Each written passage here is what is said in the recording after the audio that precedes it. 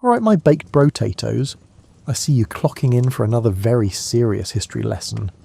I'm glad you made it to the fire. It's glowing low and steady, warm enough to make even crowded taverns feel distant and calm. Because tonight, we're easing into the evolution of UK pubs through history. The slow shift from roadside alehouses to community living rooms, where stories, arguments, and quiet routines unfolded night after night. So if this calm, slightly boring reflection helps you unwind, feel free to follow, drop a like, and tell me where you're listening from and what time it is for you. Now draw a little closer to the warmth, dim the lights, and turn on your fan for some simple noise. Tonight, you're embarking on a journey through 2,000 years of British drinking establishments. From the stone roads of Roman Britain to the warm glow of your neighbourhood local, pubs have been gathering places where ordinary life unfolds over a pint. Let us wander through the centuries together and discover how these beloved institutions came to be. You step off a dusty road somewhere in southern Britain around the year 150. Your sandals are worn from walking and your throat is dry from the summer heat. The afternoon sun beats down on your shoulders as you approach a low building with terracotta roof tiles. A painted wooden sign hangs above the doorway, showing a simple vine with clusters of grapes. This is a taberna. The Latin word rolls off your tongue naturally because you have been speaking it for years now. 3 generations have passed since the Romans arrived, and this is simply how life works in this province. You duck through the doorway into the cool, dim interior. The ceiling is lower than you might expect. Wooden beams cross overhead, and the smell of wine and olive oil fills your nostrils. The floor is packed earth covered in places with simple mosaics made from local stone. Nothing fancy, just geometric patterns in white and red. A counter runs along one wall made from plastered stone. Large clay vessels called amphorae are set into the counter at intervals. Each one contains a different type of wine brought up from ports in Gaul, or even farther south. The innkeeper is a local Briton who learned his trade from a merchant from Rome. He nods at you with the practised disinterest of someone who sees travellers every day. You point to one of the amphorae, and he ladles wine into a simple clay cup. The wine is mixed with water, as is proper. Drinking it straight would be barbaric. You taste it, and the flavour is sharp and slightly resinous from the pine pitch that sealed the amphora during its journey across the sea. The room is not crowded at this hour. A few merchants sit at a wooden table near the back wall. They are calculating prices for grain shipments, and their abacus beads click softly as they work. A soldier from the nearby fort drinks alone in the corner. His armour is stacked neatly beside his bench. You take your cup to a bench near the window where you can watch the street outside. The taberna sits on a road that connects Londinium with Caleva. Carts rumble past at regular intervals, bringing goods from the countryside into the towns. Life moves at the pace of oxen, and you have nowhere pressing to be. The innkeeper brings out a wooden platter with bread and a small dish of garum. The fish sauce is pungent and salty. You dip the bread into it and chew slowly. This simple meal costs you a few bronze coins, not cheap but not outrageous either. The bread is dense and filling. It sits heavy in your stomach in a satisfying way. As the afternoon wears on, more people arrive. A group of potters from the workshop down the road comes in covered in clay dust. They are loud and cheerful after a day of work. They order the cheaper wine and settle in for the evening. One of them produces a set of bone dice, and soon a game is underway. You watch them roll and laugh and argue over the scores. Gambling is technically illegal without a license, but no one pays much attention to that particular rule. The innkeeper certainly does not seem concerned. He wipes down the counter with a rag and occasionally refills their cups. The taberna has rooms upstairs for travellers who need a place to sleep. You can hear footsteps on the floorboards above your head. Someone is settling in for the night. The rooms are basic. A wooden bed frame with a straw mattress and a single woolen blanket. A basin for washing. Nothing more. Outside, the light is beginning to fade. Oil lamps are lit around the room, casting dancing shadows on the walls. The lamps burn with a steady flame that smells of rendered fat. Not unpleasant exactly, but not particularly nice either. It is simply the smell of evening in any building across the empire. You order another cup of wine. This time the innkeeper gives you a knowing look and pours from a different amphora. This wine is darker and sweeter, perhaps from somewhere in Hispania. You savour it slowly. There is no rush. The evening stretches out before you like the road outside. A cat wanders in from the street and begins hunting for mice along the base of the wall. The innkeeper ignores it. Cats are useful creatures in establishments that store grain and food. The cat pounces on something you cannot see and carries its prize outside looking very pleased with itself. The conversation around you is a mixture of Latin and the local British tongue. People switch between them without thinking. A woman comes in looking for her husband who is among the potters. She scolds him good-naturedly, and he promises to be home soon. She leaves, shaking her head, but you can tell she's not truly angry. This taberna will stand for another 200 years. Then slowly the empire will begin to pull back. The roads will become less maintained. The amphora trade will dwindle and stop. The building itself will fall into disrepair. Future generations will salvage the roof tiles for other projects. The stone foundation will be buried under centuries of soil. But for now, on this warm evening in the 2nd century, the taberna is alive with the simple business of life. People drink and eat and rest and continue on their journeys. The empire feels permanent and unchanging. The roads connect everything. Wine flows from the south. Grain flows from the fields. Commerce and travel and ordinary human interaction fill the hours between dawn and dusk. You finish your wine and step back out into the evening. The air has cooled and feels pleasant on your skin. You can see the first stars appearing in the darkening sky. Somewhere in the distance you hear the call of an owl hunting in the fields beyond the town. Your feet carry you down the road toward whatever comes next. You find yourself in a different Britain now. The year is somewhere around 700. The Roman roads still exist, but they are cracked and overgrown. No one repairs them anymore. The empire has been gone for centuries, and those days are distant memories kept alive in fragments of old stories. You approach a settlement in the evening. Smoke rises from thatched roofs. The buildings are long and low with wattle and daub walls. Dogs bark as you draw near, but they are more curious than threatening. A child runs past chasing a chicken that has escaped from someone's yard. The alehouse is not hard to find. It is simply the largest building in the settlement with an ale stake out front. The stake is a long pole with a bundle of greenery tied to the top. This is how you know ale is available here. When the ale runs out, the stake comes down. You push aside a leather flap that serves as a door and step inside. The interior is dark and smoky. A fire burns in a central hearth, and the smoke rises toward a hole in the roof. Some of it escapes. Much of it does not. Your eyes water slightly as they adjust. The floor is covered in rushes that crunch under your feet. They are mixed with herbs that release a faint scent when you walk on them. Lavender, maybe, or meadow sweet. Something to make the place smell less like too many people in close quarters. The woman who brews the ale is called an alewife. She's a respected member of the community. Brewing is women's work here, just as it has been for as long as anyone can remember. She ladles ale from a large wooden barrel into a leather cup for you. The cup is stained dark from years of use. The ale is thick and cloudy, nothing like the clear golden beer you might be familiar with from later centuries. This is porridge you can drink.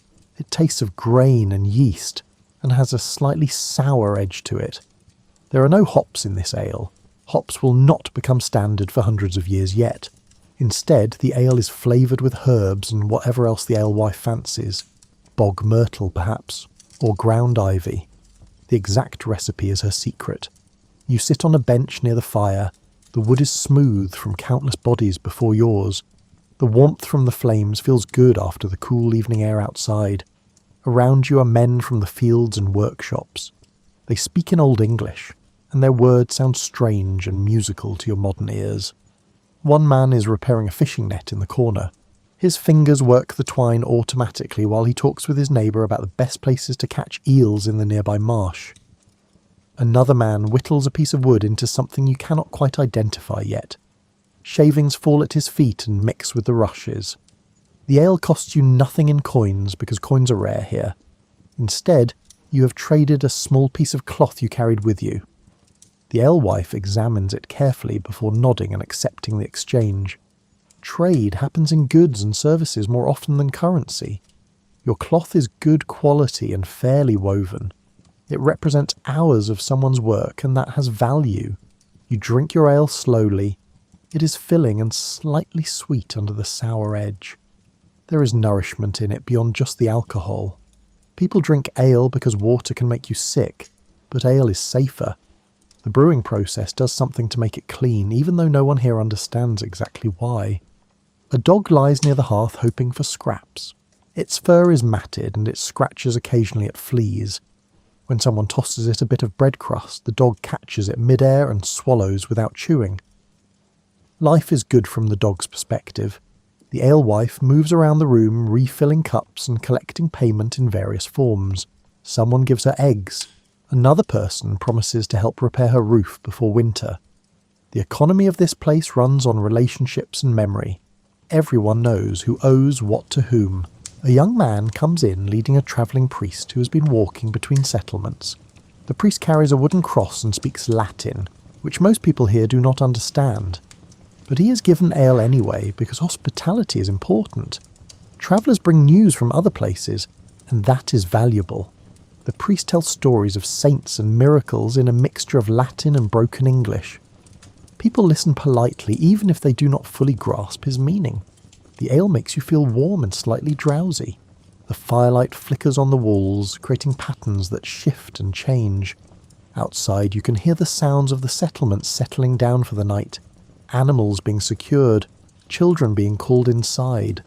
Life is moving towards sleep. Someone begins singing a song. Others join in. The melody is simple and repetitive. You do not know the words, but you can hum along with the tune. The song is about ploughing fields and planting seeds. It is about the cycle of seasons and the hope that the harvest will be good. These are the concerns that fill people's lives in this time.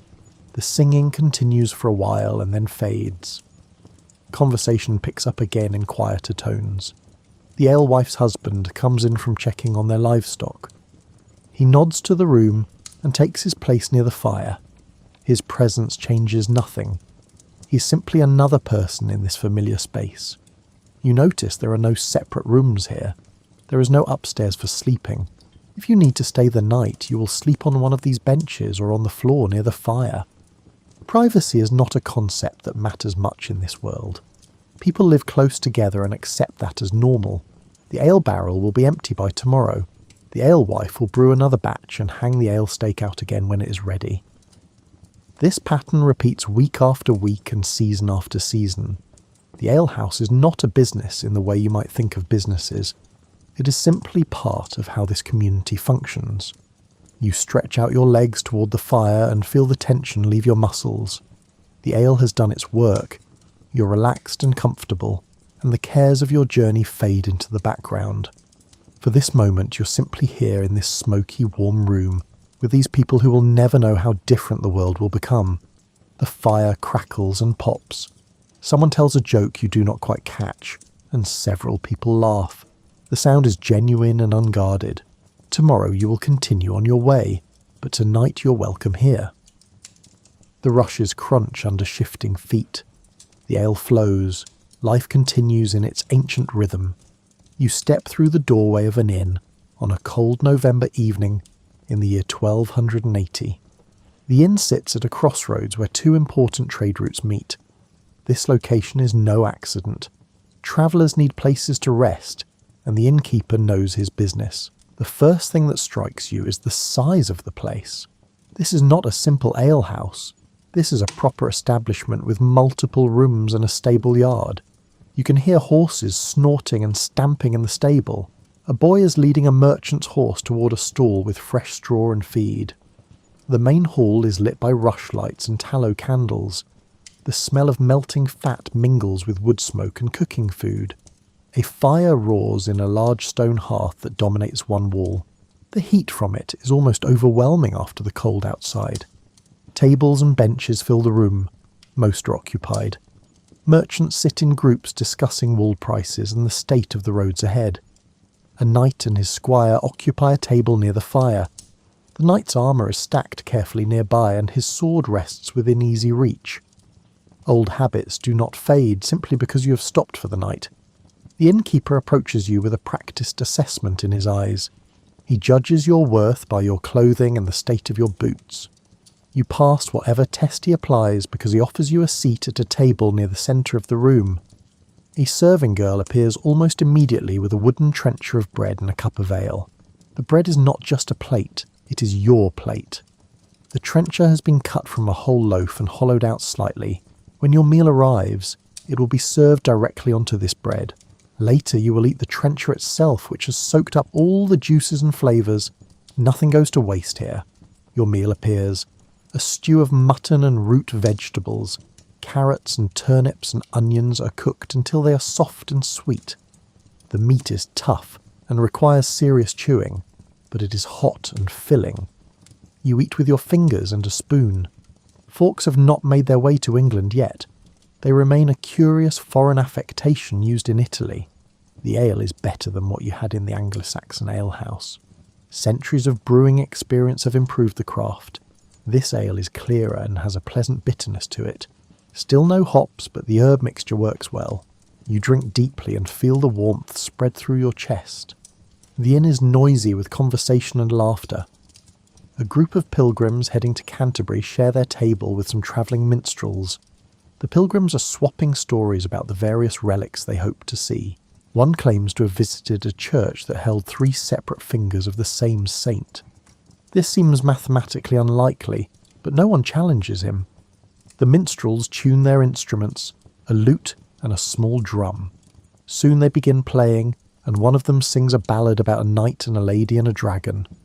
The story is complicated and involves mistaken identity and magic rings. People listen with half an ear while continuing their own conversations. You notice the serving girl moving between tables with impressive efficiency. She never seems to spill anything despite the crowded room and the uneven floor. She deflects inappropriate comments from drunk travellers with practised ease. Her expression remains neutral and professional. This is her workplace, and she knows how to navigate it. The innkeeper's wife appears from the kitchen carrying a large pot of pottage. She ladles portions into bowls for a group of travellers who appear to have less money than the merchants. The pottage is cheaper than the meat stew. It is mostly vegetables and grain with perhaps a memory of meat flavouring, but it is still warm and nourishing, and the travellers accept it gratefully. You notice that people tend to group themselves by social standing, even though everyone shares the same room. The knight and his squire keep to themselves at their fireside table. The merchants form another cluster. The pilgrims and minstrels have created their own little community in the corner. The poorer travellers huddle near the door where the heat from the fire barely reaches. This is simply how the world works in this time. Everyone has their place, and everyone knows where they fit. The idea that all people might be equal would seem bizarre and possibly dangerous to most people in this room. As the evening progresses, some travellers begin heading upstairs to the sleeping chambers. These are communal rooms with several beds. You will likely share your bed with at least one stranger, and possibly 2. Personal space is not a priority.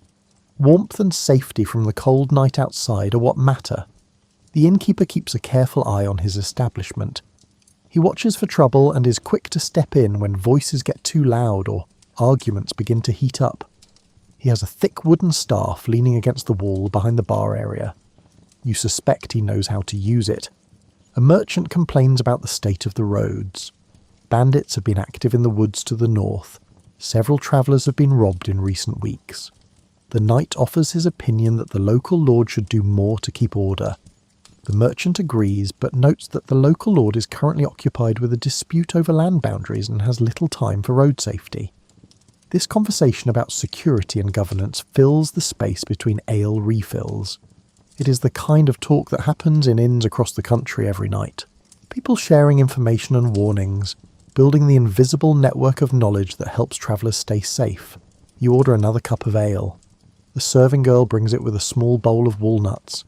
The nuts are from the previous autumn and are slightly wrinkled but still good. You crack them with a small stone kept on the table for this purpose. The meat inside is rich and oily. The fire is tended regularly by a young boy whose job seems to consist entirely of keeping the flames fed. He carries logs from a pile near the door and arranges them carefully on the fire. Occasionally he sweeps ash from the hearth into a bucket. The ash will be saved and used for making soap or fertilising gardens. Again, nothing goes to waste. You notice a cat patrolling the edges of the room. It moves with purpose, checking the corners for mice. The cat is sleek and well fed, which suggests it is good at its job. No one pays it any attention. The cat is part of the furniture. As night deepens, the mood in the room becomes more relaxed. People have eaten and drunk their fill. The edge of hunger and cold that drove them inside has been satisfied. Now they can simply exist in this warm communal space before sleep claims them. The minstrels play another song. This one is slower and more melancholic. It tells of a soldier returning home from war to find his village burned and his family gone. The room falls quiet to listen. Even the merchants stop their calculations. The song touches something universal about loss and longing. When the song ends, there is a moment of silence. Then someone calls for something more cheerful, and the mood shifts again. The lute player obliges with a bawdy drinking song that has everyone laughing and several people singing along on the chorus. You realise you're getting drowsy. The combination of food and warmth and ale is doing its work. Your eyelids feel heavy. You finish your ale and make your way toward the stairs. Your legs are slightly unsteady, but you manage the climb without incident. The sleeping chamber is already half full. People have claimed their spaces on the beds. You find room on a straw mattress near the window. The shutters are closed against the November cold, but you can still hear the wind outside. It makes the warmth of the room feel even more precious. You remove your boots and outer clothing. You keep your undershirt and hose on because the night will be cold despite the body sharing warmth. You slide under a woolen blanket that smells of many previous users. The straw mattress rustles as you settle into it. Around you, people are already snoring. Someone mutters in their sleep. Another person coughs. These are the sounds of humanity at rest. You close your eyes and let the events of the day fade. Tomorrow you will continue your journey, but for now you are safe and warm and fed. The inn has done its job. You walk into a different world now. The year is 1573. Queen Elizabeth sits on the throne, and England is changing rapidly. The inn you enter looks similar to the medieval establishment you knew before, but something fundamental has shifted in how it operates. There is a painted sign hanging outside showing a white hart. The sign is required by law now. Every inn must display a sign so it can be properly identified and regulated. The inn is called the White Hart, and it has been granted a license by the local magistrate. This license is a serious business. Inside you find the familiar setup of tables and fire and serving folk. But there are new rules governing everything. The innkeeper must keep accurate records of who stays here. The local authorities want to know about strangers passing through. There are concerns about vagabonds and masterless men wandering the countryside causing trouble. You're asked your name and business by the innkeeper. This is not nosiness. This is the law. He writes your information carefully in a ledger book. His handwriting is surprisingly good. Literacy is spreading among merchants and tradespeople. It is becoming necessary for running a proper business. The ale you are served comes in a standardised measure. Ale houses are no longer allowed to serve whatever quantity they fancy. The government has established official sizes for drinks. This is meant to prevent cheating and ensure fair trade. The cup has a mark on it showing the fill line. You notice that prices are posted on the wall. Another new requirement. Travellers should know what they are paying before they order. The age of vague barter and negotiation is fading. Money is becoming more common. The economy is slowly standardising. The food is hearty, roasted capon with bread sauce, buttered parsnips, a thick pottage of peas. The inn is required to provide good quality food to travellers. The licence can be revoked if standards slip. Regular inspections ensure compliance. The government takes the regulation of inns very seriously. Why all this attention from the authorities? Because inns have become important to the functioning of the realm. They are where news spreads, where merchants do business, where government messengers rest between legs of their journeys.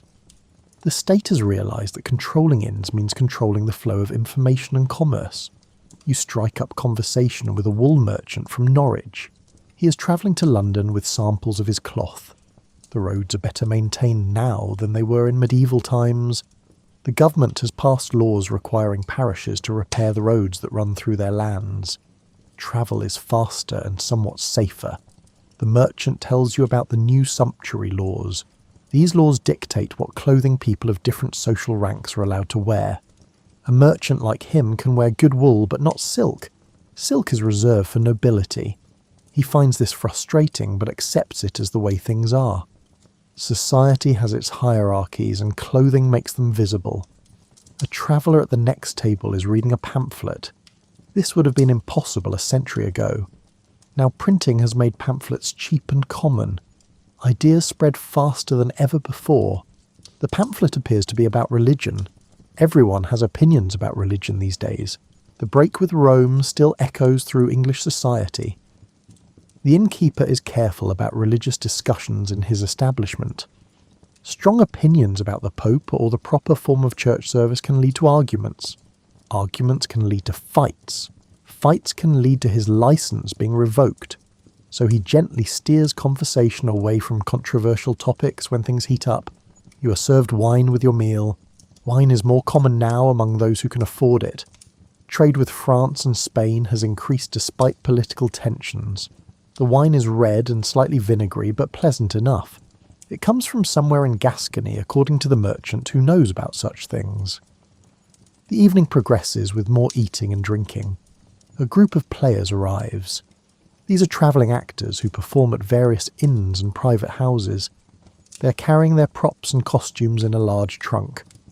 The innkeeper seems to know them and greets them warmly. Entertainment is good for business. The players set up in a corner and begin a performance. They act out a comic scene involving a foolish husband and a clever wife. The audience laughs at the familiar jokes and exaggerated gestures. Theatre is becoming hugely popular in London, and the trend is spreading to the provinces. You notice that the inn has glass windows, small panes held together with lead. Glass is becoming more affordable, though still a luxury. The windows let in light during the day while keeping out the weather. They can be opened for air when needed. This is progress. The sleeping arrangements are better than in medieval times. You're shown to a room that you'll share with only 2 other travellers instead of a whole crowd. The beds have proper frames, and the mattresses are stuffed with wool instead of straw. Sheets are provided, though you suspect they are not washed as often as might be ideal. Before you retire, the innkeeper reminds you of the house rules. No weapons to be drawn inside. No blasphemy or taking the Lord's name in vain. No dicing or card playing for money, as gambling is technically illegal. You nod agreement to all of this. The rules are posted on the wall for those who can read. Upstairs in your room you find a basin of water for washing. This is a nice touch. Cleanliness is starting to be valued more highly. The old medieval acceptance of dirt and grime is slowly giving way to new ideas about hygiene and health. Your room has a lock on the door. You can secure your belongings while you sleep. This too is progress. Theft was a constant worry in earlier times. Now inns are taking responsibility for their guests' safety and property. If something is stolen, the innkeeper can be held accountable.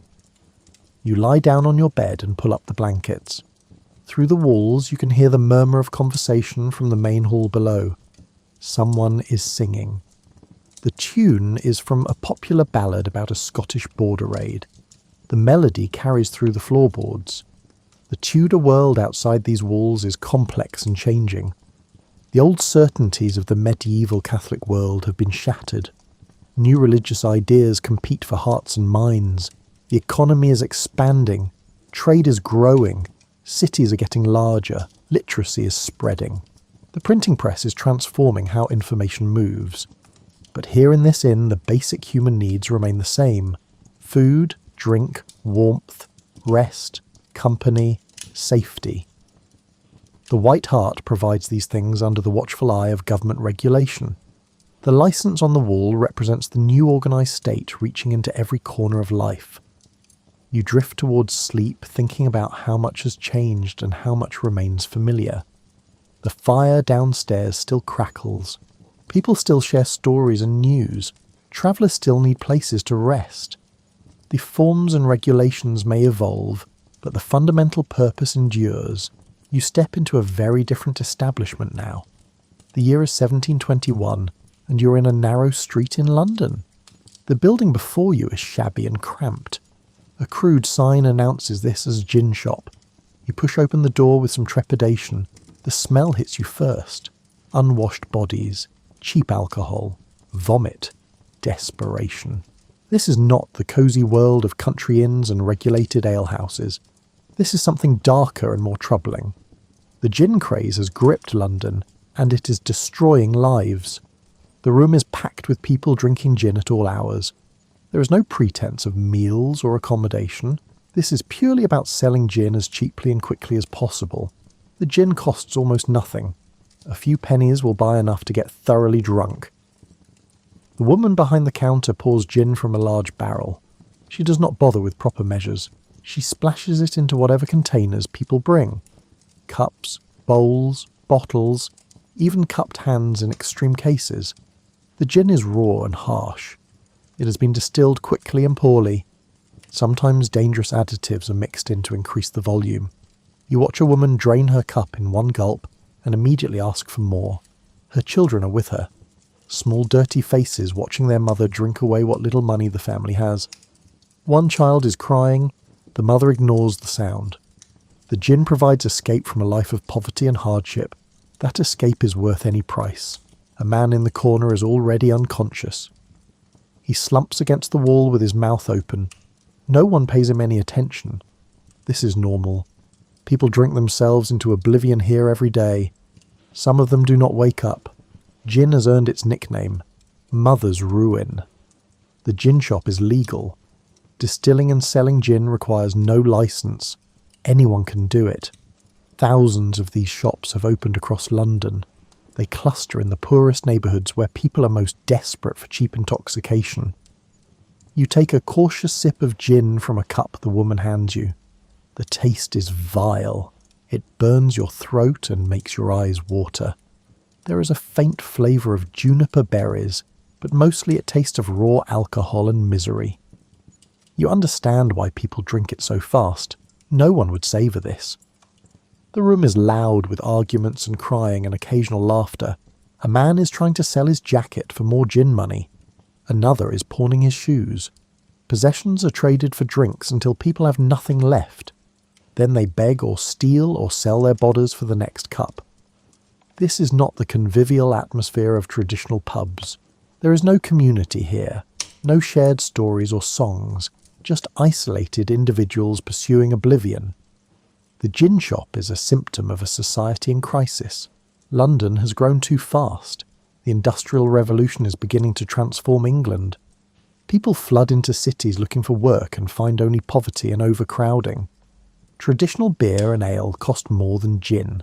A labourer earning a pittance cannot afford proper drinks, but gin is cheap. Distillers discovered they could make gin from almost anything. Grain of the poorest quality, industrial waste products. As long as it was fermented and distilled, it could become gin. The government has not yet figured out how to respond to this crisis.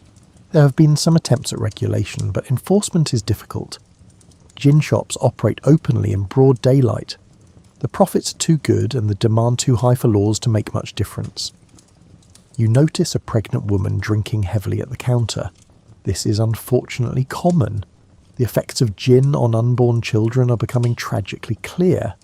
Babies born weak or deformed. Infant mortality is rising. But addiction does not care about consequences. The woman drinks until she can barely stand and then staggers out into the street. A child no more than 10 years old comes in and buys a cup of gin. The shopkeeper takes his money without question. There are no age restrictions. No one asks whether serving alcohol to children might be harmful. Business is business, and gin is the booming business of the day. You force yourself to take another sip and immediately regret it. The gin tastes worse on the second go. You abandon the cup on a grimy table and head for the door. You need fresh air and distance from this place. Outside, the street is not much better. People sprawl drunk in doorways. A woman lies in the gutter unconscious or dead. It is hard to tell which. Passers-by step over her without stopping. This is London during the gin craze, and such sights are unremarkable. The city has nearly 8,000 gin shops at this point. That is one for every 5 or 6 houses in some neighbourhoods.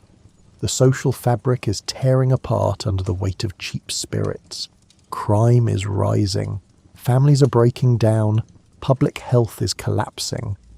William Hogarth will soon publish his famous print, Gin Lane, depicting the horrors of this era. The image will show a drunken mother dropping her baby, corpses being loaded into coffins, buildings collapsing. Pawnbrokers are thriving. It will be only slightly exaggerated from reality. But change is coming. The government will eventually pass the Gin Act of 1751. This law will make it much harder to sell gin. Licenses will be required. Prices will be regulated. The number of gin shops will fall dramatically. The worst of the gin craze will end, though it will take decades for society to fully recover. For now, though, in 1721, the crisis is at its peak. The gin shop you just left will serve hundreds more customers today. Some will drink themselves into a stupor. Some will spend their last pennies. Some will never leave. The cheap gin flows and flows, and the human cost mounts higher every day.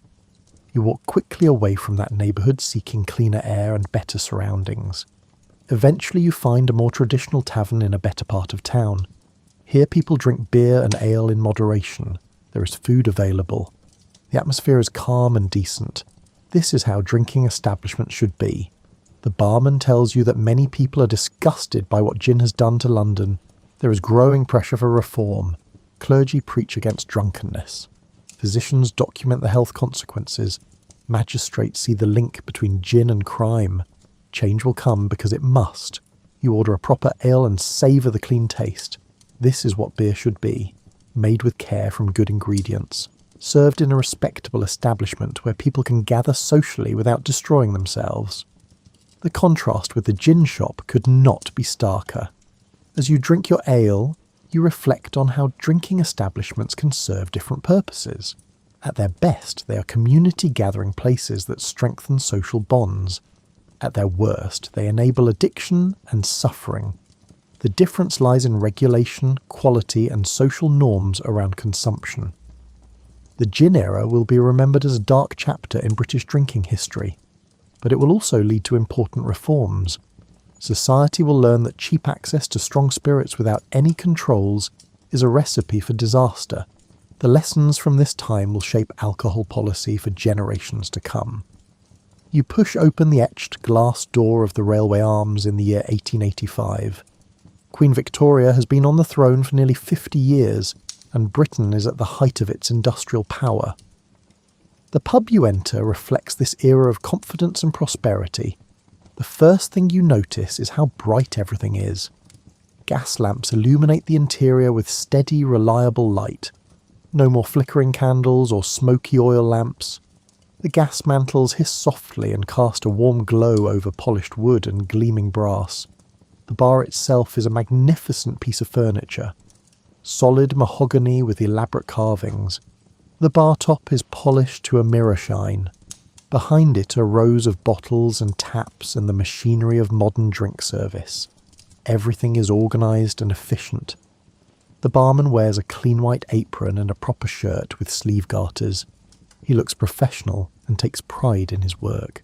When you order a pint, he pulls the beer with practised ease. The hand pump brings the beer up from barrels in the cellar below. Each pump handle is decorated with a ceramic label showing the brewery name. Your beer arrives in a proper glass tankard. The glass is thick and solid. It has the pub's name etched into it. This is a far cry from the rough cups and leather vessels of earlier eras. The beer itself is clear and golden. Modern brewing techniques have transformed the quality of British beer. You taste it, and the flavour is clean and well balanced. This is pale ale from Burton-on-Trent. The breweries there have perfected the art of using the local water to create crisp, hoppy beers. The beer has travelled here by rail in just a few hours. The railway network has revolutionised the distribution of beer. The pub is divided into different sections. You're standing in the public bar, which is the most basic and cheapest area. Through a doorway you can see the saloon bar, which has better furnishings and higher prices. Beyond that is the snug where respectable women can drink without being seen from the street. This division of space reflects Victorian social stratification. Working men drink in the public bar. Lower middle-class clerks and shop workers use the saloon. Women and couples seeking privacy use the snug. Everyone knows their place and stays in it. The public bar has sawdust on the floor to absorb spills. Simple wooden benches line the walls. A dartboard hangs in one corner and several men are playing. The sound of darts thudding into cork punctuates the conversation. Someone keeps score on a chalkboard. Above the bar is a large mirror advertising Bass Pale Ale. The red triangle logo is familiar to everyone. Bass has become one of Britain's largest breweries through aggressive marketing and efficient production. Their advertisements are everywhere. The pub sells more than just beer. Behind the bar are bottles of spirits, whiskey, gin, rum, brandy. The gin is no longer the dangerous rotgut of the previous century. It is proper London dry gin from reputable distillers. The regulations passed decades ago have worked. You notice that food is available. Pies and sandwiches and pickled eggs in large jars. The Victorian pub is becoming a place where working men can get an affordable meal. The food is simple but filling. A meat pie and a pint make a satisfying lunch. A clock on the wall shows the time. Licensing laws now dictate when pubs can open and close. No more all-day drinking. The pub opens at specific hours and must close at specific times. The police enforce these regulations strictly. The barman keeps one eye on the clock, knowing he faces fines if he serves after hours. The clientele is entirely male at this time of day. Working men stopping after their shifts at the factory or the docks. Their faces are tired, but the atmosphere is relaxed. This is their social club. Their escape from crowded tenements and demanding bosses. Conversation flows around you. Talk of work and wages, complaints about foremen and landlords, plans for the weekend, football matches and boxing bouts. The ordinary concerns of working-class life in an industrial city. The pub provides a space for men to gather and share their experiences. You move through to the saloon bar.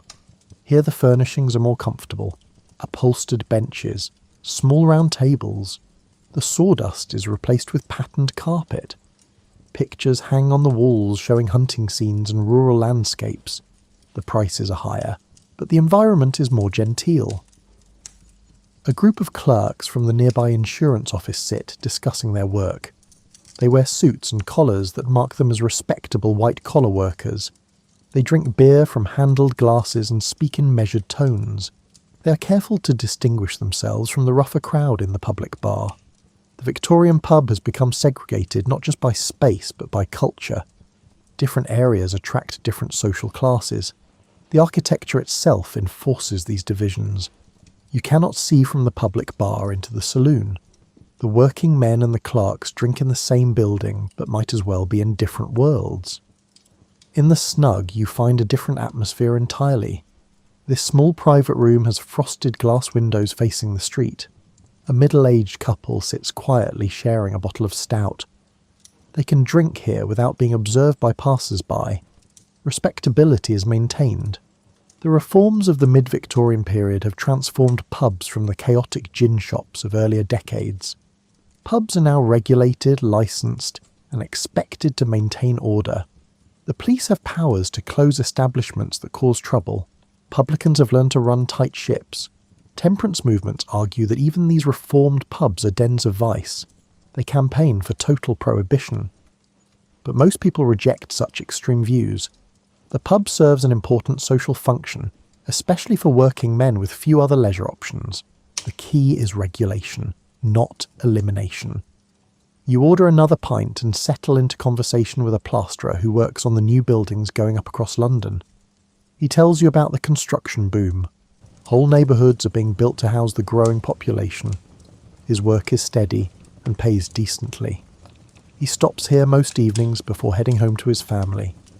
This is the pattern for millions of men. Work, pub, home. The pub occupies the middle space between labour and domestic life. It provides relaxation and social connection, a place to be yourself among peers. The Victorian pub has become woven into the fabric of daily life. As evening approaches, the pub gets busier. More workers arrive after their shifts end. The barman and his assistants move efficiently, pulling pints and taking money. The cash register rings constantly. This pub is a successful business generating steady profits for its owner. You notice the pub is scrupulously clean. The brass is polished. The glasses are washed properly. The floors are swept. Victorian notions of hygiene and respectability have raised standards considerably. A dirty pub would lose customers to cleaner competitors. The gas lamps hiss and glow. Outside, the street lamps are being lit one by one. Darkness falls over the city, but inside the pub, warmth and light continue. This is a refuge from the cold industrial world outside, a space of human comfort and connection. You finish your beer and prepare to leave. The pub will stay open for a few more hours and pub, then close according to the licensing laws. The barman will lock up and head home. Tomorrow the cycle will repeat, day after day, year after year. The Victorian pub is now an established institution that will endure for generations. You walk into the Rose and Crown on a quiet Tuesday evening in the 21st century. This pub has been here for over 200 years, though it has been renovated many times. The building retains its Victorian exterior, but the inside has been updated for modern tastes and expectations. The pub is warm and well lit. Recessed lighting has replaced the gas lamps. The old brass has been cleaned and preserved as decoration rather than necessity. The wooden bar still dominates the room, but now it is topped with beer taps connected to kegs in the cellar by modern pressure systems. You approach the bar and examine the drink options. There are 10 taps offering different beers, local craft brews alongside traditional bitters and lagers. The pub has adapted to the craft beer revolution while maintaining its classic offerings. The barman can tell you about each beer's flavour profile and alcohol content. You order a pint of locally brewed EPA. The beer arrives in a proper pint glass marked with the government stamp, showing it holds a full legal measure. The beer is cold and hoppy with citrus notes. Modern brewing has reached levels of quality and variety that would astound any of your predecessors in earlier centuries. The price makes you pause. Beer is expensive now relative to wages compared to earlier eras. But people drink less than they once did. The days of workers spending half their wages on alcohol are long gone. Drinking is now just one leisure activity among many options. The pub is less crowded than it would have been in Victorian times. Many traditional pubs have closed in recent decades. Competition from supermarket alcohol sales has hurt the trade. Home entertainment options mean people go out less often. The smoking ban changed the atmosphere, for better or worse depending on your view. But this pub survives because it has adapted. Food is now a major part of the business. The menu board advertises proper meals, not just snacks. Gastro-pub culture has elevated pub food to new heights. You can order anything from fish and chips to Thai curry. You settle into a corner with your beer. The furniture is a mix of old and new. Some original wooden benches remain, but there are also upholstered chairs and booth seating. Comfort matters more than authenticity for most customers. The clientele is diverse in ways that would shock earlier generations. Men and women drink together as equals. Different ages and backgrounds mix freely. Social class divisions are less rigid. The old separate spaces for different groups have been removed. Everyone shares the same room. A couple sits at the bar working on laptop computers while nursing their drinks. Free Wi-Fi is now a standard amenity. The pub has become a workspace for some people. This would have been unimaginable even 20 years ago. In the corner, a group of friends watches a football match on a large flat-screen television. Multiple screens around the pub show different sports. The pub has become an entertainment venue as well as a drinking establishment. The sound is muted and subtitles run across the bottom of the screen. You notice the pub is quieter than historical accounts would suggest. People talk in moderate voices. There is no rowdiness. The police take a dim view of disorder, and the pub could lose its licence for repeated problems. Modern regulations are strictly enforced. Behind the bar, the selection is impressive. Dozens of spirits. Wine by the glass in multiple varieties. Cocktails listed on a chalkboard menu. Soft drinks and coffee for non-drinkers. The modern pub caters to varied tastes in ways that earlier establishments never attempted. The barman is young and friendly. He chats with regulars and welcomes newcomers. Customer service skills matter now. A surly barman would damage the business. Reviews on internet sites can make or break a pub's reputation. You order food, and it arrives beautifully presented. Proper plating and garnish. The burger is made from locally sourced beef. The chips are hand-cut. Quality has become a selling point. The days of mystery meat pies are over. Food safety regulations ensure standards are maintained. As you eat, you reflect on how much has changed. The physical space is recognisable as a pub.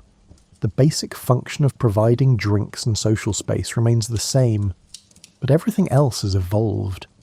Smoking is banned inside. This would have been the norm for centuries but was controversial when introduced in 2007. Now it is simply accepted. The air is cleaner and clothes no longer reek of tobacco smoke after a pub visit. The licensing hours are more flexible than in the 20th century. Different pubs can have different closing times. Some stay open very late. The old rigid system of last orders and closing at 11 has been relaxed. This gives publicans more freedom, but also more responsibility. You notice a sign advertising upcoming events. Quiz night on Thursdays, live music on Saturdays. A book club meets monthly. The modern pub has to work harder to attract customers. Simply providing beer is not enough. Pubs compete with restaurants, cinemas, streaming services, and countless other entertainment options. The economics of running a pub have changed dramatically. Property values are high, business rates are expensive, energy costs are significant, staff must be paid at least minimum wage. The profit margins are tighter than in previous eras. Many pubs barely break even. Yet this pub survives because it has found its niche. It serves good food, offers quality drinks, creates a welcoming atmosphere, hosts community events.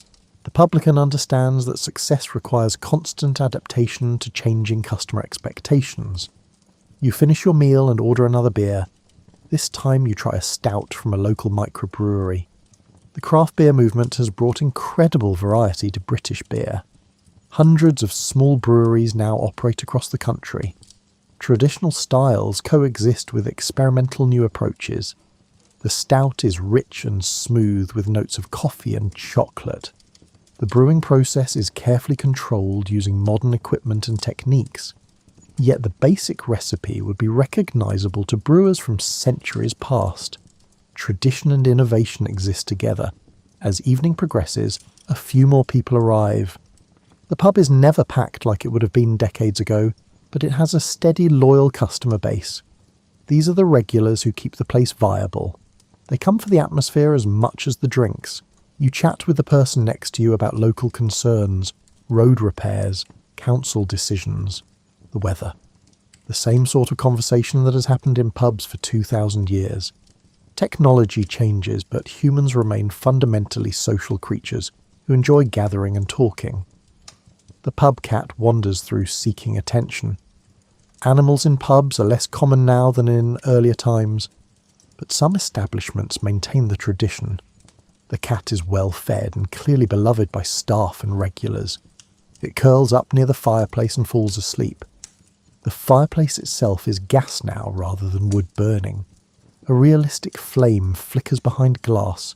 It provides ambience without smoke, or the need to tend it constantly. Tradition adapted for modern convenience and safety regulations. You realise that this pub is the latest chapter in a very long story. Every era has shaped drinking establishments according to its needs and values.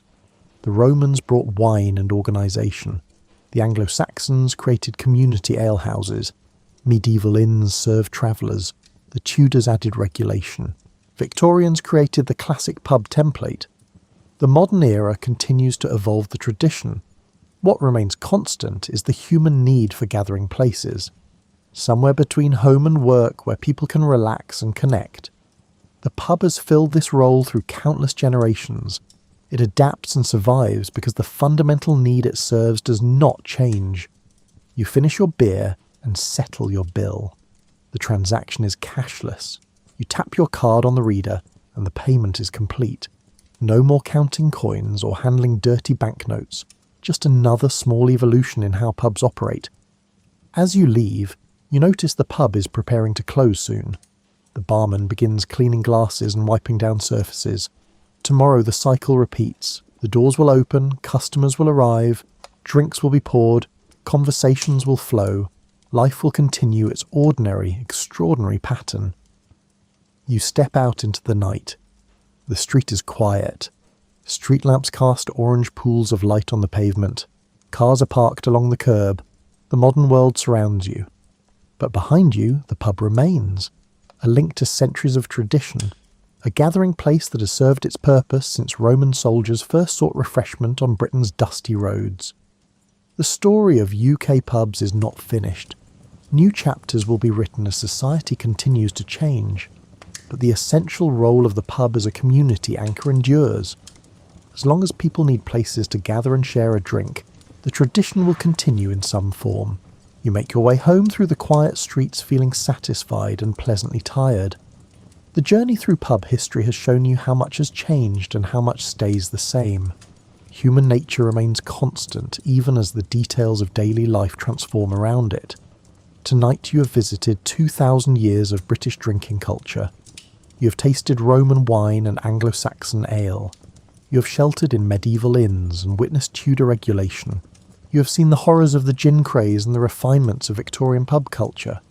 You have ended up in a modern locale that balances tradition with contemporary expectations. Each era has left its mark. Each generation has adapted these gathering places to serve their needs. The pub has proven remarkably resilient and flexible. It has survived plagues and wars and social upheavals. It continues because it meets fundamental human needs for community and comfort. As you prepare for sleep, you reflect on this long story. The pub is more than just a place to drink. It is a social institution that has shaped British life for millennia. Understanding its evolution helps you understand how society itself has changed over the centuries. The ordinary act of sharing a drink with others connects you to countless previous generations who did the same thing. The settings and regulations have changed. The drinks have evolved. But the basic human experience remains recognisable across the ages. You close your eyes and let the history wash over you one more time. Roman soldiers relaxing after patrol, Anglo-Saxon farmers gathering after harvest, medieval travellers seeking shelter from the cold, Tudor merchants conducting business, Victorian workers finding refuge from hard labour, modern customers enjoying craft beer and good food.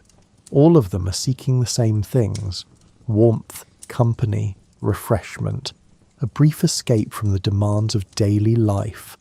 The pub has provided these things for 2,000 years and will likely continue for many more. Sleep comes gently as you drift through centuries of pub history. The story is complete for now. Tomorrow brings new chapters, but tonight you rest knowing you have travelled through time and witnessed the remarkable endurance of a very British institution. The journey ends where it began, in a place where people gather to drink and talk and simply be human together. That simple purpose has carried pubs through empires and revolutions and countless changes.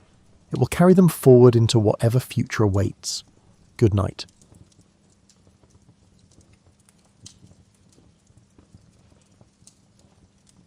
Picture England in the early 1500s and try to forget everything you think you know about it. This isn't the England of empire and industry, of tea and parliamentary democracy. This is an island nation still finding its footing, still figuring out what it wants to be when it grows up. The morning light filters through the small, thick-glassed windows of a manor house in the Cotswolds, illuminating dust motes that dance in the cold air. You can smell the wood smoke from cooking fires, mixing with the earthier scent of rushes covering the floor. Rushes that need changing, but probably won't be replaced for another week. The herbs scattered among them, lavender, rosemary and mint, release their fragrance when you step on them, a medieval attempt at air freshening that works better in theory than in practice. England in 1509 is a nation of about 3 million souls, which means it has fewer people than modern Los Angeles spread across an entire country. Most of those souls live in villages so small you could walk from one end to the other in the time it takes to finish your morning coffee. The largest city, London, houses perhaps 50,000 people crowded along the Thames, their timber-framed houses leaning into narrow streets where the upper stories nearly touch across the way, blocking out the sky. The rhythm of life follows the church bells that punctuate each day with their bronze voices. You wake to the sound of prime, the first morning prayer, and move through your day guided by terce, sext, nun, vespers, and finally compline as darkness falls. The bells aren't just timekeepers. They're the heartbeat of a society where the church isn't separate from daily life, but woven into every aspect of it, like threads in the very fabric you wear. And what fabric it is! If you're wealthy enough, you might own woolen cloth in deep reds or blues, colours that cost more than a labourer earns in months. The wool itself tells a story. England's economy runs on sheep, those placid creatures grazing on every available hillside, their fleece transformed in workshops and sold across Europe. When you wear wool in Tudor England, you're wearing the nation's primary export, its economic engine, and its claim to international relevance. The Catholic Church dominates the landscape both literally and figuratively. Parish churches anchor every community, their stone towers rising above thatched cottages like parents watching over children. Monasteries and abbeys dot the countryside. There are nearly 900 religious houses in England, home to perhaps 10,000 monks, nuns and friars. These aren't just places of prayer, they're hospitals, schools, hostels for travellers, and landlords controlling vast estates. The abbey at Glastonbury owns land in several counties. The monastery at Westminster practically is a small town unto itself. Your relationship with the church isn't optional or occasional. It's as fundamental as breathing. You're born into it literally, with baptism washing away original sin within days of birth. You marry in it, the priest's blessing transforming a private arrangement into a public sacrament. You'll die in it, receiving last rites that determine your soul's destination. In between, you attend Mass regularly. Confess your sins to a priest who knows all your neighbour's business too.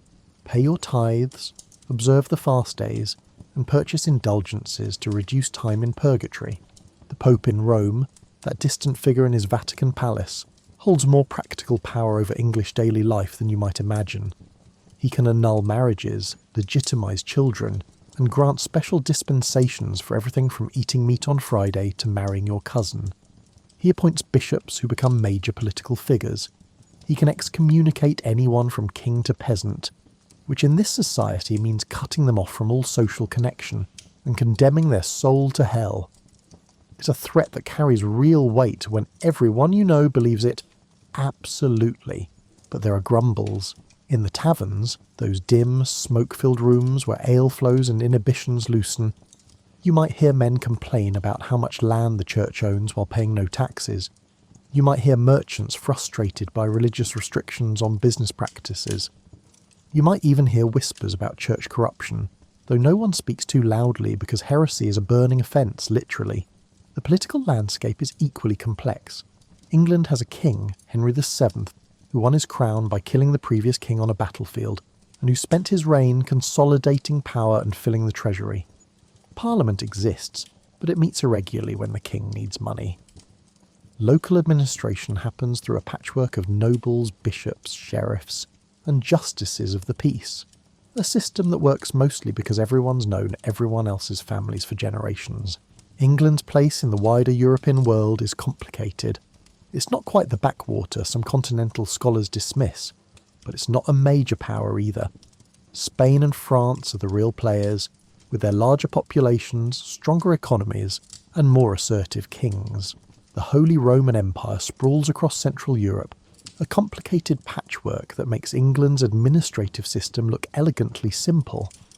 The Italian city-states control trade and banking. England makes good wool and occasionally causes trouble when its kings remember they technically claim the French throne. Technology is beginning to stir. Printing presses are starting to appear, though books remain expensive and most people can't read anyway. Navigation techniques are improving, making longer sea voyages possible.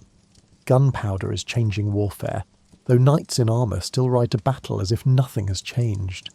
It's a world caught between medieval traditions and something new trying to be born. In this England of 1509, no one imagines the transformation coming. The monasteries seem eternal, the Pope's authority unquestionable, and the rhythm of Catholic life as unchanging as the seasons. If you could tell an English villager that within 30 years their local abbey would be torn down, their Latin Mass replaced with English prayer, and their spiritual connection to Rome severed forever, they would think you mad.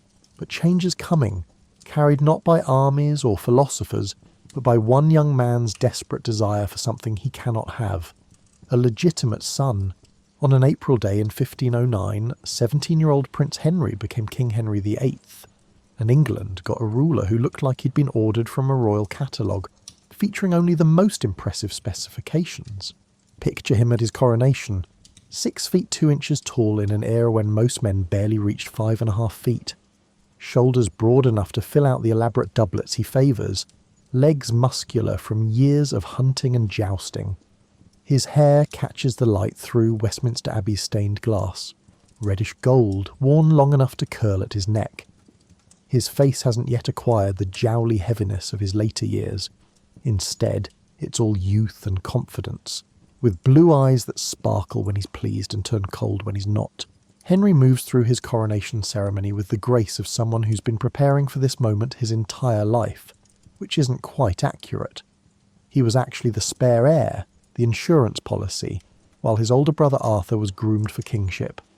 But Arthur died at 15, 7 years earlier, leaving Henry to inherit not just a crown but also Arthur's widow, Catherine of Aragon. The young king is what we might call a Renaissance man, though that term won't be coined for centuries. He speaks Latin fluently, reads French, knows enough Spanish to charm his wife, and is learning Italian because educated people should know Italian. He writes poetry, not particularly good poetry, but enthusiastic poetry that scans properly and occasionally hits on a decent metaphor. He composes music, playing the lute, virginals, and recorder with genuine skill. His song Pass Time with Good Company will still be performed 500 years later, though mostly by people who enjoy singing in period costume. Henry jousts with the aggressive confidence of someone who's very good at sports and knows it. He hunts almost obsessively, sometimes riding for 8 or 10 hours straight, wearing out horses and companions with equal ease. He dances with the kind of vigour that makes watching him exhausting. At his coronation celebrations, he reportedly went through multiple partners because he kept wearing them out. But Henry's most impressive feature might be his mind. He's genuinely intelligent, with that particular kind of intelligence that loves learning new things and showing off that knowledge. He can debate theology with scholars, discuss tactics with military commanders, and hold forth on everything from architecture to astronomy. He's also convinced he's right about everything, which will become more problematic as he ages, but at 17 just seems like confidence. His father left him a full treasury, unprecedented for an English king, and young Henry approaches spending this money with the enthusiasm of someone who's just discovered their parents' credit card has no limit. He throws tournaments that cost more than the annual income for small counties. His coronation festivities last for days and include enough food to feed a small army, which is appropriate since he's essentially feeding his entire court plus hundreds of guests.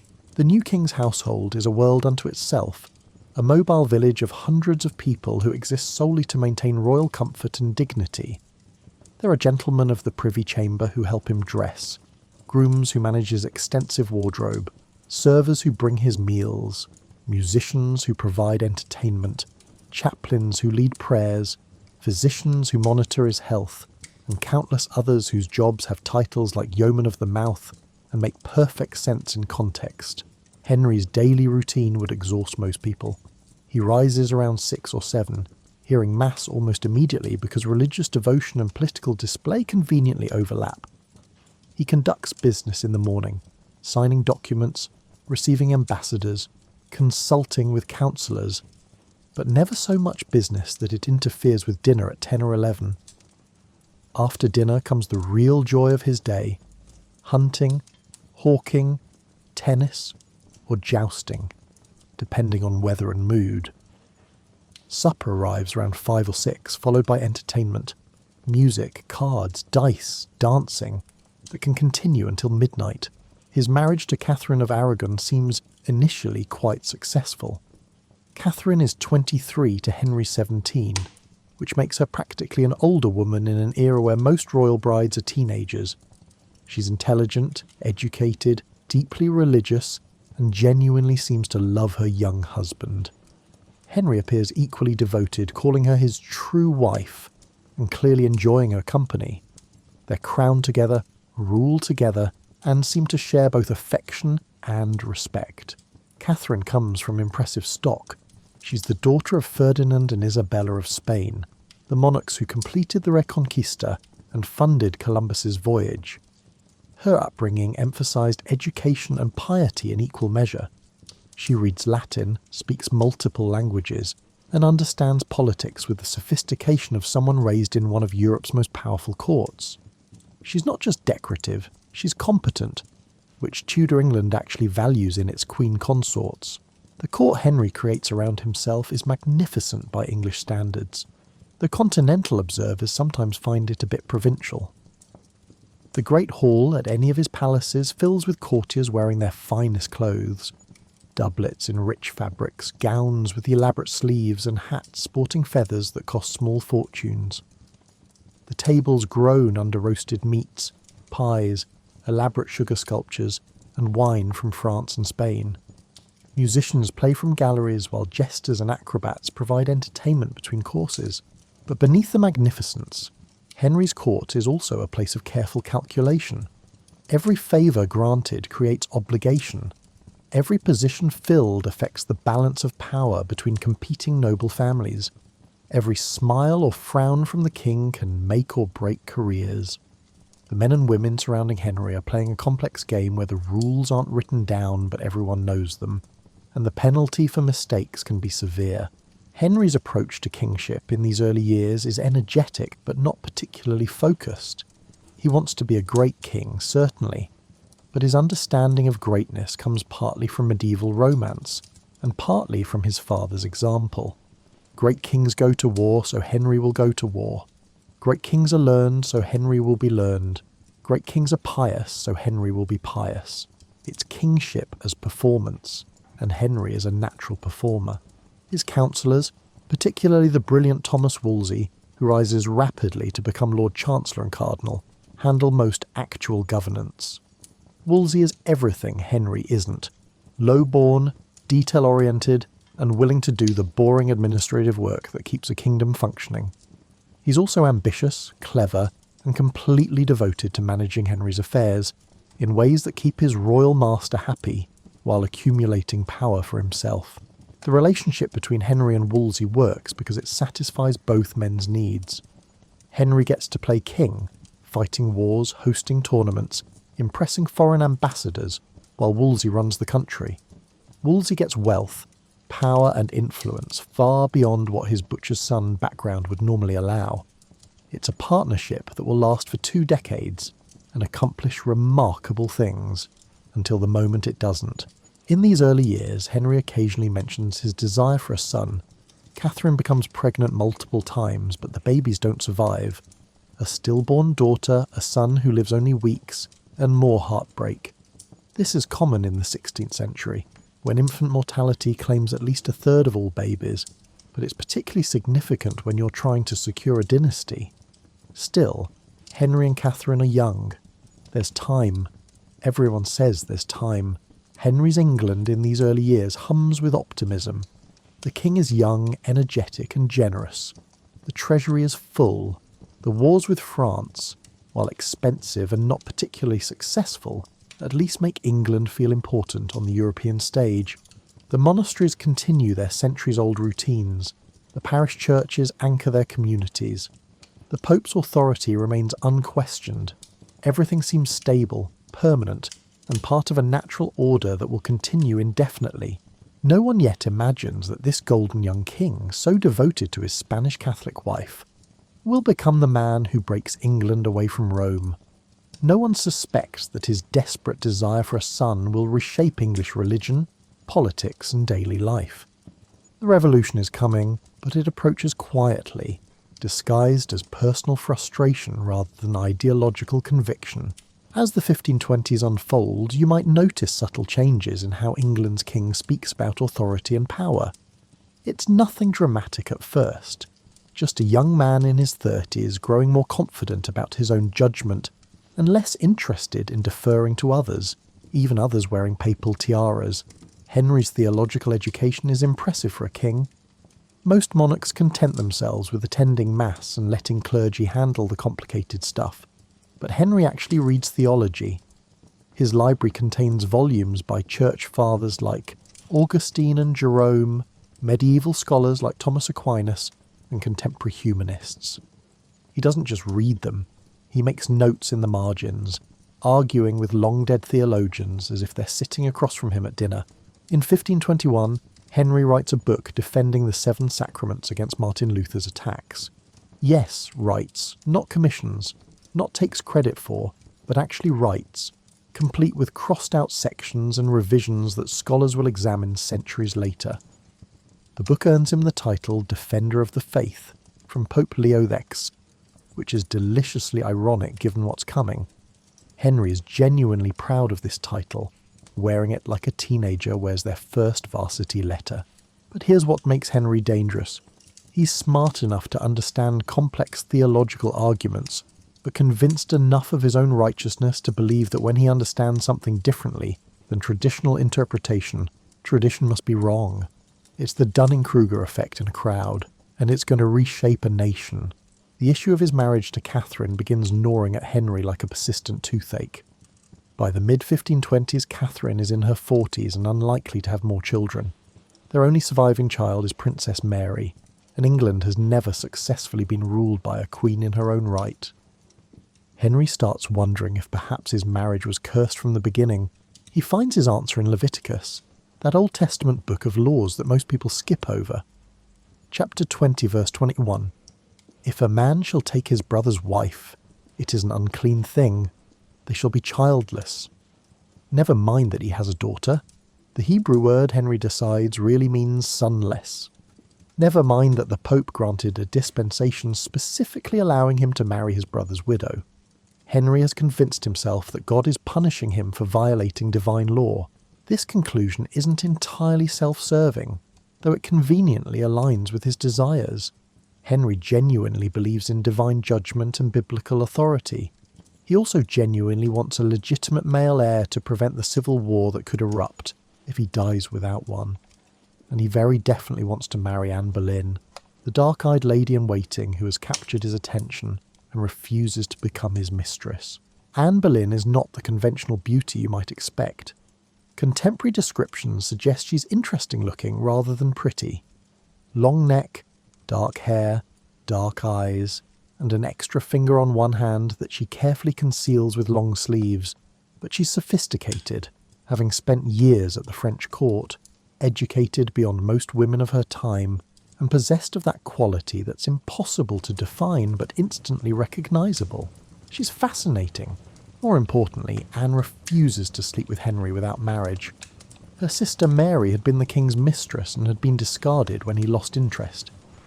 Anne has observed this lesson and drawn conclusions.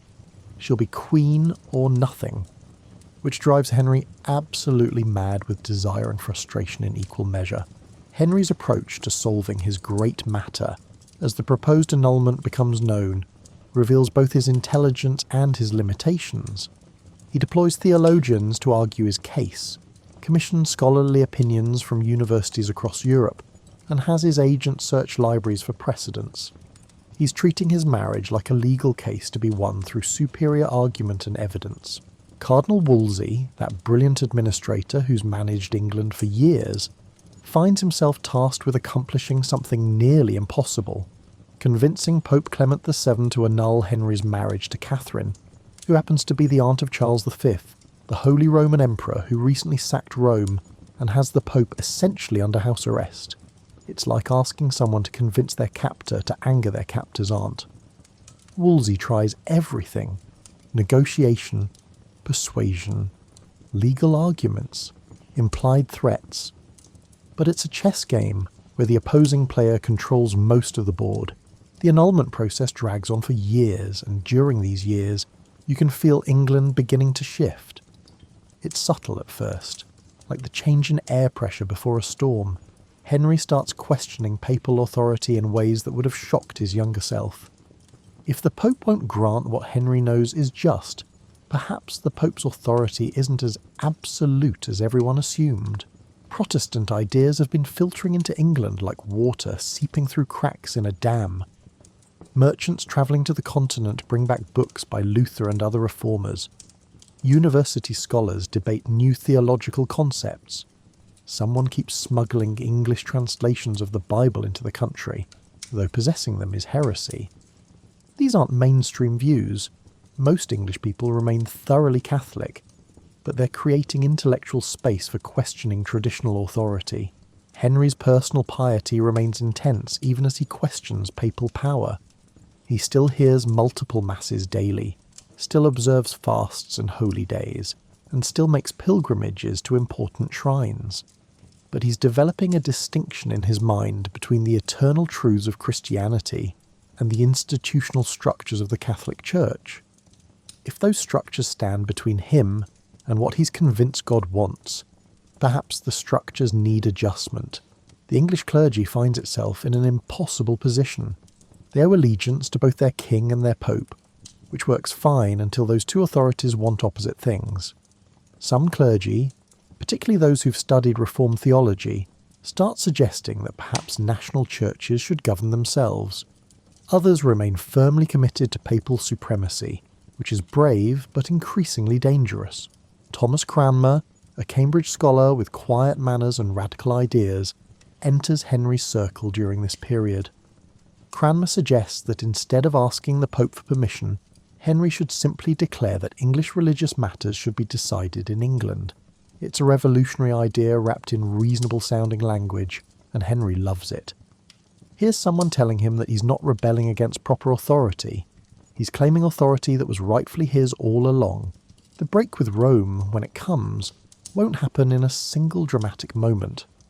Instead, it will unfold across several years through a series of parliamentary acts and royal declarations, each one taking another step away from papal authority while claiming to restore ancient English liberties. It's revolution disguised as restoration, radical change presented as a return to proper order. But before the formal break, you can feel English society recalibrating. Conversations in taverns include speculation about the king's marriage. Sermons from pulpits begin carefully exploring questions about religious authority. Nobles calculate which side they should support. Families divided by religious conviction navigate increasingly awkward dinners. The foundations are shifting, though the building still looks solid from outside. Henry himself becomes more unpredictable during these years of frustration. He's in his 30s now, no longer the golden youth of his coronation. His leg, injured in a jousting accident, troubles him increasingly. His temper, always quick, becomes quicker. He's used to getting what he wants, and the continued resistance to his annulment offends him both politically and personally. He's the king. Shouldn't that mean something? The thing about Henry that makes him particularly dangerous as a religious revolutionary is that he doesn't think of himself as revolutionary. In his mind, He's defending proper order against papal overreach. He's claiming rights that English kings always possessed but previous generations failed to exercise. He's not breaking with Catholic doctrine. He's breaking with papal authority over England, which in his increasingly firm conviction are entirely different things. The transformation of England's religious life doesn't happen with trumpets and proclamations announcing that everything has changed. Instead, it arrives quietly, almost apologetically, disguised as administrative reform and legal clarification. In 1531, Henry has Parliament declare him Supreme Head of the Church of England, with the careful qualifier as far as the law of Christ allows, which is just vague enough to let everyone interpret it however they need to. Clergy who find this uncomfortable can focus on the qualifier. Reformers can focus on the main clause. Henry can present it as simple recognition of existing reality. The Act of Supremacy in 1534 removes the qualifier and makes it official. The king, not the pope, is the supreme head of the church in England. If you're a parish priest reading this proclamation to your congregation, you might notice the awkward silence that follows. Your parishioners aren't sure how to react. Nothing looks different. Same church building, same vestments, same Latin Mass. But somehow everything has changed.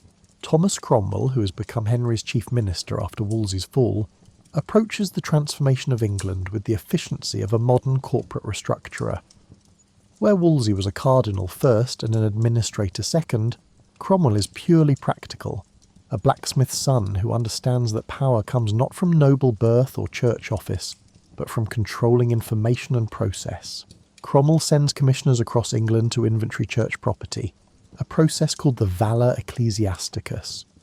Imagine teams of men with paper and pens visiting your local monastery, counting every candlestick, measuring every acre of land, and calculating every pound of income. They're creating a database of ecclesiastical wealth, though nobody uses that term yet. The monks and nuns watch this inventory process with growing unease, sensing that you don't count things this carefully unless you're planning to take them.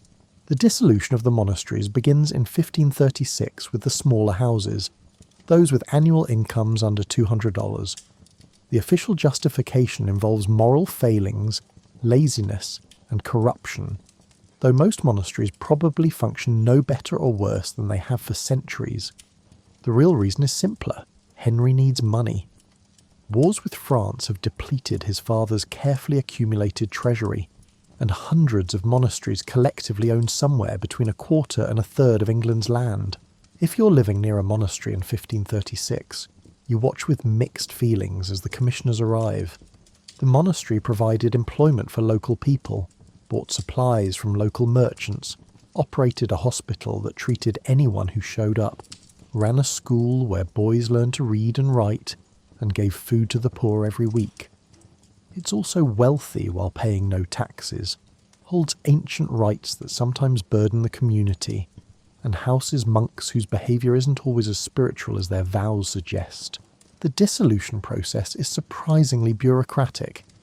Commissioners inventory the property, pension off the monks and nuns, and sell the valuable items: gold and silver plate, lead from the roofs, bells from the towers, and even the stone from the buildings themselves. Local people sometimes buy chunks of monastery to build their own houses, which means 600 years later, someone will be living in a cottage whose walls include stones that once echoed with Gregorian chant. The speed of physical transformation is startling. A monastery that stood for 400 years can be stripped and partially demolished in months. Visit the site a year later, and you'll find ruins open to the sky, ivy already beginning to reclaim walls, and locals using the old chapter house as a sheep pen. The destruction is so complete that people will later assume these ruins must be ancient. Surely nothing so recent could look so thoroughly lost, but the transformation goes deeper than dismantling buildings. The dissolution eliminates the entire monastic network that provided social services across England. Hospitals close, schools disappear, the regular distribution of food to the poor stops. Travellers lose their free accommodation. Monasteries that copied manuscripts and preserved learning are gone. It's like simultaneously shutting down hospitals, hotels, schools, libraries, and social welfare offices across an entire nation. Some communities resist.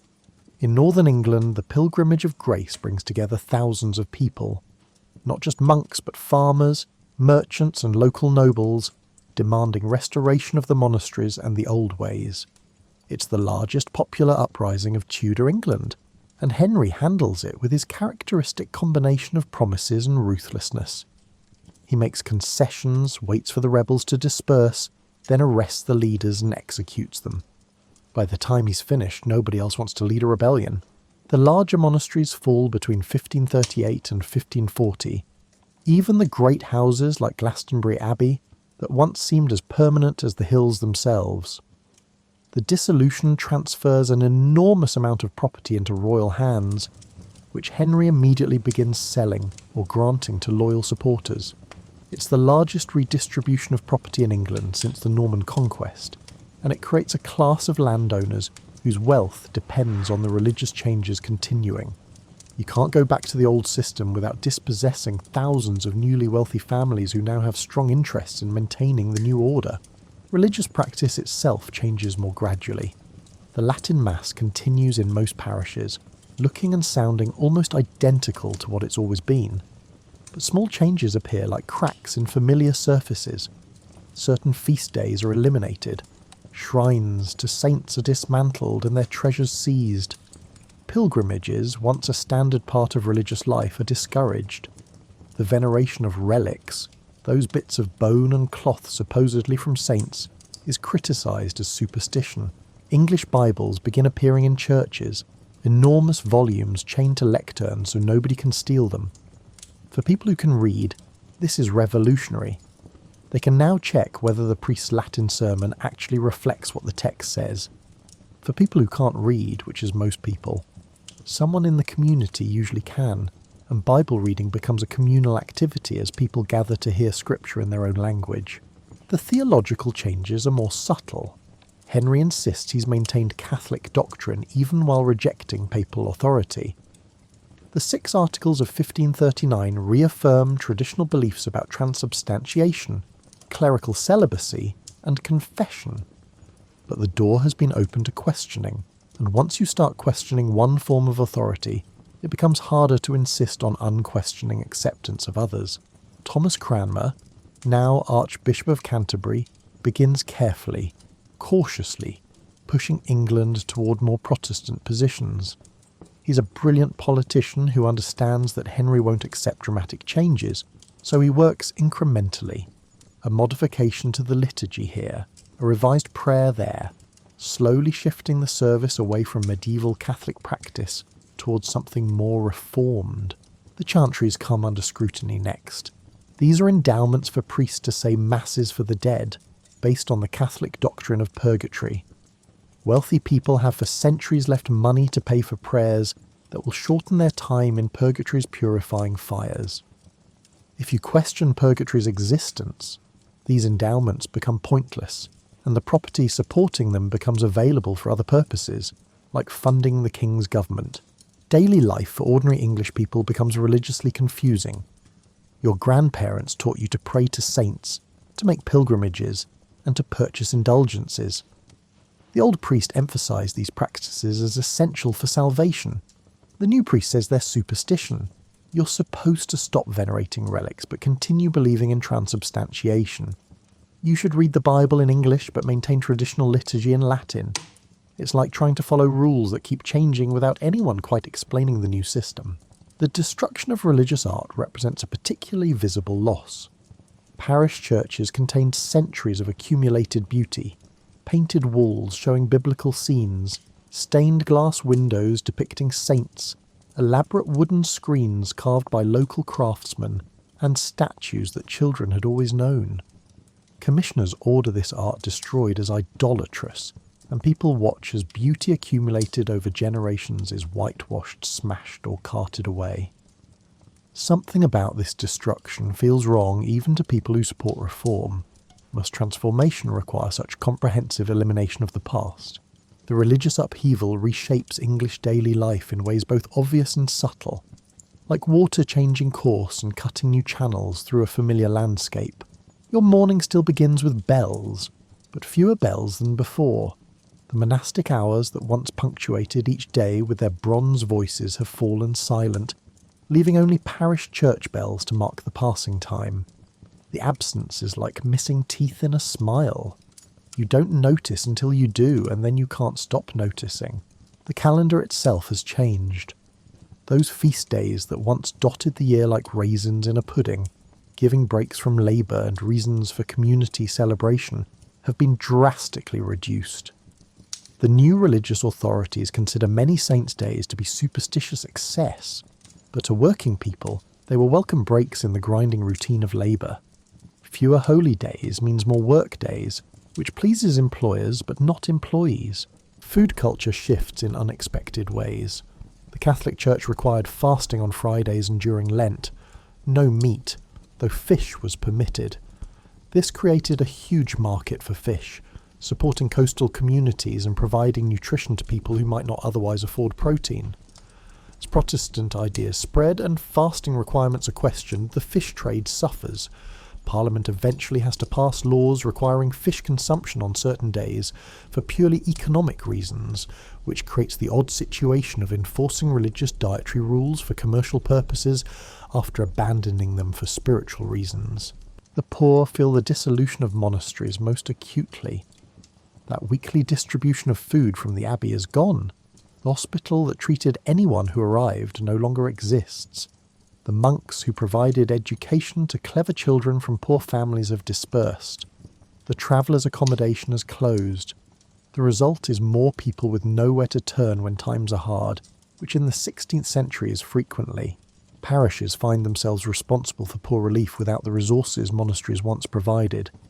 The parish has to care for its own poor, which sounds reasonable, until you realise poor people can't travel to find work without losing their parish residence, effectively trapping them in poverty. It's like deleting the social safety net and replacing it with a smaller, less effective local version, while pretending you've improved things. Education transforms from religious to secular control, though the transition takes decades and leaves gaps. Monastery schools have vanished. Cathedral schools continue, but with different emphasis. Grammar schools begin appearing, funded by merchant money or wealthy individuals rather than religious houses. The education is still heavily religious. You can't escape that in Tudor England, but its purpose shifts from training clergy to training gentlemen and professionals. The English language itself begins changing as religious vocabulary transforms. Words like priest acquire different implications depending on whether you're Protestant or Catholic. Church might mean the building, the community of believers, or the institutional structure, and which meaning you intend says something about your religious position. The Bible in English introduces Hebrew and Greek concepts directly into common speech, enriching the language even as religious controversy divides communities. Women's roles shift in complex ways. The dissolution of nunneries eliminates the one respectable option for women who didn't want to marry, or whose families couldn't provide dowries. Before the dissolution, an educated woman could become a prioress or abbess, managing substantial property and wielding real authority. After the dissolution, that path no longer exists. Marriage becomes more thoroughly compulsory, which isn't liberation even if Protestant theology emphasises companionate marriage over Catholic acceptance of celibacy. Architecture begins changing, though gradually. New houses built by families who bought monastery lands look different from medieval styles, more Renaissance influence, more classical proportions, and larger windows now that clear glass is becoming more available.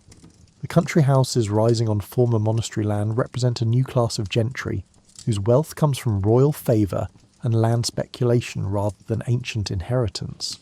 The art of dying changes significantly. Catholic tradition included elaborate rituals surrounding death, last rites, prayers for the dead, and masses purchased to shorten time in purgatory.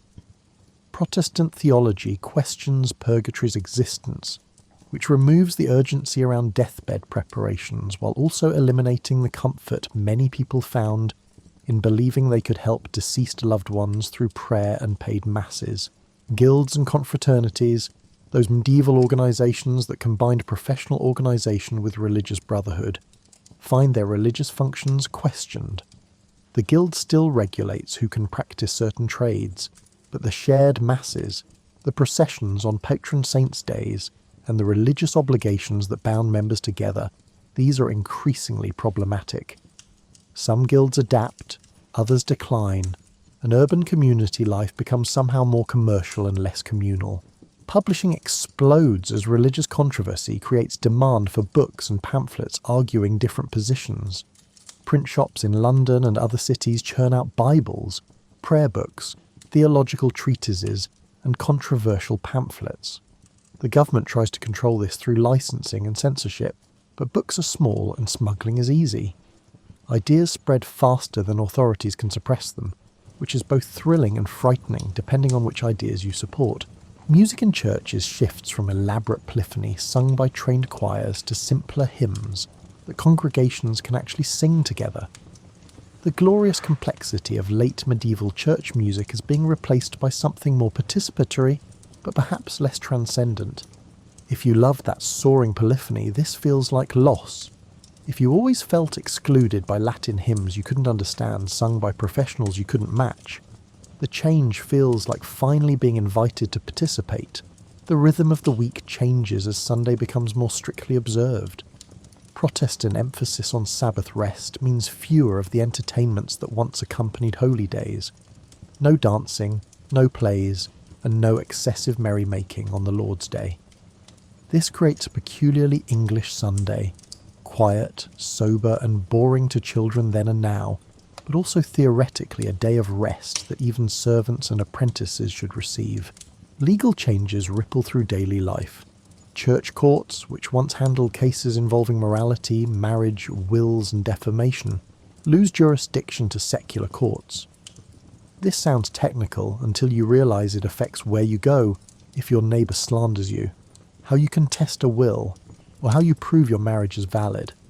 The familiar systems people relied on for generations are being replaced with new structures that work differently and require different expertise. Market days continue as always. The need to buy and sell predates any religious controversy, but the character of markets shifts subtly. Fewer religious festivals means fewer special market days. The dissolution of monasteries eliminates major institutional buyers of agricultural products. Former monastery land being converted to sheep pasture by new owners changes what's being produced. The invisible hand of the market is adjusting to religious upheaval in ways economists won't theorise about for centuries. Travel becomes simultaneously easier and harder. Easier because you no longer have to coordinate pilgrimages around the religious calendar or obtain permissions from church authorities. Harder because the network of monastic guest houses has vanished, leaving travellers dependent on commercial inns that cost money. The highways are more crowded with people seeking work after losing positions in dissolved religious houses, which makes roads both busier and potentially more dangerous. Family life absorbs these changes like a sponge absorbs water, gradually pervasively changing texture in the process. Parents who grew up in thoroughly Catholic England must raise children in this new, confused religious landscape. Do you teach your daughter to pray to the Virgin Mary as you were taught? Or is that now a dangerous superstition? Do you tell your son about purgatory, or has that been definitively rejected? The answers depend on which priest is currently preaching, which faction is currently dominant, and how willing you are to risk being labelled either heretic or papist. The English language of religion is creating unexpected intimacy with Scripture. When you hear the Bible in Latin, it sounds sacred, mysterious, and authoritative. When you hear it in English, it sometimes sounds strange or even shocking. The Song of Solomon is quite explicit once you understand it. The prophet's complaints about Israel's unfaithfulness use metaphors that make sense but aren't exactly polite dinner conversation. Suddenly, Scripture is both more accessible and more difficult to explain to children. Neighbourliness grows complicated as religious divisions cut through communities. Your neighbour with whom you've lived peacefully for years turns out to hold different views about transubstantiation, which shouldn't matter except that it increasingly does. Do you associate with known Catholics at risk of being suspect yourself? Do you shun reformers even though you've known them since childhood? These aren't theoretical questions. They're the stuff of daily social navigation in a time when religious positions carry political consequences.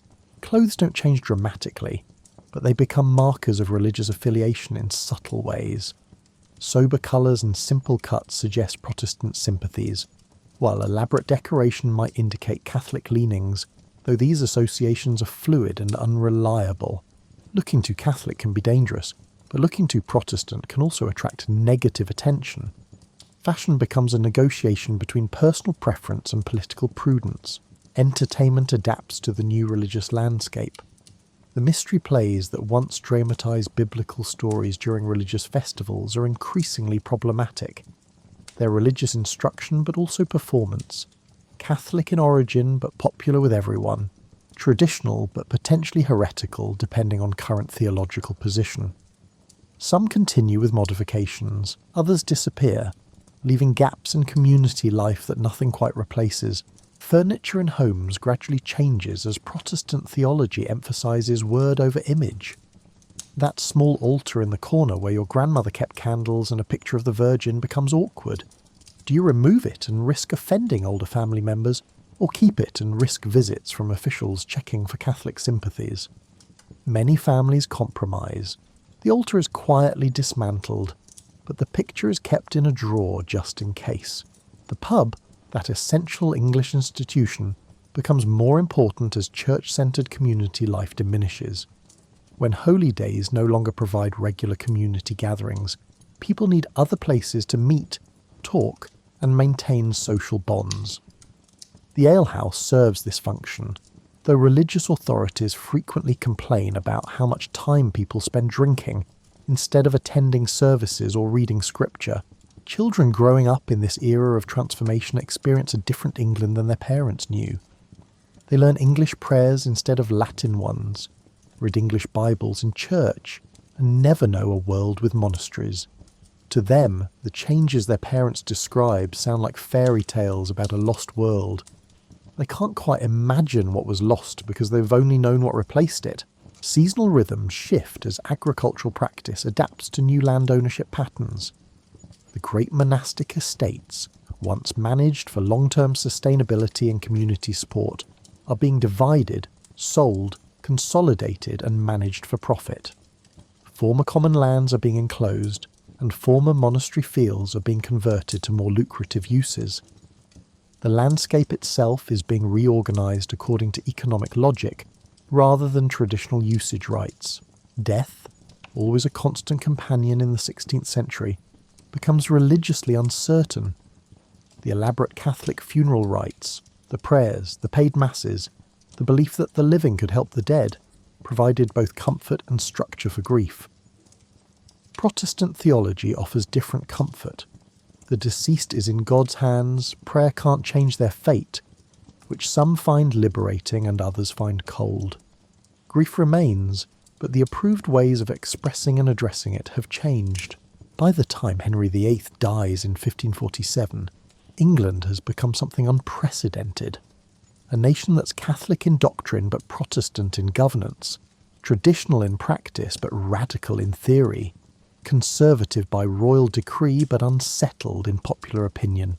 The England Henry leaves behind is thoroughly confused about its religious identity, which is partly his doing and partly the inevitable result of trying to maintain Catholic theology while rejecting papal authority. It's like trying to follow a recipe while substituting different ingredients and insisting the result is the original dish. But something deeper has shifted beyond the specific theological positions. England has discovered that it can exist independently of continental approval. For centuries, English kings looked to the Pope for legitimacy, to France for cultural standards, and to Rome for intellectual authority. Henry's break with Rome, whatever its motivation, has forced England to develop its own answers to religious and political questions. The English Bible, which Henry authorised despite his conservative theology, proves transformative in ways nobody initially anticipated. Now that ordinary people can read scripture themselves, they start developing their own interpretations. Religious authority becomes less about receiving instruction and more about individual understanding, which is fundamentally Protestant even when the reader doesn't identify as Protestant. The dissolution of monasteries has redistributed so much property that thousands of families now have vested interest in preventing Catholic restoration. They've bought monastery lands, built houses on them, and established their fortunes through Henry's religious policies. Going back to the old system would impoverish them, so they become committed defenders of the new order even if they don't particularly care about theology. Parliament has grown stronger through its role in authorising religious changes. Henry needed parliamentary acts to break with Rome, dissolve monasteries, and establish royal supremacy. Each act increased Parliament's importance and set precedents for legislative authority over matters that were previously considered royal prerogative. England is accidentally developing constitutional government while trying to manage religious transformation. The English language has gained prestige through its religious use. When the Bible, prayer book and religious instruction all appear in English rather than Latin, the language stops being merely vernacular and becomes worthy of serious literature and scholarship. This linguistic nationalism will eventually contribute to an extraordinary flowering of English literature, though Shakespeare is still decades in the future. National identity is forming around these religious changes in ways that will last centuries. To be English will increasingly mean to be Protestant, while to be Catholic will seem somehow foreign. This association is unfair to English Catholics, who are as thoroughly English as anyone, but it becomes embedded in national consciousness. English patriotism and Protestant identity become intertwined in ways that shape everything from politics to poetry. The Royal Navy, which will eventually make England a global power, is growing during this period partly because Henry's break with Rome makes continental Catholic powers potential enemies. Island nations need strong navies, and England is learning this lesson through religious controversy. The ships being built during Henry's later years will defend England against Spain, and eventually control sea lanes that connect continents. Education is expanding even as its religious character shifts. Grammar schools are being founded, sometimes on the property of dissolved monasteries, teaching Latin, Greek and increasingly English to boys whose fathers can afford to send them. These schools will produce the next generation of administrators, clergy, lawyers and writers who will run Elizabethan England and create its cultural achievements.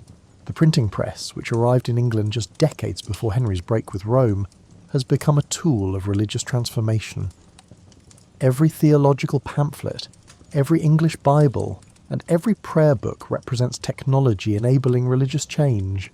In an era without electronic media, print is revolutionary, making ideas portable, permanent, and reproducible in ways that oral culture never allowed.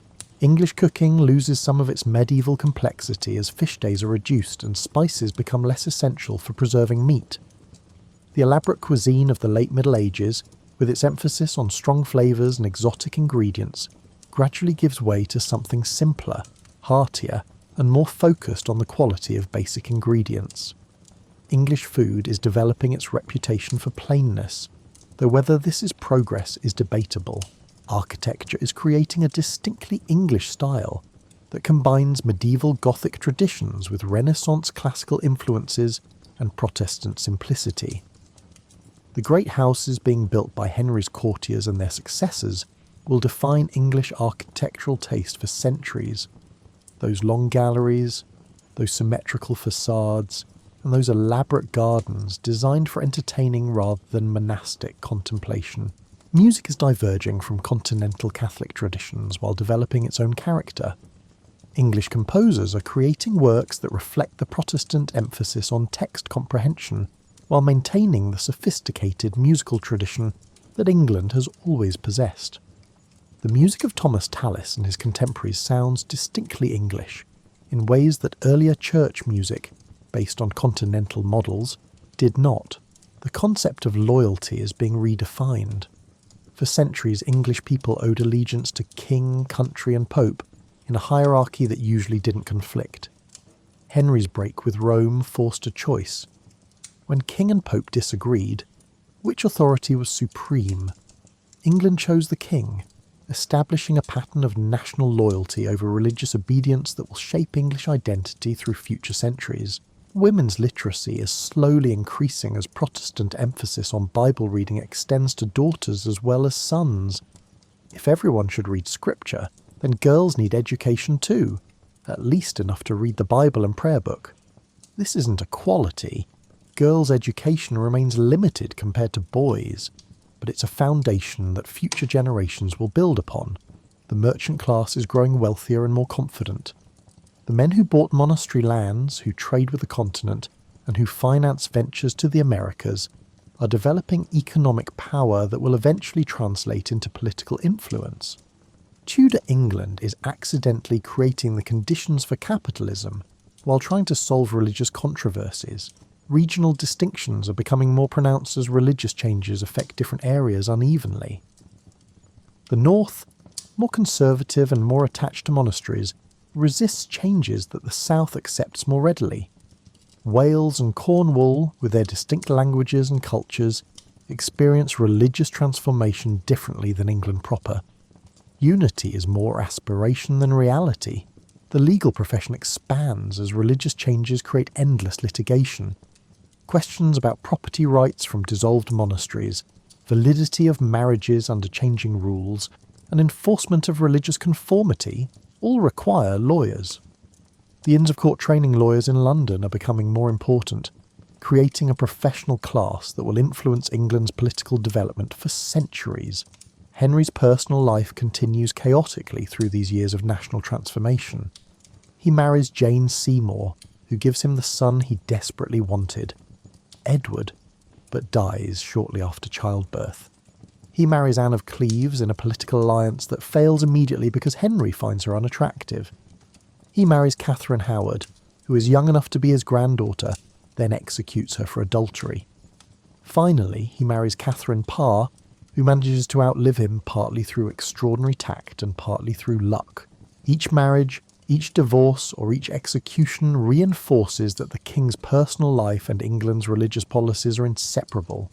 Henry wanted an annulment, couldn't get papal permission, broke with Rome, and in the process transformed a nation. It's cause and effect operating on a scale usually reserved for wars or plagues, except the catalyst was one man's desperate desire for a legitimate son and his equally strong conviction that God supported his claim. As you settle deeper into your comfortable spot, perhaps refreshing that warm drink, let's contemplate what Henry VIII left behind. Not just the obvious political and religious changes, but the subtle ways his reign reshaped how England thought about itself and its place in the world. Henry died in January 1547, enormously fat, probably weighing over 300 pounds, in constant pain from his ulcerated leg, and convinced of his own righteousness until the end.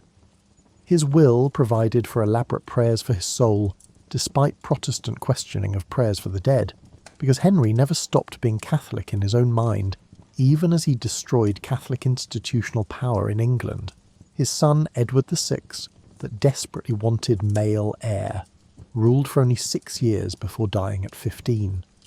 During Edward's brief reign, Protestant reformers pushed England further from Catholic practices than Henry ever intended. The Latin Mass disappeared, replaced with English prayer services. Priests were allowed to marry. Church interiors were whitewashed and stripped of remaining decoration. Henry's attempt to maintain Catholic theology while rejecting papal authority collapsed into something much more thoroughly Protestant. Then came Mary, Henry's daughter, by Catherine of Aragon, who tried desperately to reverse her father's religious policies and restore England to Catholic obedience. Her 5-year reign saw the return of papal authority, the restoration of some monasteries, and the burning of Protestant heretics, which earned her the nickname Bloody Mary, and ensured that her religious policies would die with her. You can't reverse a generation of change through force, especially when so many people have economic interest in maintaining the new system. Finally, Elizabeth I, Henry's daughter by Anne Boleyn, created what became known as the Elizabethan settlement, a moderate Protestant church that retained some traditional practices while firmly rejecting papal authority. Elizabeth understood what her father, brother and sister had not, that most English people wanted religious stability more than doctrinal purity. They were exhausted by change, frightened by religious violence, and ready for someone to simply make decisions and stick with them. The Church of England that emerged from this Tudor tumult was something unique. Protestant in theology but Catholic in structure, Reformed in doctrine but traditional in practice, independent of Rome but connected to Christian history. It was Henry's compromise, extended and elaborated, made workable through Elizabeth's political genius, and the English people's practical acceptance that this was preferable to continued turmoil. The dissolution of monasteries permanently altered the English landscape.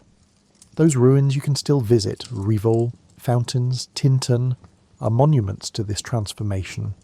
600 years of Benedictine, Cistercian and Augustinian life ended in a decade, and the physical remnants became romantic ruins that later generations would paint and photograph, forgetting they represented the violent destruction of an entire way of life. The land redistribution created a gentry class that would dominate English politics for centuries. The families who bought monastery lands became the country's governing class, serving as justices of the peace, sitting in Parliament and providing local administration. English governance became less centralised and more based on local elites who had both authority and property, a system that worked surprisingly well until it didn't. English national identity crystallised around these religious changes in ways that Henry couldn't have predicted. To be English came to mean being Protestant, being independent of continental Catholic powers, and being loyal to the crown over the Pope. This identity would shape England's conflicts with Spain and France, its eventual overseas expansion, and its internal politics for centuries. The Act of Supremacy established the principle that Parliament could legislate on religious matters, which was revolutionary even if nobody quite realised it at the time. Religious authority came from law rather than tradition or divine appointment. This principle would eventually extend to all areas of governance, making Parliament supreme and establishing the constitutional monarchy that England still technically maintains. The English Bible proved perhaps the most lasting of Henry's unintended legacies. He authorised it for political reasons, but once ordinary people could read scripture themselves, religious authority could never be purely hierarchical again. Every reader became potentially a theologian. Every interpretation created potential controversy. Authority had to be justified through persuasion rather than simply imposed through position. The destruction of Catholic art and religious culture left gaps that took generations to fill. English music, visual art and literature had to develop new forms that reflected Protestant values while satisfying human aesthetic needs. This eventually produced extraordinary achievements. Shakespeare's plays, the King James Bible, English madrigals, but represented a break with medieval artistic traditions that was both liberating and costly. The social welfare system never recovered from the dissolution of monasteries. England developed poor laws that made parishes responsible for their own poor, but this system was less comprehensive and less generous than what monasteries had provided. The poorest English people were probably worse off after the dissolution than before, which is an irony given the Protestant emphasis on charity and social responsibility. Women lost options without recovering equivalent alternatives. The convents that once provided respectable life choices for women who didn't marry disappeared, while Protestant emphasis on marriage made spinsterhood more problematic. Some women gained from the Protestant emphasis on Bible reading and spiritual equality, but institutional opportunities actually decreased. Henry's personal reputation underwent fascinating transformations over the centuries. To Protestants, he became the hero who freed England from papal tyranny despite his conservative theology. To Catholics, he became the villain who destroyed England's Catholic heritage for personal reasons, despite his initial defence of Catholic doctrine. To moderns, he's often that fascinating monster, brilliant, charismatic, ruthless, and ultimately tragic in his desperate quest for dynasty. The historical debate about whether Henry was a reformer or opportunist, a hero or villain, and a visionary or egotist continues because he was genuinely all of these things. He broke with Rome for personal reasons but created space for genuine religious reform. He brutally suppressed opposition but was sincerely convinced of his righteousness. He destroyed monasteries for money but believed he was correcting religious error. His motives were selfish. His consequences were transformative. The Tudor period's religious turmoil taught England lessons about tolerance that wouldn't be fully learned for generations. The burning of heretics under Mary, the persecution of Catholics under Elizabeth, and the continued conflicts over religious conformity all demonstrated that religious uniformity enforced through violence creates resentment rather than genuine agreement. Eventually, centuries later, England would develop religious tolerance. Though the path would be long and painful, the expansion of literacy that began with English Bibles and prayer books created a reading public that would eventually demand more than religious texts. By Elizabeth's reign, printing presses were producing plays, poems, histories, and practical manuals. The culture of literacy that emerged from religious controversy laid the groundwork for England's literary achievements. Architecture and landscape design reflecting Protestant values, simpler, more focused on function, less concerned with religious symbolism, created distinctly English aesthetic preferences. The great houses with their long galleries and Protestant simplicity, the gardens designed for pleasure rather than contemplation, and the churches stripped of statuary but retaining their basic Gothic structure, all reflected this Protestant transformation of physical space. The Royal Navy's development during and after Henry's reign, partly motivated by the need to defend Protestant England against Catholic powers, eventually made England a global power. The same religious controversies that destroyed monasteries and persecuted dissenters also built the ships that would defeat the Spanish Armada and eventually create a worldwide empire. Legal developments during Henry's reign, particularly Parliament's increased authority, and the expansion of secular courts at the expense of church courts, laid foundations for English common law's development. The legal system that emerged from Tudor religious controversies would eventually be exported to England's colonies, influencing legal traditions across multiple continents. The scientific revolution that would flourish in 17th century England was partly enabled by Henry's religious changes. Once religious authority became questionable, all authority became potentially questionable. The habit of questioning established truths in religion transferred to questioning established truths in natural philosophy, creating intellectual space for scientific inquiry. As your warm drink cools and your eyes grow heavy, consider one final thought about Henry VIII and his transformation of England. The changes he initiated continued evolving long after his death, creating consequences he never imagined and solving problems he didn't know existed. The Church of England he created became the foundation for worldwide Anglican communion, spreading across continents as England expanded overseas. Churches from Nigeria to Australia to Canada trace their institutional ancestry to Henry's break with Rome, though they might emphasise Thomas Cranmer's theology over Henry's politics.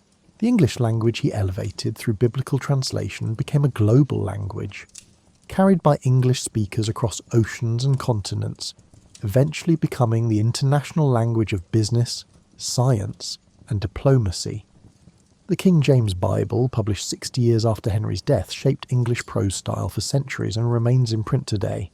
The principle of parliamentary supremacy he accidentally strengthened by using Parliament to authorise religious changes became the foundation of English constitutional government.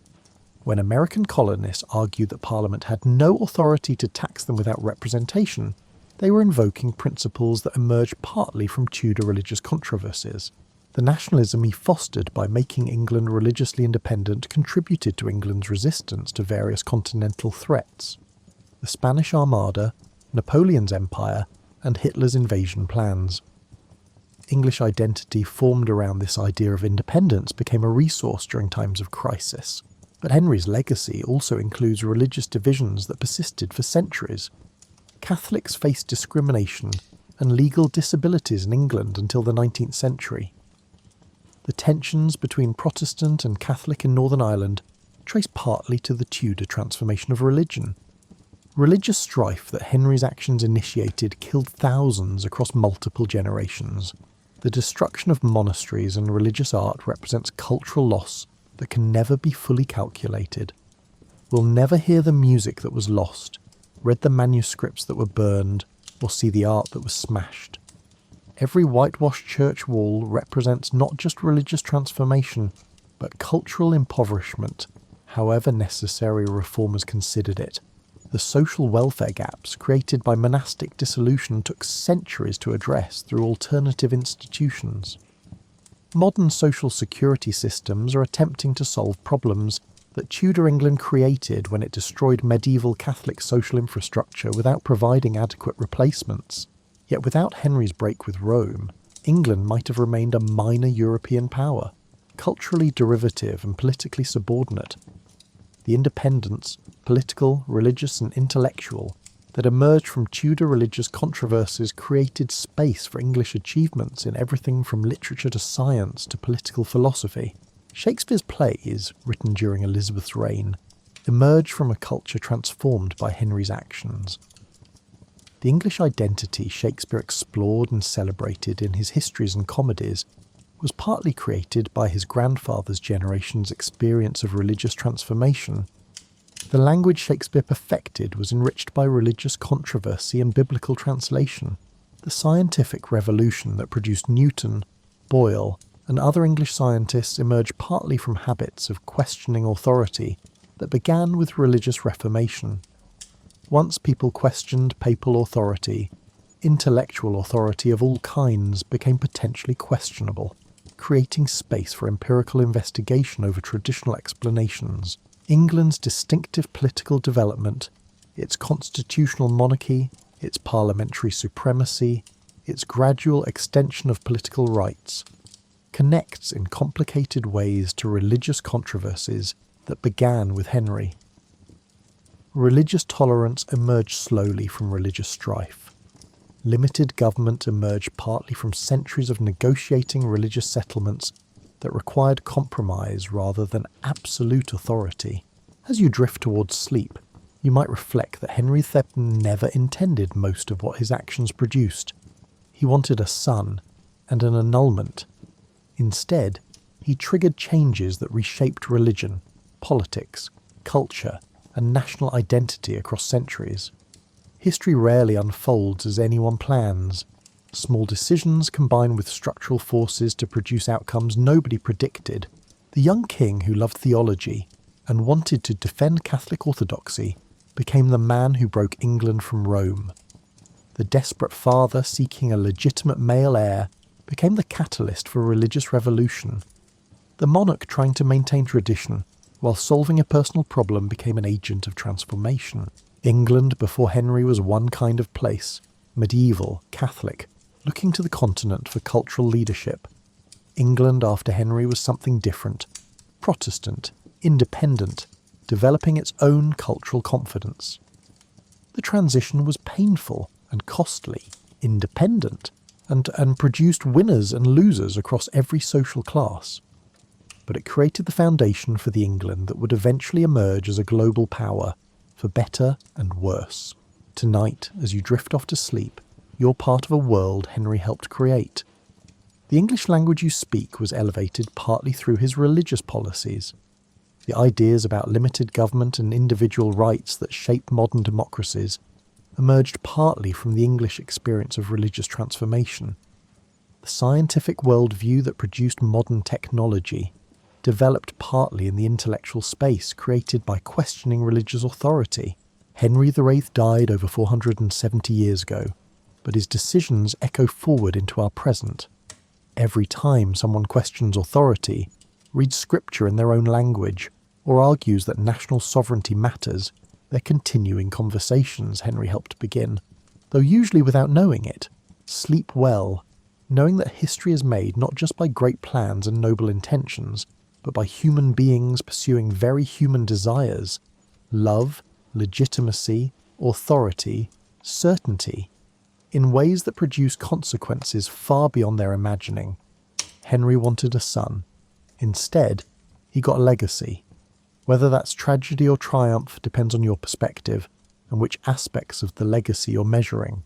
The bells that once marked monastic hours are silent now, but you can still hear church bells if you listen. The monasteries are ruins, but they're stones-built houses people still inhabit. The old faith disappeared officially, but traces remain in language, culture, and memory. Everything changed, nothing completely disappeared. That's perhaps the real lesson of Henry's Reformation. Transformation is never as complete as revolutionaries hope or conservatives fear. Rest now, and dream perhaps of a younger, simpler England, where stone monasteries caught the morning light and bells marked the hours, where change came slowly and the old ways seemed eternal. Or dream of the England that emerged, confident, independent, finding its own voice and identity. Both Englands existed, one after the other, separated by a few decades of tumultuous transformation, led by an unlikely revolutionary king who never quite meant to revolutionize anything. Tomorrow when you wake, you'll rise into a world still shaped by those distant Tudor transformations, still wrestling with questions about authority, identity, and faith that Henry's choices made urgent 5 centuries ago. But tonight, rest. Let history become a story, and let the story become the gentle companion of sleep.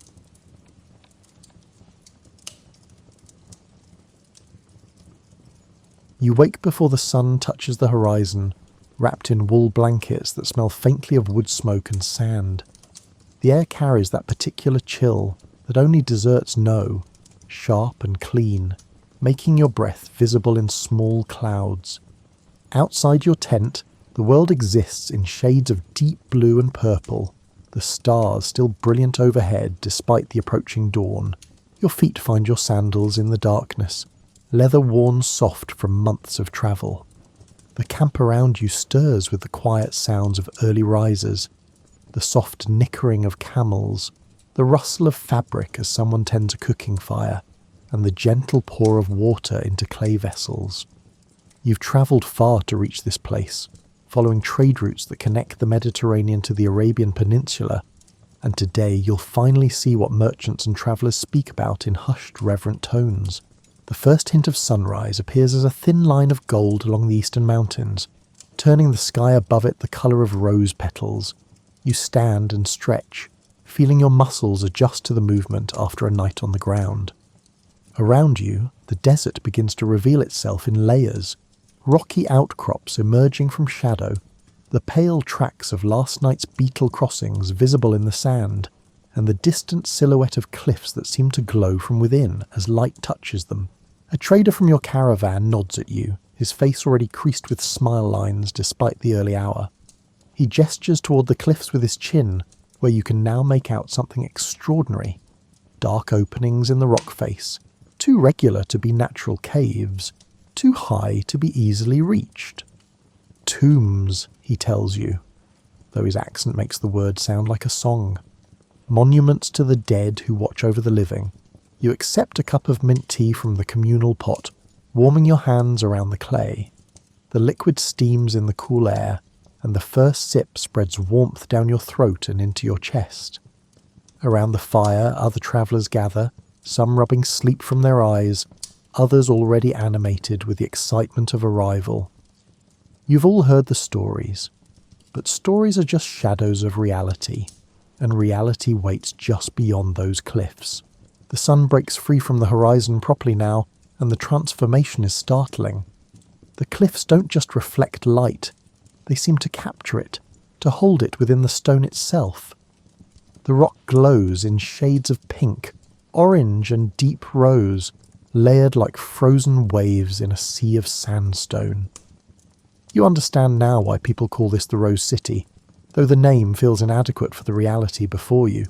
The trader shares bread with you, flat rounds baked in the coals last night, still slightly warm when you tear into them.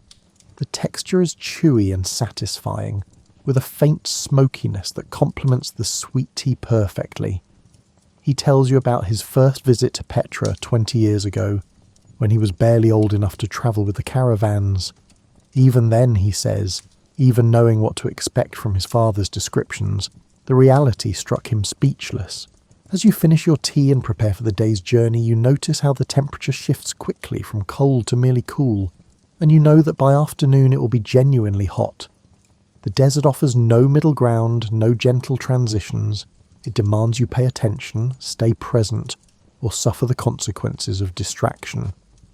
You check your water skin, full and heavy, and adjust the cloth covering your head and neck. The locals have perfected the art of desert clothing over centuries, and you've learned to trust their wisdom. The camp begins to break down around you with practiced efficiency. Tents collapse and fold into surprisingly compact bundles. Camels are loaded with goods and supplies, complaining with their characteristic groaning sounds that always make you smile. These creatures are magnificently adapted to desert life, but apparently evolved without dignity. One camel nearby spits dramatically at nothing in particular, just to make a point about the indignity of being loaded with cargo at this hour. You gather your own belongings, a small pack with essentials, your water skin, and a journal you've been keeping of your travels. The journal's pages are already filled with sketches and notes from other stops along the trade routes, the ancient cities of Damascus and Palmyra, the coastal ports where Mediterranean waves crash against weathered docks, and the mountain passes where snow still clings to northern slopes even in summer. But you've left several pages blank for Petra, sensing somehow that this place will require more space, more words, and more attempts to capture something fundamentally difficult to express. The caravan master calls out, his voice carrying across the camp, and people begin to gather. You'll travel together to the entrance of Petra, but once there, each person will explore at their own pace. Some are merchants who've been here many times and know exactly where they're going. Others, like you, are visitors drawn by curiosity and wonder, ready to wander wherever the day takes you. The walk from the camp to Petra's entrance takes perhaps half an hour, following a well-worn path that countless feet have travelled before. The landscape here is harsh but beautiful in its austerity. Rocky ground dotted with scrub brush, and the occasional hardy tree that has found water somewhere deep underground. You spot a hawk circling overhead, riding thermal currents with barely a wing beat, scanning the ground for breakfast. As you walk, the trader tells you more about the Nabateans, the people who built this city.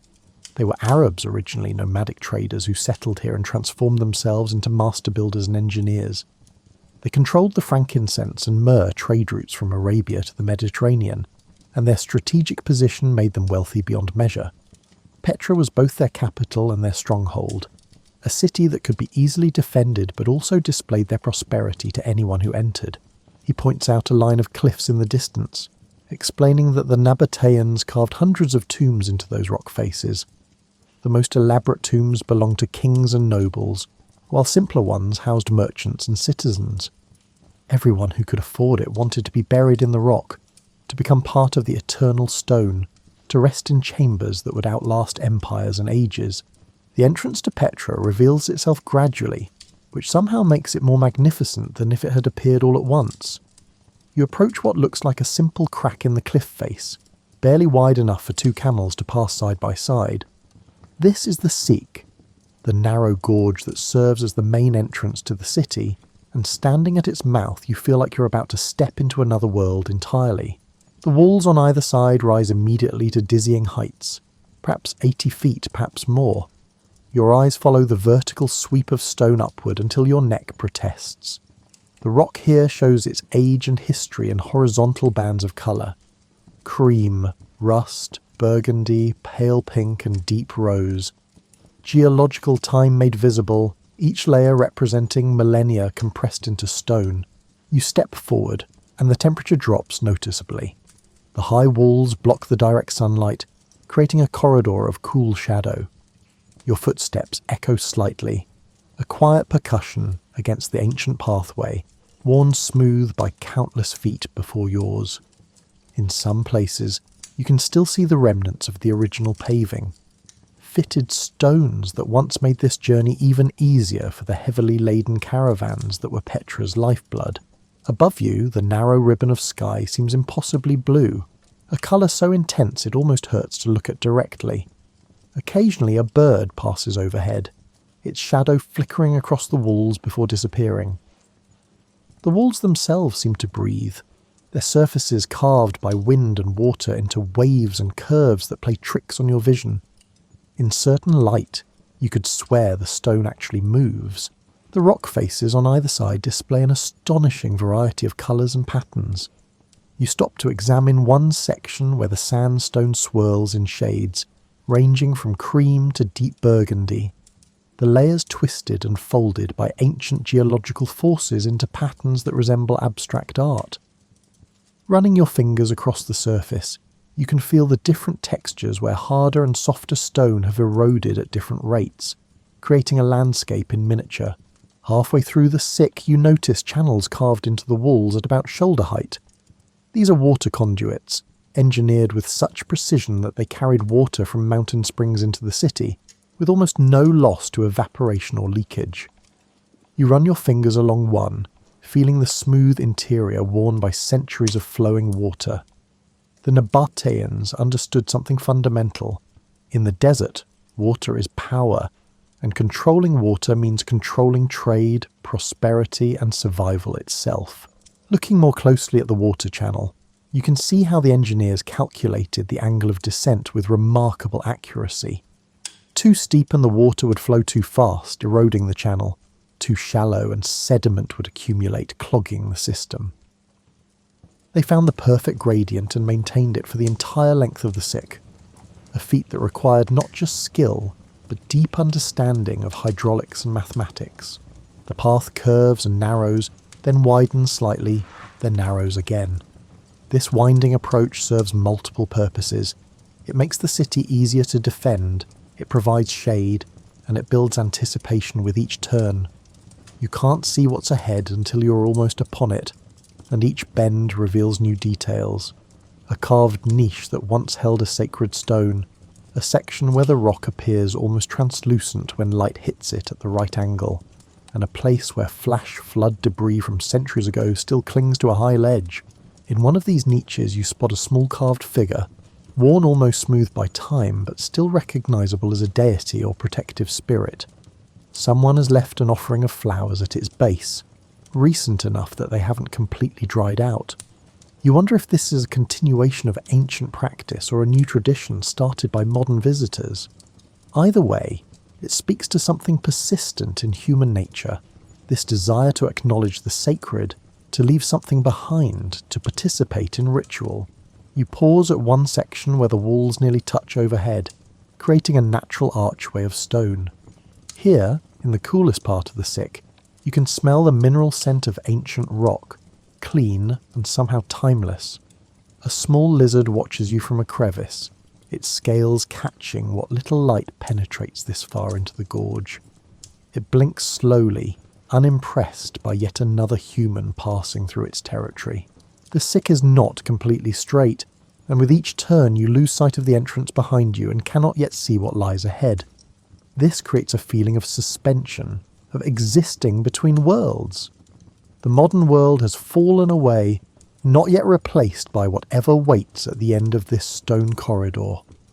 You're in a space that belongs entirely to itself, governed by its own rules of light and shadow, sound and silence. Other travellers move through the sick at their own pace. An elderly man walks slowly, stopping frequently to rest and look upward. A young couple hurries past, eager and impatient, their voices echoing off the walls. You settle into your own rhythm, not too fast, not too slow, trying to absorb everything your senses offer. The cool air, the quality of light, the texture of stone, and the vast sense of time pressing in from all sides. At one point you hear water, actual flowing water, not just the memory of it. Following the sound, you discover a small spring emerging from the rock face, creating a wet patch on the wall where moss and tiny plants grow. The water trickles down into one of the ancient channels, still following the path carved for it 2,000 years ago. You cup your hand and catch some of the water, tasting it. It's cold and clean, slightly mineral, exactly what water should taste like when it comes straight from deep inside the earth. The sick begins to brighten ahead, sunlight spilling around a corner in a way that makes you squint. You can hear voices now too, other visitors who have reached the end and are reacting to what they've found there. Their exclamations echo back toward you, wordless expressions of awe that need no translation. Your pace quickens slightly, not because you're in a hurry, but because something in you senses that the real marvel lies just ahead, around this next curve. through this corridor of stone that has funneled travellers toward wonder for 2,000 years. You take a deep breath, preparing yourself for whatever comes next, even though preparation is probably futile. Some experiences cannot be prepared for. Some moments exist outside the realm of expectation, dwelling instead in pure experience, in the shock of beauty, and in the confrontation with human capability that exceeds what you thought possible. This is one of those moments you sense, and you're right, and then you see it. Though see feels like too small a word for what happens when the treasury reveals itself through the narrow gap of the Essex. At first, just a vertical slice of facade appears between the canyon walls, glowing rose gold in the morning sun. Then, as you take another step, another few feet of carved cliff face emerges, and another, until finally you stand in the open space before it, your neck craned back, your mouth slightly open, rendered completely silent by the sheer audacity of what ancient hands created here. The treasury, Al-Khazne in the local language, rises 130 feet from the sandy plaza floor, carved entirely from the living rock of the cliff behind it. Not built, carved. The builders started at the top and worked downward, chiseling away everything that wasn't this magnificent facade, revealing rather than constructing. You try to imagine the faith required to begin such a project, the certainty that the stone would cooperate, that the vision in someone's mind could be translated into this reality. The lower level features 6 massive columns, each one perfect despite being carved from the same continuous piece of cliff as everything around it. Between and behind these columns, doorways lead into cool darkness, chambers cut deep into the rock. Above this, a second level rises with more columns, more detail, and more impossible precision. And crowning it all, a circular structure topped with an urn that legend says contains the treasure that gave this monument its name. You walk closer, your sandals quiet on the sand that has blown into this plaza over centuries. The morning light hits the facade at an angle that makes the stone seem to glow from within, and you understand that the Nabateans didn't choose this rose-coloured sandstone by accident. They built, carved, with light in mind, understanding how it would transform their work throughout the day, throughout the seasons, and throughout the ages. Details emerge as you approach. Carved figures stand in niches, dancing Amazons according to local knowledge, though their features have softened over 2 millennia of wind and rare rain. Floral motifs curve along capitals and cornices. Geometric patterns create visual rhythms that draw your eye upward and upward until you're dizzy with looking. You notice that the stone itself contains subtle colour variations. A seam of deep burgundy here, a band of cream there, and streaks of orange and pink swirling together like some cosmic painter's palette. A merchant you met in the caravan stands beside you now, and you realise you've both been staring in silence for several minutes. He laughs quietly and says something about how he's seen the treasury 24 times, and it still makes him feel like a child seeing magic for the first time. You nod, understanding completely. There's something about the scale of human ambition here, the sheer devotion required to imagine this, and then make it real, that shrinks your modern concerns down to their proper size. You notice now that the plaza in front of the treasury is actually quite large, capable of holding hundreds of people. This wasn't just a tomb or a temple, it was a statement, a declaration carved in stone. We are the Nabateans and this is what we can do. This is our power, our wealth, our skill and our vision. Remember us. And you do remember them standing here 2,000 years later exactly as they hoped. The facade shows signs of damage in places, bullet holes from treasure hunters who took the legend of the urn's contents literally, cracks from earthquakes, and sections where the softer stone has eroded faster than the harder. But these imperfections somehow make it more real, more touching. Perfect preservation would make it a museum piece. These scars remind you that the treasury has survived, persisted, and endured through everything time and humans could throw at it. You walk to one of the doorways and step inside. The interior is surprisingly simple compared to the elaborate facade. large rectangular chambers with smooth walls and high ceilings.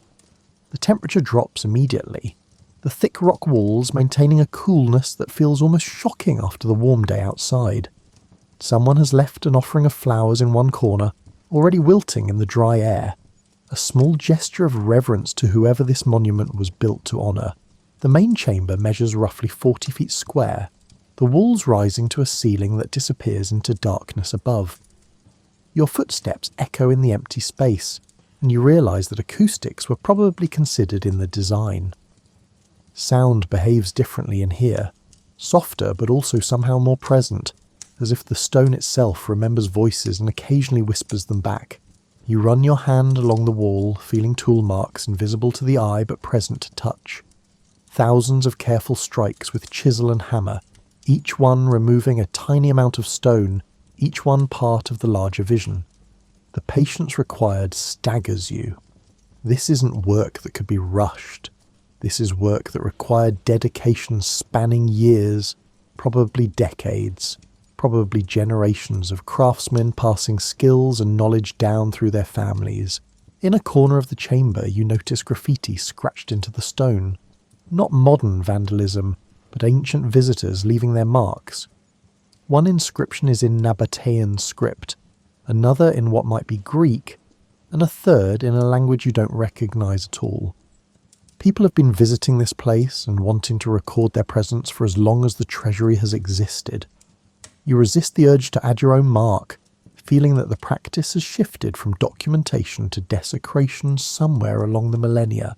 Back outside, you find a spot of shade and simply sit, watching how the light changes on the carved surface as the sun continues its climb. Other travellers arrive, gasping and pointing, going through the same progression of awe you just experienced.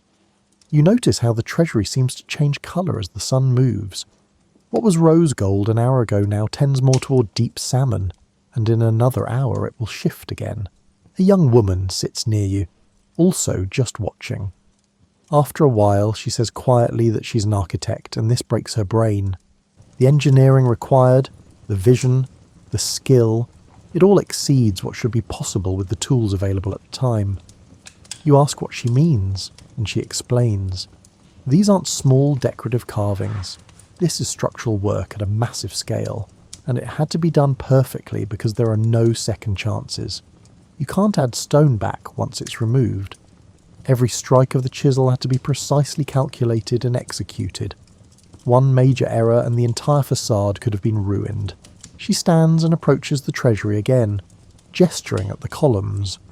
To make columns that appear to be separate but are actually part of the continuous cliff face, she says, "You need to understand not just what the finished product should look like, but exactly how to remove stone in 3 dimensions to create the illusion of independent structures. It's subtractive sculpture on an impossible scale, and it's architectural engineering, and it's mathematical precision, all combined."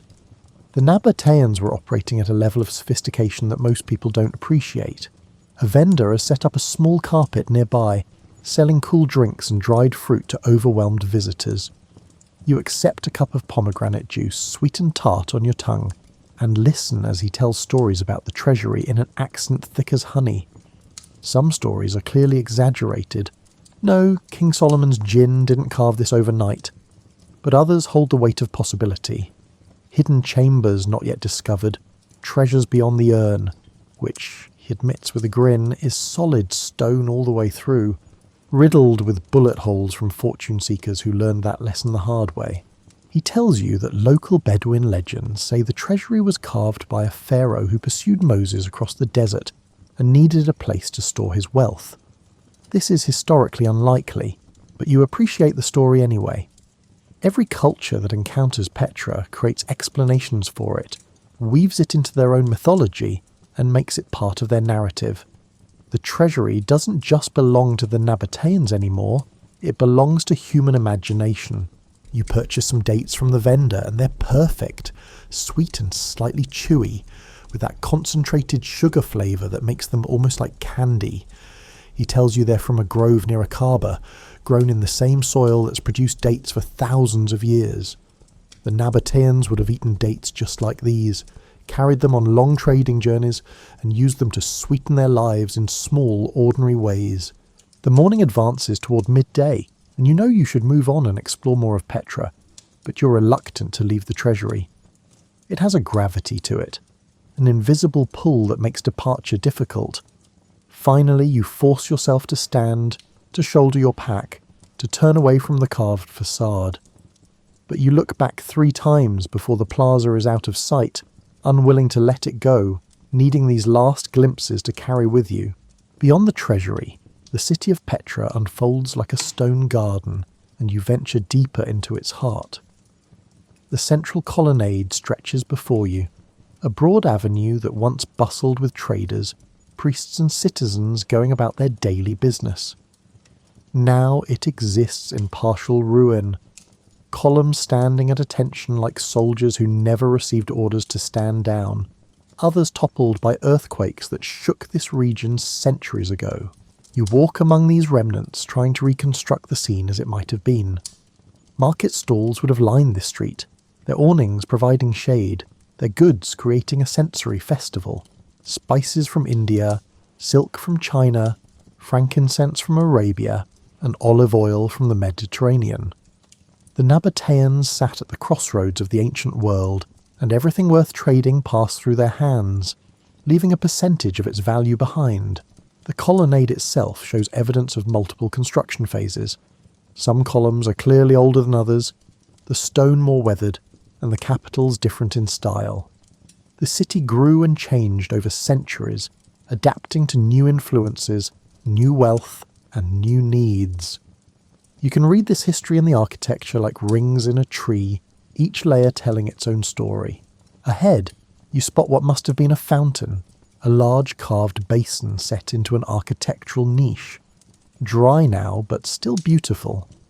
You approach it and see the remains of decorative carvings around its rim, patterns that echo the natural swirls in the sandstone itself. You imagine it full of water, surrounded by travellers and locals alike, everyone grateful for this precious resource in the desert heat. The fountain's basin is carved from a single piece of stone, and you marvel at the effort required to quarry, transport and position something this large. Even with modern equipment, moving this basin would be challenging. The Nabateans managed it with human and animal power, with clever use of levers and rollers, and with the kind of patient determination that seems almost extinct in your own era of instant gratification. A cat appears from behind a fallen column, regarding you with a universal expression of feline superiority.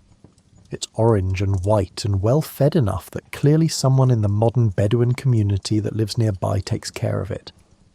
The cat performs an elaborate stretch, front legs extended, rear end elevated, making it abundantly clear that it owns this particular section of ancient street. You're merely visiting. The cat approaches you cautiously, decides you're acceptable, and begins weaving around your ankles in that way cats have perfected over millennia of training humans to feed them. You scratch behind its ears, and it purrs loud enough to echo off the nearby columns. For a moment you're connected to every person who ever paused on this street to pet a friendly cat, because some things transcend time and culture. People have always loved small animals that deign to tolerate our presence. Along the edges of the colonnade, cave openings mark residential areas carved into the cliff faces. These aren't the elaborate tomb facades you see throughout Petra. These are simpler, more practical spaces where people actually lived. You climb a rough-hewn staircase to reach one, your hand trailing along the rock wall for balance. The entrance is low, you duck to enter, and inside you find a series of rooms carved in a simple but efficient layout. The main room would have been the living area, with smaller chambers branching off for storage and sleeping.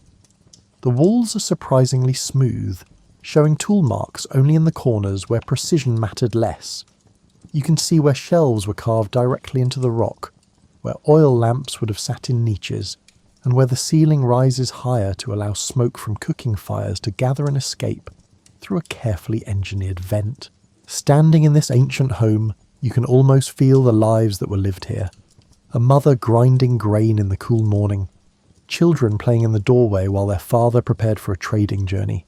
Evening meals were shared while the day's heat finally broke.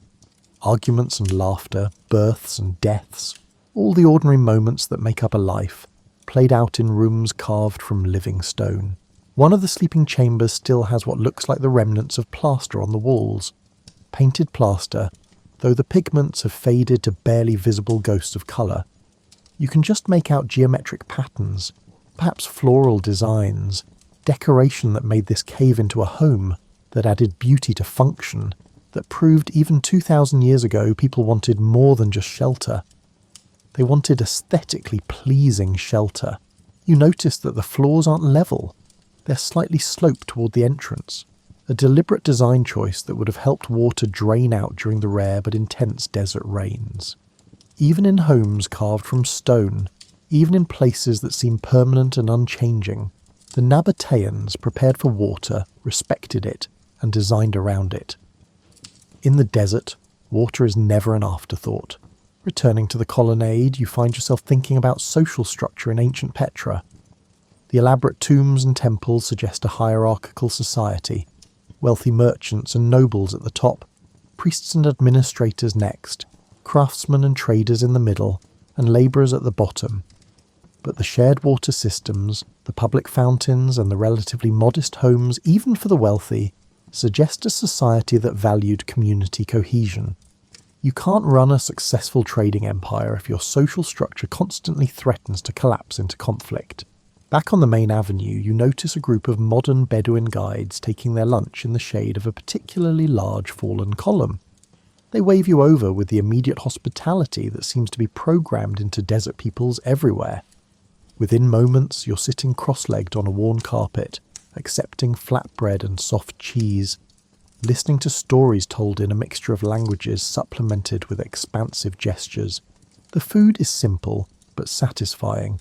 The bread still warm, the cheese tangy and creamy, and some olives that taste like sunshine and salt. Someone passes you a cup of strong coffee, thick and sweet, and you sip it carefully because it's very hot. The guides laugh at something one of them said, slapping their knees, and even though you don't understand the joke, you smile because laughter is contagious and context independent.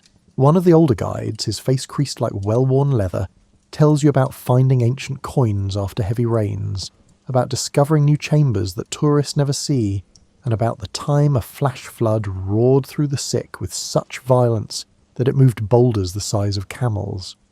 His hands shape the story in the air, and you can see the water rising and feel the thunder of its passage. He laughs at the memory, not because floods aren't dangerous, but because surviving them earns you bragging rights that last a lifetime. The conversation turns to daily life in ancient Petra, and the guides share knowledge passed down through generations of living in and around these ruins. The Nabateans, they explain, were practical people.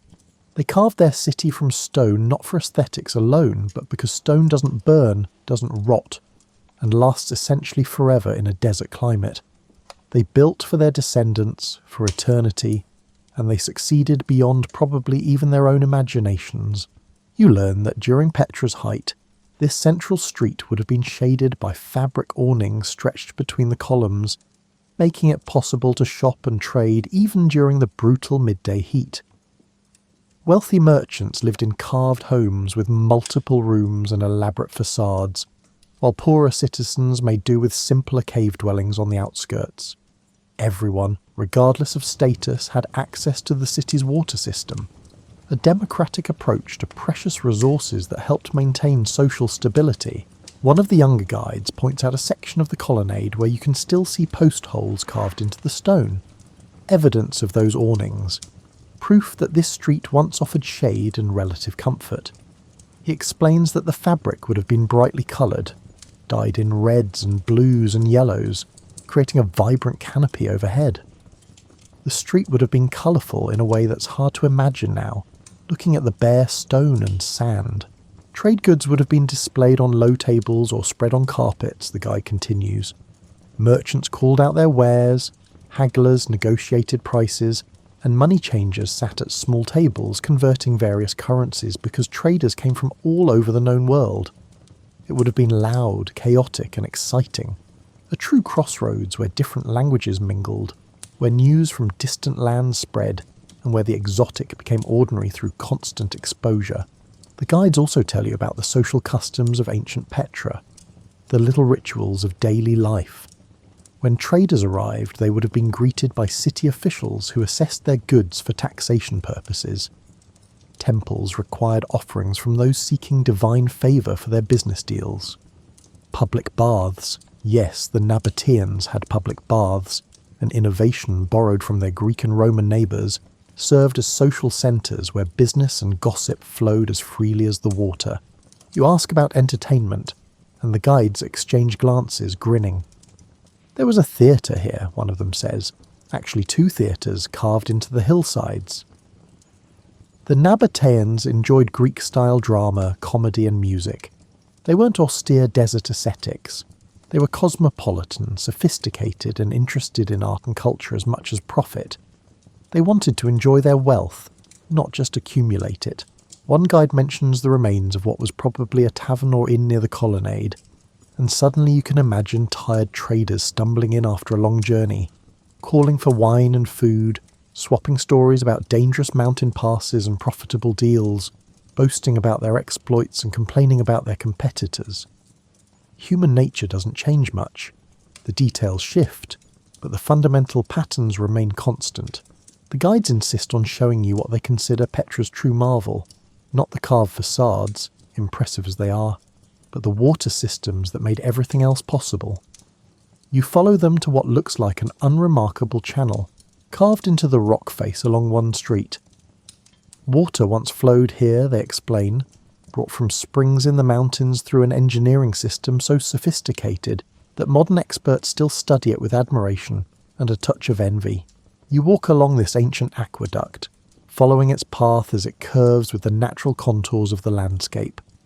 Every so often, you spot evidence of the Nabatean engineer's cleverness, a settling basin where sediment could drop out of the water flow, a gentle curve designed to maintain constant water pressure, and a covered section that prevented evaporation during the hottest parts of the day. The system wasn't just one channel, but a network of channels, cisterns and dams that collected every possible drop of water from the seasonal rains and mountain runoff. The Nabateans understood that water doesn't just appear when you need it. It must be captured, stored, and distributed with care. In this understanding, they built an entire civilization. One of the guides kneels beside the channel and traces the interior with his finger, showing you how smooth it is. This smoothness wasn't accidental, he explains. It reduced friction, allowing water to flow more efficiently. Every detail was calculated. Every feature served a purpose. The Nabateans were engineers who thought in terms of systems, understanding that water management required considering everything from mountain springs to individual homes. He points out where smaller channels branched off from this main aqueduct, carrying water to different districts of the city. Each branch had its own control mechanism, stone plugs that could be removed or inserted to direct water where it was needed most. During droughts, water would be rationed, with priority given to drinking and cooking. During abundant periods, excess water went to gardens, fountains, and the public baths. You continue following the main channel, and it leads you upward, climbing the hillside in a carefully calculated gradient. The guides explain that this particular aqueduct brought water from a spring over 6 miles away, maintaining a consistent downward slope the entire distance. The engineering survey work alone would have been an impressive feat. Imagine mapping a route over miles of rocky terrain, calculating elevations and determining the optimal path, all without modern instruments. At several points along the route, you see evidence of repairs made over the centuries. The Nabateans maintained their water systems religiously because their survival depended on it. Later inhabitants, Romans and Byzantines, continued the maintenance because the system was too valuable to abandon. Even after Petra was largely depopulated, local Bedouin tribes used parts of the water system, keeping sections functional up to the present day. One of the guides leads you to a large cistern carved deep into the rock, its opening protected by a low wall that prevents accidents. You lean over carefully and look down into cool darkness. Somewhere far below, water still collects.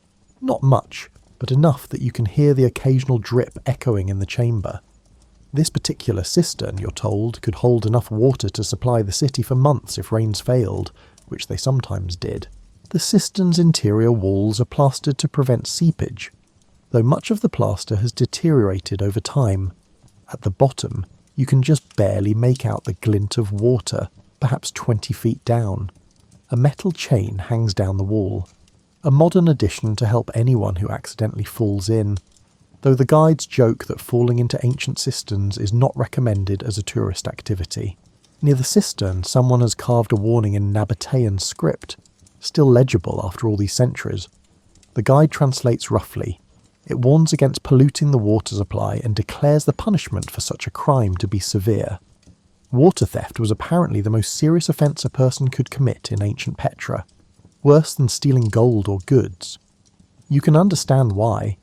Gold might make you rich, but water keeps you alive.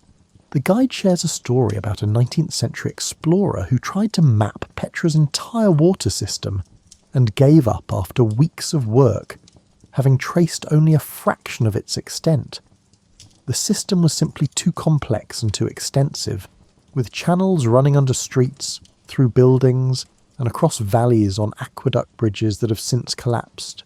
Modern archaeologists using ground-penetrating radar continue to discover previously unknown sections. You continue following the water channels, and they lead you to what must have been a garden area. The soil here is different, darker, richer, and clearly enriched by centuries of water flow and organic matter.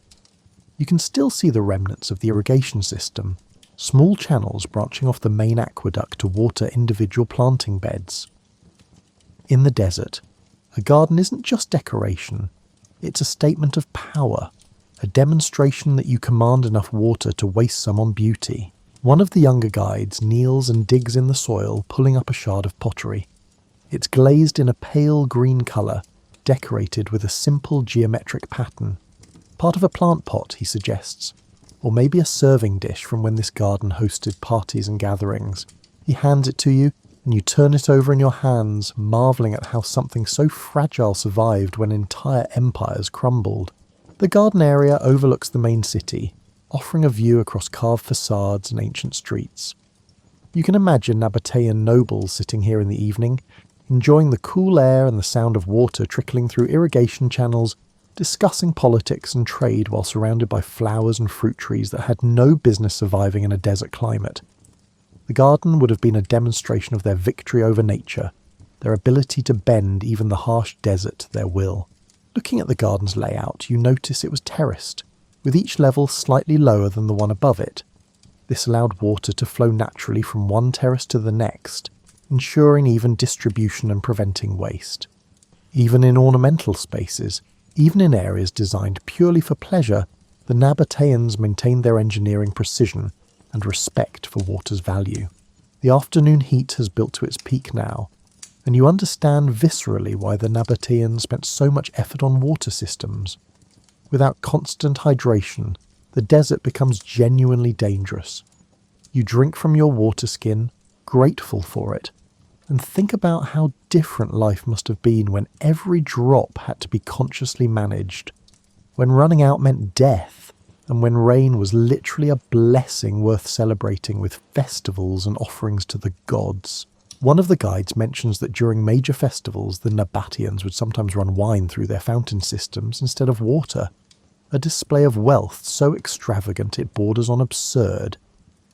Imagine standing in the plaza and seeing wine flowing from public fountains, available to anyone who wanted it. It would have been both generous hospitality and an unmistakable demonstration of power. We have so much wealth that we can literally pour wine into the streets.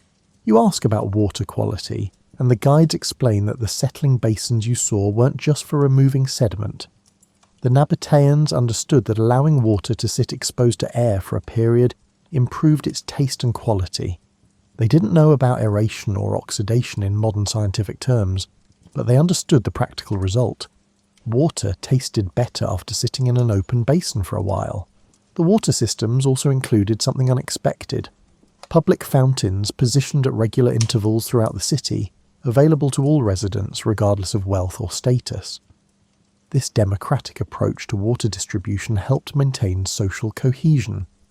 In a society where wealth inequality could easily lead to unrest, ensuring everyone had access to clean water was both practical governance and a humanitarian consideration.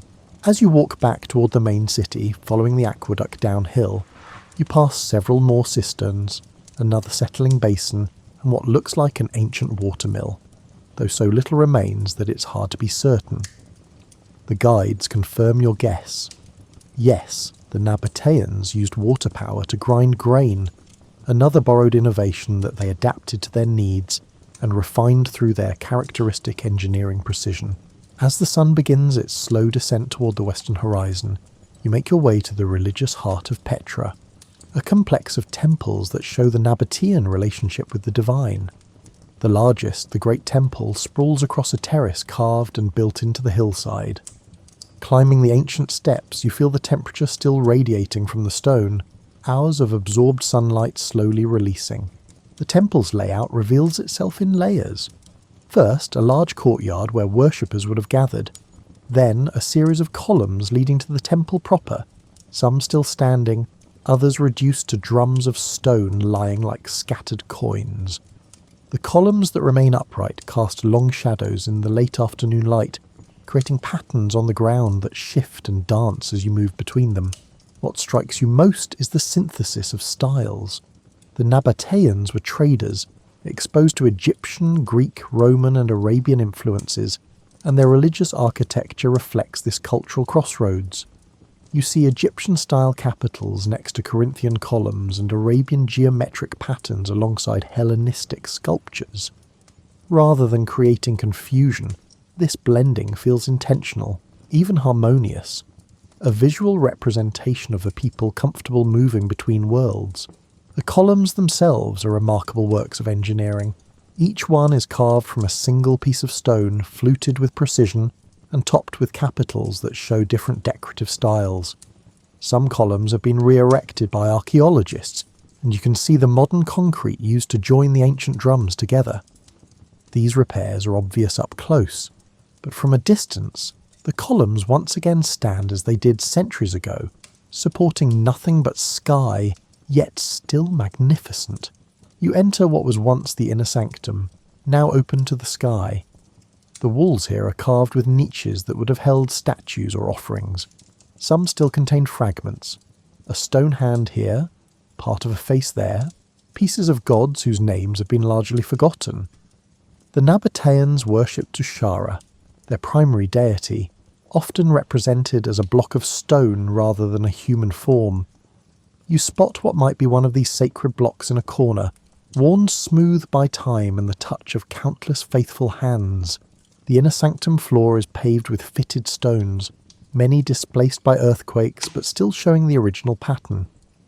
In the centre, a rectangular depression marks what was probably an altar where priests made offerings. Animals sacrificed, incense burned, and wine poured out as libation. You can almost smell the smoke of ancient fires and hear the prayers and chants that filled this space during religious ceremonies. Along one wall you find a series of inscriptions in Nabatean script. These are dedications from worshippers. You're told by a guide who has followed you into the temple. They thank Tushara for safe journeys, successful business deals, healthy children, and victories over enemies. The concerns of ancient people, expressed in language you can't read but can absolutely understand because human hopes and fears don't change much across millennia. A smaller temple nearby appears to have been dedicated to Al-Uzza, a goddess the Nabateans identified with Venus. This structure features more delicate carvings. Flowers and vines wind up the columns, and you can still make out what might be doves or other birds among the decorative elements. Someone has left modern flowers at what was probably the altar, a continuation of devotion across 2,000 years, even if the specific deity has changed. The Al-Uzza temple is smaller but more intimate than the Great Temple. Its proportions feel more human-scaled, less intended to overwhelm with grandeur, and more designed to create a space for personal connection with the divine. The chambers here are smaller, the decorations more detailed, Suggesting this was perhaps a place for individual prayer rather than large public ceremonies. You sit on a low wall that once separated sacred space from common ground and watch the light change on the temples. The stone shifts from bright gold to deeper orange, then toward that particular shade of red-pink that seems to exist only in Petra. Other visitors wander through, some photographing, others just experiencing. A small child breaks away from her parents and spins in circles among the columns, her laughter echoing off ancient walls, and you can't help but smile at the thought that children probably did exactly the same thing 2 millennia ago. The wind picks up slightly, and you notice how it sounds different moving through the temple complex, whistling around columns, moaning through empty window frames and creating unintentional music. The Nabateans must have heard this same wind song and must have attributed meaning to its variations. Perhaps certain winds were considered good omens, others warnings. Perhaps the priests claimed to interpret the messages carried on desert air. You stand and explore the smaller structures surrounding the main temples, what look like administrative buildings, storage rooms, and possibly living quarters for priests and temple workers. These are less elaborate, but no less interesting in their way. One building still has sections of its roof intact, creating a cool, shadowed space that offers relief from the afternoon heat. You step inside and find what might have been an archive room, with carved slots in the walls where scrolls or tablets could have been stored. The archive room makes you think about all the records that were kept here. Temple accounts, religious texts, copies of important contracts blessed by priests, and astronomical observations used to determine festival dates. Almost all of it is gone now. Papyrus and parchment rotted away centuries ago, knowledge lost to time and the desert's harsh preservation requirements. Stone survives, organic materials mostly don't. In another small building, you find what was clearly a kitchen area, a hearth built into one wall, a smoke-blackened ceiling, and carved channels that would have directed water for washing. Even priests need to eat, and temple life included mundane activities alongside religious ceremonies. There's something comforting about finding this kitchen, about being reminded that sacred and ordinary coexisted, that holiness didn't preclude hunger. You find ancient graffiti scratched into one wall of the kitchen area, names, dates, and declarations of love or importance. One inscription makes you laugh. It's a complaint about the quality of the bread written in Nabatean script. 2,000 years ago, some temple worker was apparently so annoyed by bad bread that he felt compelled to carve his displeasure into permanent stone. Some things truly are universal. Returning to the main temple courtyard, you notice how the complex is oriented to catch specific angles of sunlight during different seasons. During the summer solstice, the rising sun would have illuminated the main altar. During the winter solstice, it would have lit a different section. The Nabateans built their temples as solar calendars, using architecture to mark time's passage and connect human ritual to celestial cycles. The temple's position also offers commanding views of the surrounding city and landscape. Standing here, you can see the entire central valley, the dark line of the Sick cutting through cliffs, and distant tomb facades glowing in the afternoon light. This wasn't accidental positioning. The temples literally and figuratively look down upon the city, reminding everyone of the god's presence, the priest's authority, and the sacred dimension underlying everyday life. You wonder what festivals looked like here. Processions climbing the temple steps, priests in elaborate robes, musicians playing instruments now lost, and people singing hymns in languages nobody speaks anymore. Sacrificial animals were led to the altar, their blood offered to gods who may or may not have existed, but certainly existed in the hearts and minds of the faithful. Incense smoke rising toward the sky, prayers ascending with it, and hopes and fears laid before the divine. One of the columns has fallen in such a way that you can easily examine its capital up close. The carving is exquisite. Acanthus leaves curl and spiral with botanical accuracy, and between them, small figures emerge. Dancing women, musicians, and creatures that might be sacred animals or mythological beings. Each figure is distinct, detailed, and clearly carved by someone who cared about their work and who wanted it to be beautiful as well as structurally sound. The quality of light changes dramatically as the sun approaches the horizon. Everything takes on a warmer glow, softer somehow, as if the desert itself is preparing for rest. You make your way to the monastery, Adia, a structure even larger than the treasury but requiring a significant climb to reach. 800 steps carved into the rock face led upward, and you begin the ascent. The climb is gradual enough that it's not too taxing if you take it slowly, pausing occasionally to look back at the view. With each level gained, more of Petra reveals itself below you, the entire valley spreading out in shades of rose and gold, the carved facades catching the light, and the dark snake of the Seek cutting through the cliffs. You can see why the ancients put important structures on high ground. The view alone inspires reverence. The steps themselves are fascinating in their variety. Some are carefully carved and uniform in height and depth. Others are natural formations modified just enough to be passable.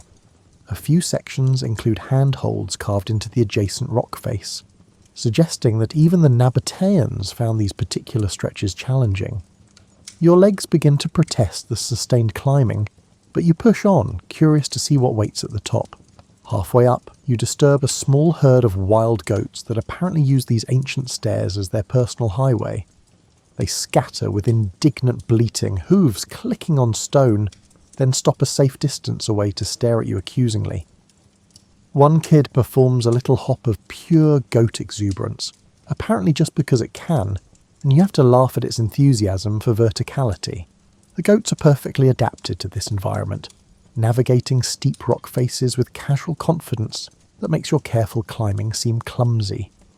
You watch them for a moment as they resume their own journey, moving almost vertically up a cliff face that you wouldn't attempt without modern climbing equipment. They reach an impossible ledge, settle down in a patch of shade and proceed to ignore you completely. You pass several carved monuments on the way up, smaller than the monastery but still impressive. These are tombs, shrines, or possibly both, their facades simplified compared to the elaborate structures in the main city. Up here, the focus seems to have been less on decoration and more on the act of climbing itself, the pilgrimage aspect of reaching these heights. One particularly interesting monument features a large carved niche with a relief showing what might be a deity or important figure. The carving has been worn smooth by wind and time, details lost, but you can still make out the basic form. A standing figure with raised arms, perhaps in blessing, perhaps in worship, perhaps in simple greeting to whoever made the climb to visit them. As you climb higher, the vegetation changes. Down in the valley, plant life is sparse and specialised. Up here, you find slightly more variety. Hardy shrubs, small flowers tucked into crevices, and even a stunted tree growing at an angle from a crack in the rock. Life finds a way, even in the most unlikely places, and seeing these plants thriving despite everything fills you with something like hope. The monastery finally appears around a curve, and even though you were expecting it, the scale still shocks you. This facade measures 150 feet across and over 150 feet tall, larger than the treasury, less ornate, but somehow more powerful in its relative simplicity. The central doorway stands 46 feet high, proportioned for giants or gods rather than ordinary humans. You cross the plaza in front of the monastery, your footsteps echoing in the sudden quiet. Most tourists don't make the climb, so up here you find relative solitude. Just you, the monument, and the vast desert landscape spreading in all directions. The monastery faces west, perfectly positioned to catch the sunset, and you find a comfortable rock to sit on, settling in to wait for the light show you've been told about. The facade shows some weathering, the doorway frame is still crisp and clear, but decorative elements on the upper levels have softened. Details lost to millennia of wind carrying sand particles that slowly erode even stone. Yet the overall structure remains sound, still standing proud after 2,000 years of desert weather, earthquakes, and simple passage of time. You walk to the doorway and step inside. Like the treasury, the interior is relatively simple, one large chamber carved into the mountain with smooth and unadorned walls. but the space feels different up here. More sacred somehow, or perhaps just more remote, separated from the world by elevation and effort.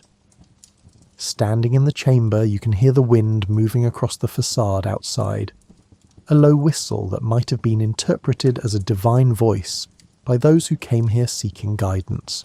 Back outside, you notice details you missed at first. Small carved channels run along the plaza floor, another water collection system, ensuring that even up here, at this remote height, precious rainwater could be captured and directed to cisterns. The Nabateans' obsession with water management extended to every corner of their territory, every structure they built. As the sun sinks lower, the sandstone begins to glow, not reflect light, glow, as if illuminated from within. The colour deepens from rose to coral to deep orange-red, so vivid it almost seems artificial. You watch the transformation, understanding why ancient peoples worshipped the sun, seeing in its daily death and resurrection a powerful metaphor for eternal return, for hope, for the persistence of life against darkness. The mountains in the distance turn purple and deep blue, their shadows lengthening across the valleys below. The air cools noticeably, that dramatic temperature shift that deserts specialise in. You pull a light cloak from your pack and wrap it around your shoulders, grateful for the warmth while still enjoying the spectacular light show unfolding before you. A raven lands on the top of the monastery's urn, silhouetted against the sky. It calls out, a harsh, echoing sound that somehow fits the moment perfectly. Another raven answers from somewhere in the cliffs, and for a moment you're part of a conversation between birds, rocks, and the fading day. Other visitors have made the climb and now sit scattered across the plaza, all watching the same transformation you're witnessing. Nobody speaks. There's nothing to say. Sometimes beauty simply demands silence, and this is one of those moments. The only sounds are the wind, the occasional call of a bird, and the quiet breathing of awed humans watching stone turn to fire. The sun touches the horizon, and the light intensifies for just a minute or two, everything burning with colour. The monastery facade seems to vibrate with intensity, every carved detail picked out in brilliant relief, shadows deep and dramatic. This is the climax, the moment everything has been building toward, and it exceeds all expectations. Then it's gone, dropping below the earth's edge with a suddenness that only happens in deserts and at sea. The stone fades immediately, colour draining like water, leaving behind greys and purples and deepening shadows. The show is over. The desert night approaches, and with it the cold you were warned about. In the twilight, you begin your descent, more careful now with reduced visibility. The stairs seem different in this light, older somehow, more mysterious. You can imagine ancient priests making this climb in the dark, torches lighting their way, chanting prayers or hymns that echoed off the canyon walls. You can almost hear those voices and feel the weight of ritual and belief that saturated this place for centuries. The descent takes longer than the climb because you're being cautious, testing each step before committing your weight. Other visitors descend around you, everyone quiet, still processing what they've witnessed. The cooling air carries the scent of stone and sparse vegetation, clean and sharp in your nostrils. About halfway down, you pause to look back at the monastery one last time. In the gathering darkness, it's barely visible. Just a darker shape against the darkening cliff, already receding into shadow and memory. Tomorrow the sun will rise again and bring it back to brilliant life. But for now it rests in darkness, patient and eternal, waiting as it has waited for 2,000 years. Back at the caravan camp that night, you sit around the fire with the guides and other travellers, and conversation turns to Petra's rediscovery by the Western world. The city was never truly lost. Local Bedouin tribes knew of it, used it, and protected it for centuries while Europe forgot it existed. But in 1812, a Swiss explorer named Johann Ludwig Burckhardt arrived in the region, disguised as an Arab Muslim, and became the first European to see Petra in modern times. One of the guides tells the story with obvious amusement at how excited Burkhart apparently became despite trying to maintain his disguise. Imagine, he says, pretending you're not interested while facing the treasury for the first time, trying not to stare while your mind is completely blown. The other guides laugh, and someone adds that the local Bedouin who guided Burkhart there must have found his barely contained enthusiasm highly entertaining. Burkhart couldn't stay long or examine the site properly without arousing suspicion about his true identity and purpose, the guide continues. He made sketches from memory after leaving, wrote descriptions based on a brief visit, and died a few years later without ever returning. But his published accounts sparked Western imagination, and soon other explorers, artists and archaeologists began making the journey to Petra. The fire crackles and pops, sending sparks upward into the night sky. Someone adds more wood, and the flames leap higher, casting dancing shadows across faces gathered in the circle. The warmth feels good after the day's walking and climbing, and you stretch your tired legs toward the heat gratefully. The rediscovery brought archaeologists, artists, explorers, and eventually tourists. The guides have mixed feelings about this. Pride that their ancestral lands are recognised as important, wariness about the impact of thousands of feet wearing down ancient pathways, and frustration when tourists treat the site carelessly. One older guide mentions that his grandfather remembered when you could still find intact pottery just lying in the sand, before collectors and museums took everything that wasn't nailed down, and some things that were.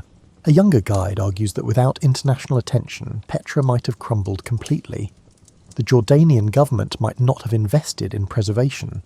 Archaeologists wouldn't have discovered so much about Nabatean culture and history. Tourism brings money that supports local communities. It's complicated, he says, like most things worth thinking about carefully, but they also acknowledge that international recognition has brought resources for preservation, for study, and for understanding. Archaeologists continue to make discoveries, new tombs, new inscriptions, new evidence of how the Nabateans lived and died. Just last year, someone found what appears to be a previously unknown theatre, carved into a cliff face that had been hidden behind a rockfall. Petra still holds secrets, and still has surprises to offer. You ask about the earthquakes that damaged so much of the city, and the conversation turns sombre. The ancient world existed without the benefit of modern seismology, without warning systems or emergency response. When earthquakes struck, and they struck repeatedly, people just dealt with the aftermath as best they could. Eventually, after enough destruction, after trade routes shifted, after the centre of power moved elsewhere, people simply stopped rebuilding. Petra was gradually abandoned, left to the desert and time. The major earthquakes came in waves, one guide explains. First in the 4th century, then more in the 6th and 7th centuries. Each one brought buildings down, killed people, and destroyed infrastructure. The Nabateans' descendants tried to rebuild after the first few quakes, but eventually the cost became too high. Maintaining a city this elaborate requires enormous resources, and as Petra's strategic importance declined, those resources dried up. Trade routes shifted, he continues, gesturing with his hands to show paths changing. Maritime routes became more important. Different kingdoms rose to power in different regions. Petra went from being the centre of everything to being on the periphery of nothing. And periphery cities don't get the investment needed to rebuild after natural disasters. Someone asks what happened to the population, and the guide shrugs. They scattered mostly. Some moved to other cities. Some returned to nomadic lifestyles. Some probably stayed in Petra for generations after it ceased being a major centre, living among the ruins, maintaining what they could, remembering when this place was magnificent. Eventually only the Bedouin remained, and for them Petra was just part of the landscape, not a lost wonder requiring rediscovery. The fire burns low and someone adds more wood, sending sparks spiralling upward into the night sky. Above, stars blaze with the intensity possible only in places far from electric light. You lie back and stare upward, trying to pick out constellations, and realise that the Nabateans saw these same stars, navigated by them, and told stories about them. The stars don't care about the rise and fall of civilizations. They just keep burning, keep wheeling through their eternal patterns. One of the older guides begins telling stories about the Bedouin relationship with Petra over the centuries they guarded it. How they showed it to travellers sometimes for fees or gifts. How they protected it from treasure hunters and vandals. How they maintained oral traditions about what various buildings were used for. Information that later proved remarkably accurate when archaeologists began serious excavation. He tells about early archaeologists who came with colonial attitudes, treating local knowledge as primitive superstition, only to discover later that these superstitions contained genuine historical information passed down through generations. One archaeologist apparently spent weeks searching for a particular temple that a Bedouin guide could have shown him immediately. But the archaeologist refused to believe that an uneducated native could know better than his maps and theories. The younger guides laugh at this story, but there's an edge to the laughter. These tensions persist, one says. Foreign archaeologists still sometimes dismiss local knowledge. Tourists treat Bedouin guides as curiosities rather than experts, who know more about Petra than any outsider ever will. The relationship between Petra and the outside world remains complicated, full of power dynamics and cultural misunderstandings. But there are also good stories, another guide adds. Archaeologists who listen, who collaborate, who acknowledge that understanding a place requires respecting the people who live there.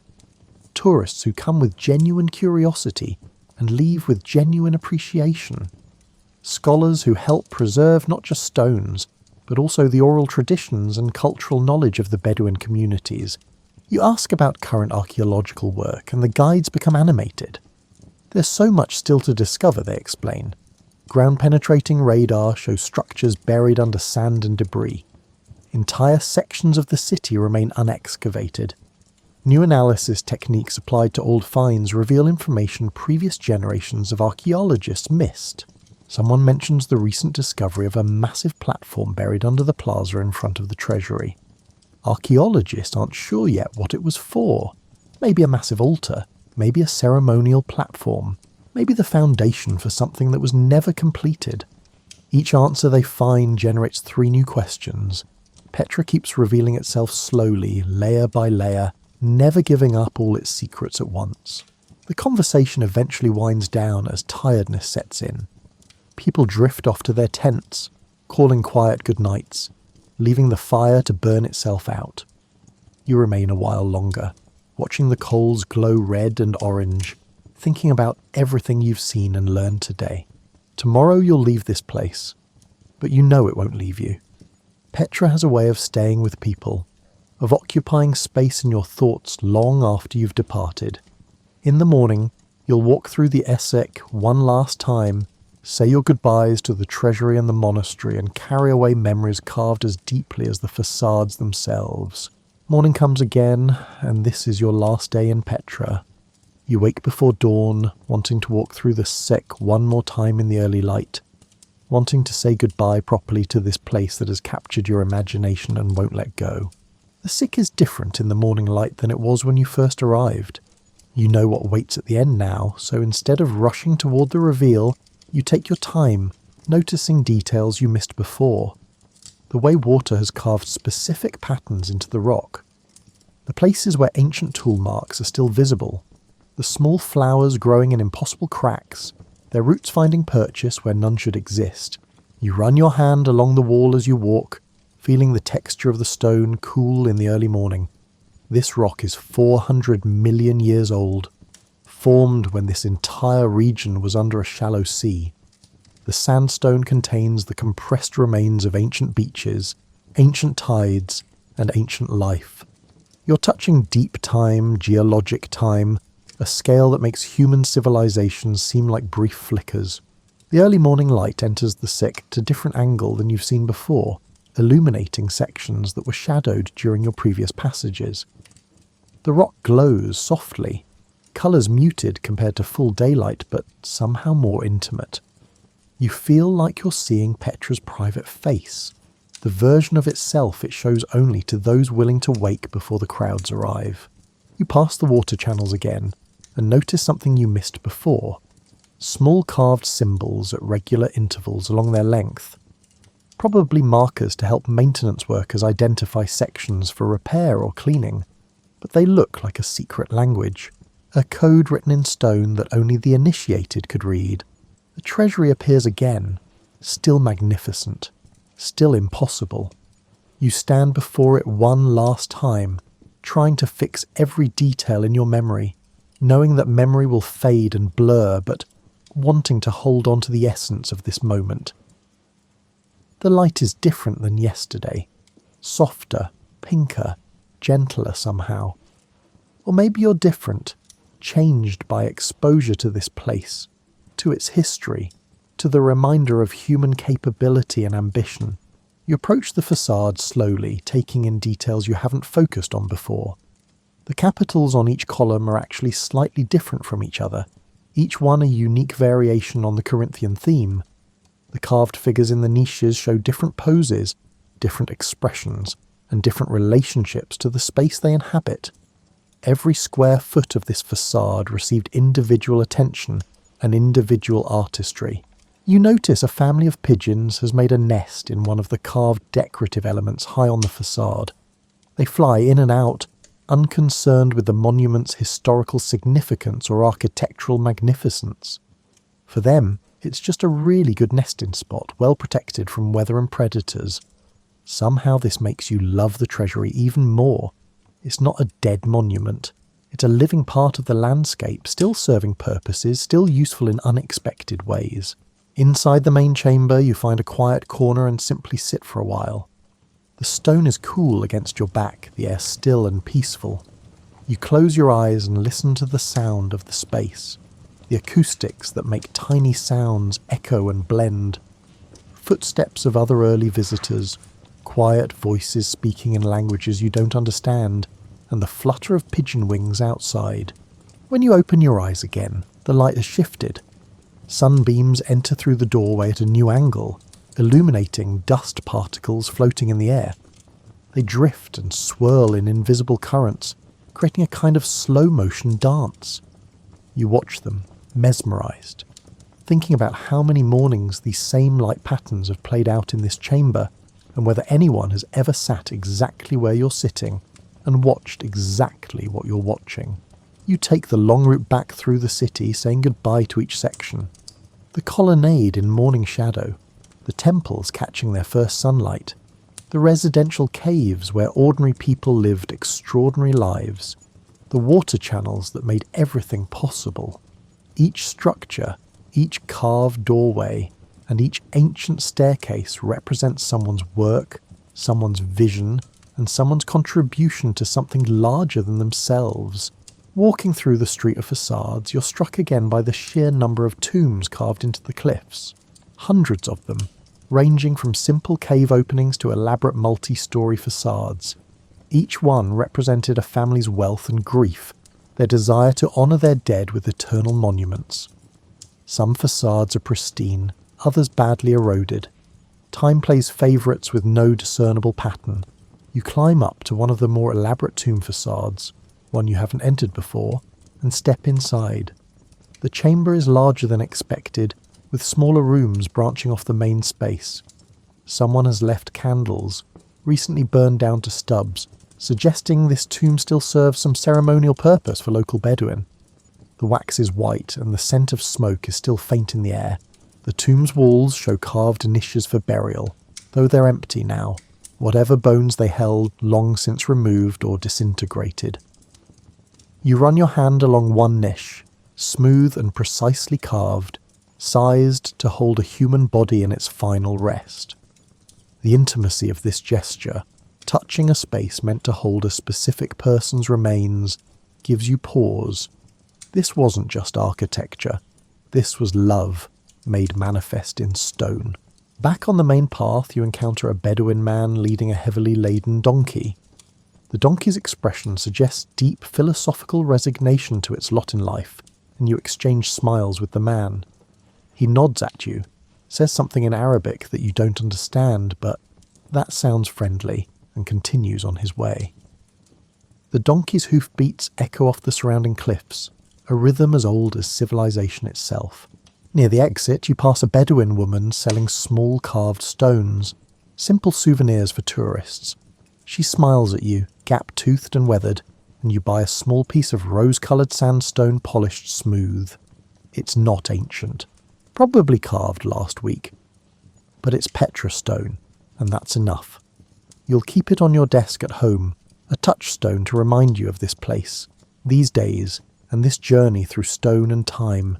She wraps it carefully in cloth, refusing at first to take your money, because you're clearly leaving, and she wants to give you a gift to remember Petra. You insist gently, and she finally accepts with good grace, blessing your journey in Arabic and gesturing for safe travels. These small human exchanges matter as much as the monuments, you realise. They're part of what makes a place real, what transforms it from a tourist destination into a lived experience. Walking back through the sick toward the outside world, you find yourself moving slower, reluctant to leave. Other tourists pass you, heading in, their faces bright with anticipation. You want to tell them things, to look up more often, to touch the walls, to sit quietly and just listen to what the stones have to say. But you don't, because discovery is personal, and they need to find their own relationship with this place. The sick releases you back into the modern world gradually, the walls lowering, the sky opening up, and the temperature rising as you leave the cool shadows. And then you're out, standing in regular sunlight, the magic contained behind you. The carved city returned to its eternal patience, waiting for the next person to arrive with wonder in their eyes. Your caravan will leave this afternoon, heading back toward the routes that connect to the wider world. But you know with the certainty of bones and blood that you'll carry Petra with you wherever you go. You'll remember the rose-red stone glowing in sunset light, the silence of ancient temples, the ingenuity of people who carved a civilization from living rock and made it thrive in a landscape that should have defeated them. You'll remember that humans are capable of remarkable things when we combine vision with persistence, when we build not just for ourselves but for centuries we'll never see. You'll remember that beauty and practicality can coexist, that art and engineering are not opposites but partners. You'll remember that stones can tell stories if you're willing to listen, and that some places change you just by being there, solid and patient, waiting to teach lessons you didn't know you needed to learn.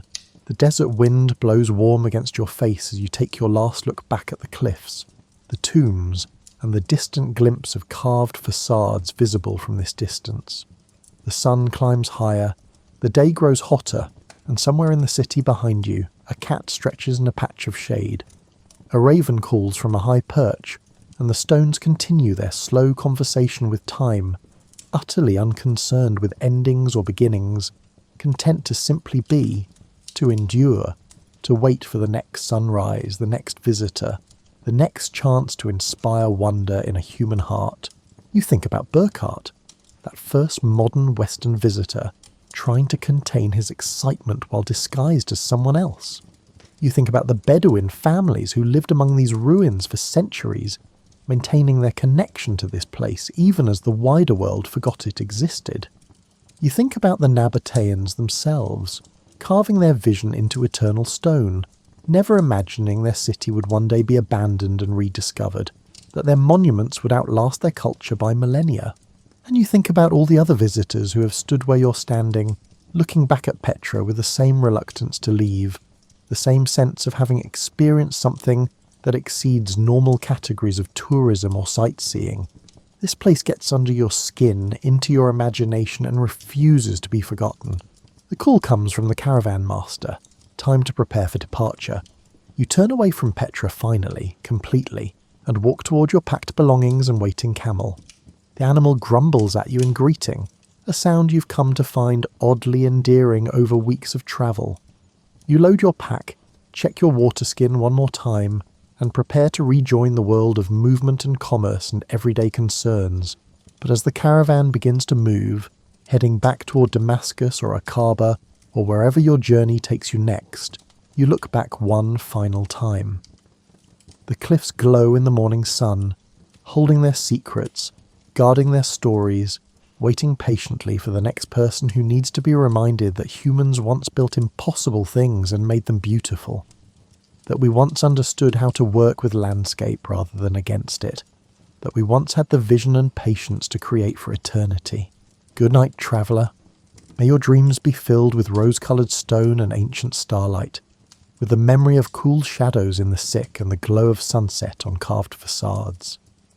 May you carry with you the lesson of Petra, that beauty endures, that vision matters, and that some things are worth building to last forever. Sleep well, and wake with the certainty that wonder still exists in the world, waiting in stone canyons and carved cities, ready to transform everyone who finds it. Rest now, and remember.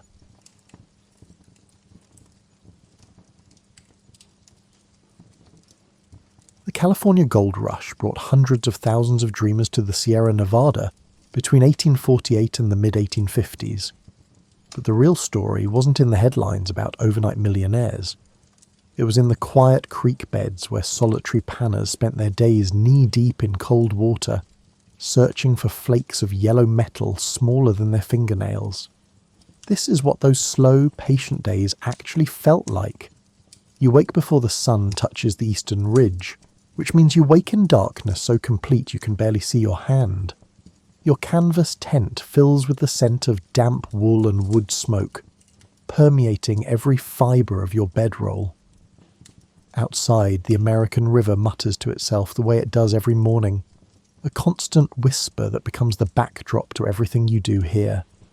You've been listening to that sound for 3 months now, and you've stopped wondering when you'll get used to it because you already have. Your back aches from sleeping on ground that never quite softens, no matter how carefully you arrange the pine needles underneath your blanket.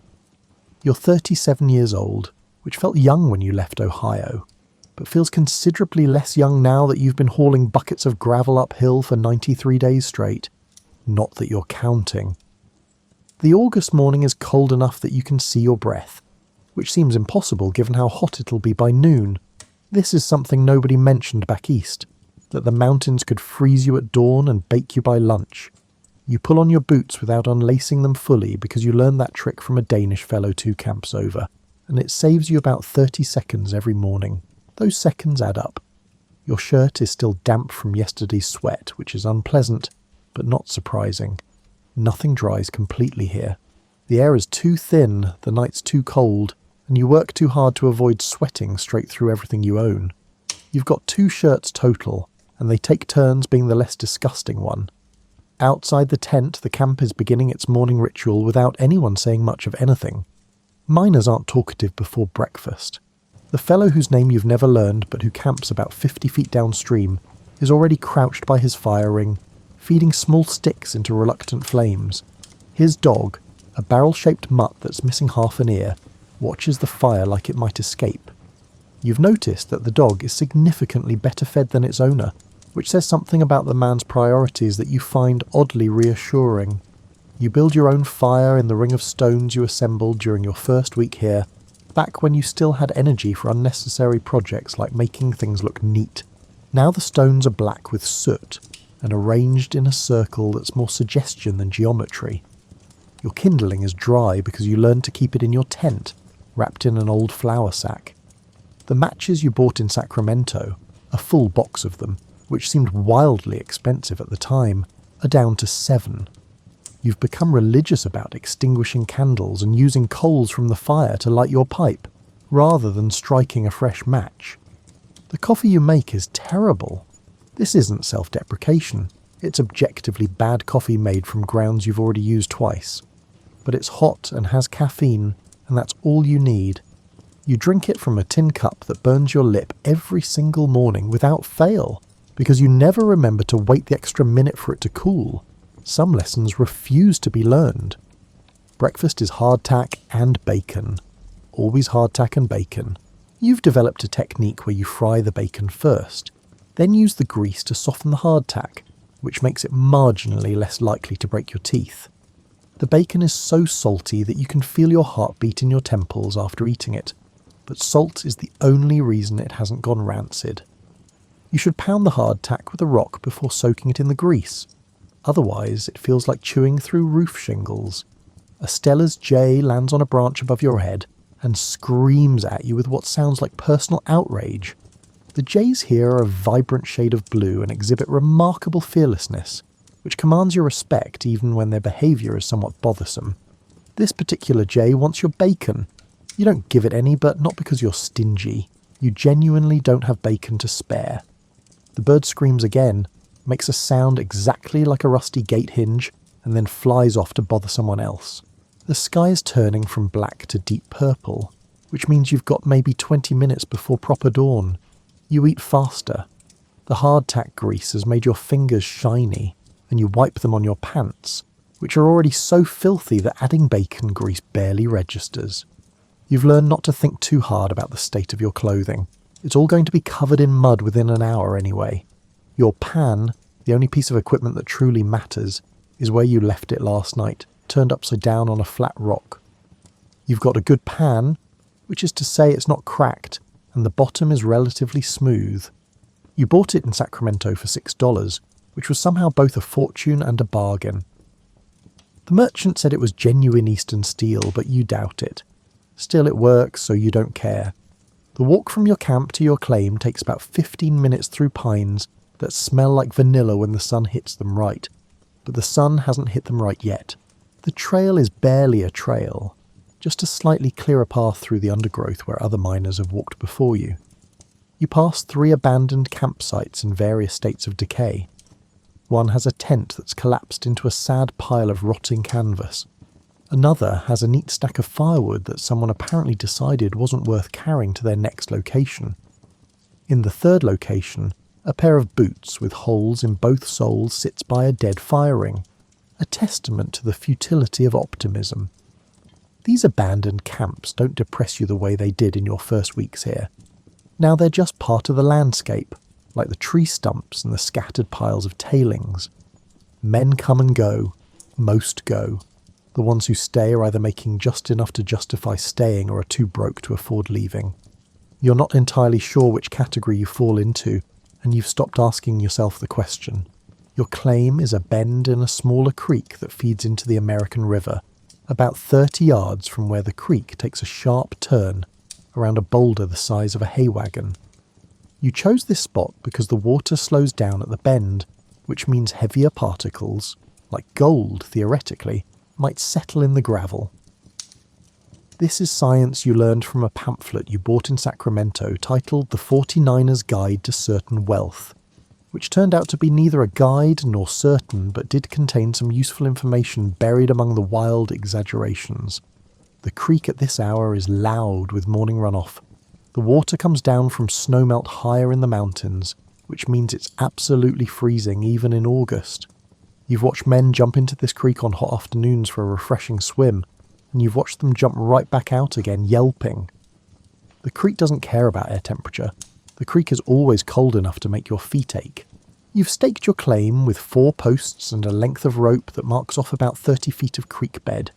This practice is legal under the loosely defined mining laws that govern these mountains, meaning it is permitted as long as you are actively working the claim, and no one with greater authority decides to take it from you. So far, nobody has. Your claim is not, it must be said, obviously rich. It's not even obviously promising. It's just a patch of creek that nobody else wanted badly enough to fight over.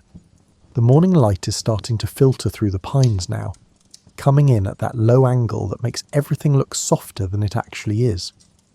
The water in your section of creek looks clear and innocent, bubbling over rocks that are gold-coloured from iron oxide but contain not a speck of actual gold, as you've learned through repeated disappointment. Real gold doesn't look like gold when it's in the creek. It looks like a slightly brighter fleck of sand, simple to miss, easier to doubt. Your first job of the day is to move rocks. It's always moving rocks. The technique is to clear the larger stones from a section of creek bed, dig down into the gravel beneath them, and then pan that gravel, hoping it contains something other than more gravel.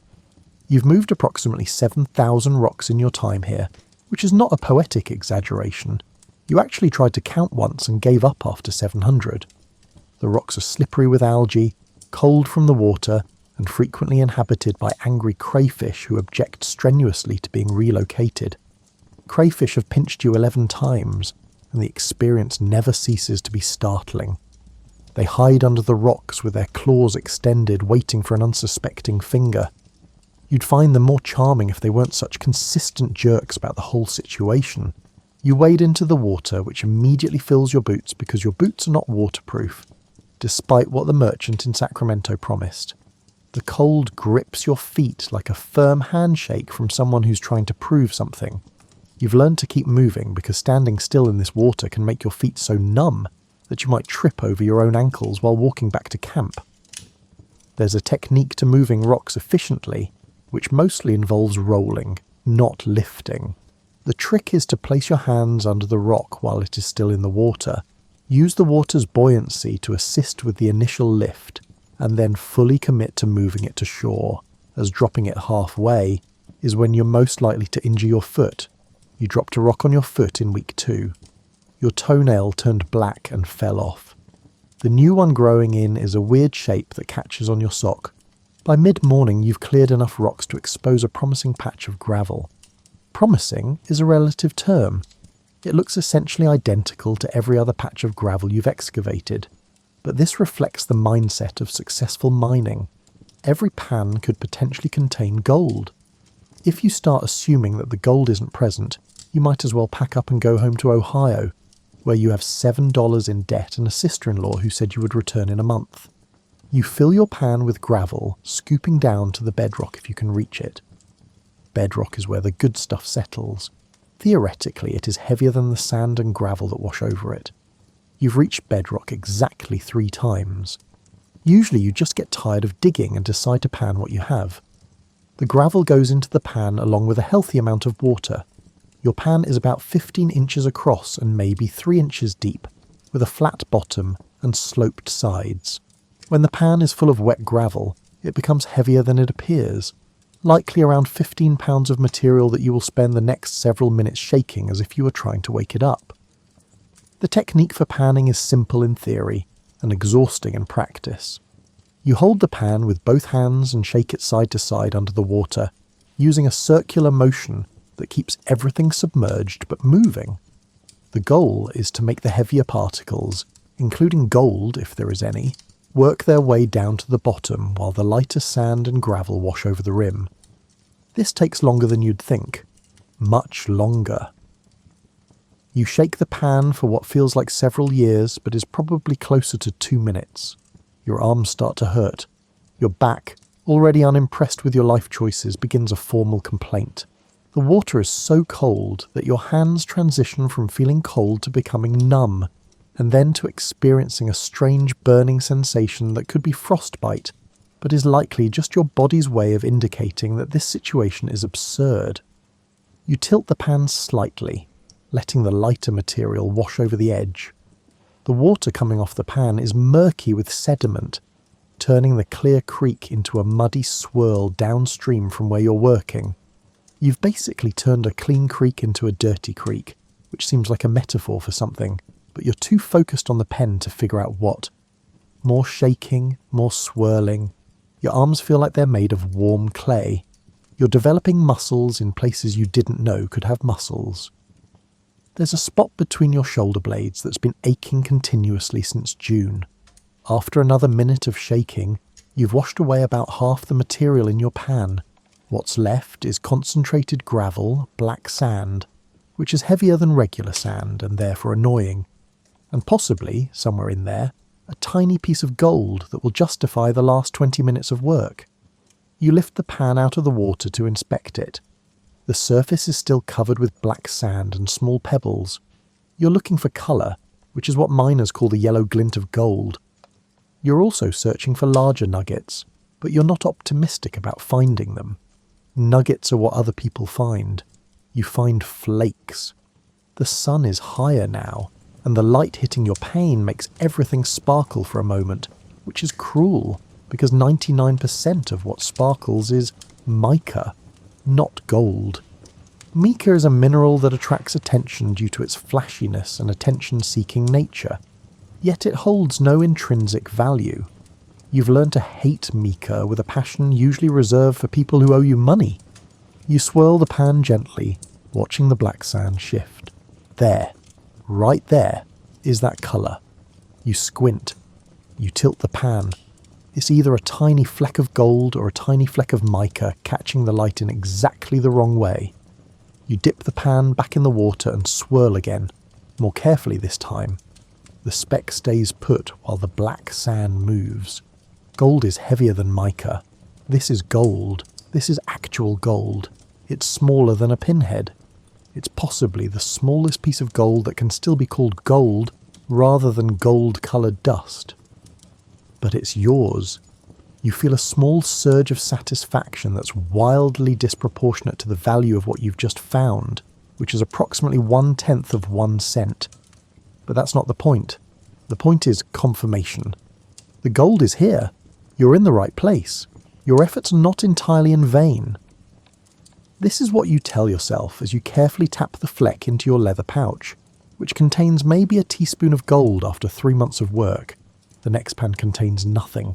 The one after that contains 3 flecks so small you need to check 3 times to make sure they're actually there, and not just your desperate imagination. The 4th pan contains what might be gold, but might also be a piece of weathered pyrite, and you're not experienced enough to know the difference just by looking, so you save it anyway. This is what gold mining actually is. The long repetitive hours between tiny victories. For every moment of excitement when you spot colour, there are dozens of pans that contain absolutely nothing intriguing. You shake the pan, you wash the gravel, you squint at the results, you find nothing, you refill the pan with new gravel, you do it all again. Your back hurts in a specific way that suggests you're going to regret being 37 when you're 47. Your knees are bruised from kneeling on creek rocks. Your hands have developed calluses on top of calluses, creating a sort of hand armour that makes your fingers less flexible but more durable. You've got a blister on your right thumb that keeps opening up and then healing just enough to convince you it's better, right before you grip the pan again and it splits open. Around noon, the heat becomes genuine. The morning cold is a distant memory. The sun reflects off the water and the rocks, creating a brightness that makes your eyes hurt. You're supposed to be wearing a hat, and you are wearing one, but the hat is mostly decorative at this point. The sun here doesn't negotiate. You take a break, which means you sit on the bank and eat hardtack without bacon, because you're saving the bacon for dinner. You've got a canteen of water that tastes like metal and canvas, but it's wet, and wet is the main requirement. You drink half of it, reminding yourself to refill it from the creek before you head back to camp. Drinking straight from the creek is generally fine, though you've heard stories about men getting sick from it.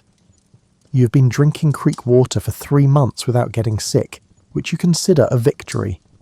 A mule deer watches you from across the creek, chewing something with an expression of profound judgment. The deer here are not afraid of humans the way you'd expect. They've learned that miners don't generally shoot them because bullets are expensive, and dragging a dead deer back to camp is more work than most miners want to do. This particular deer seems to be evaluating your technique and finding it wanting.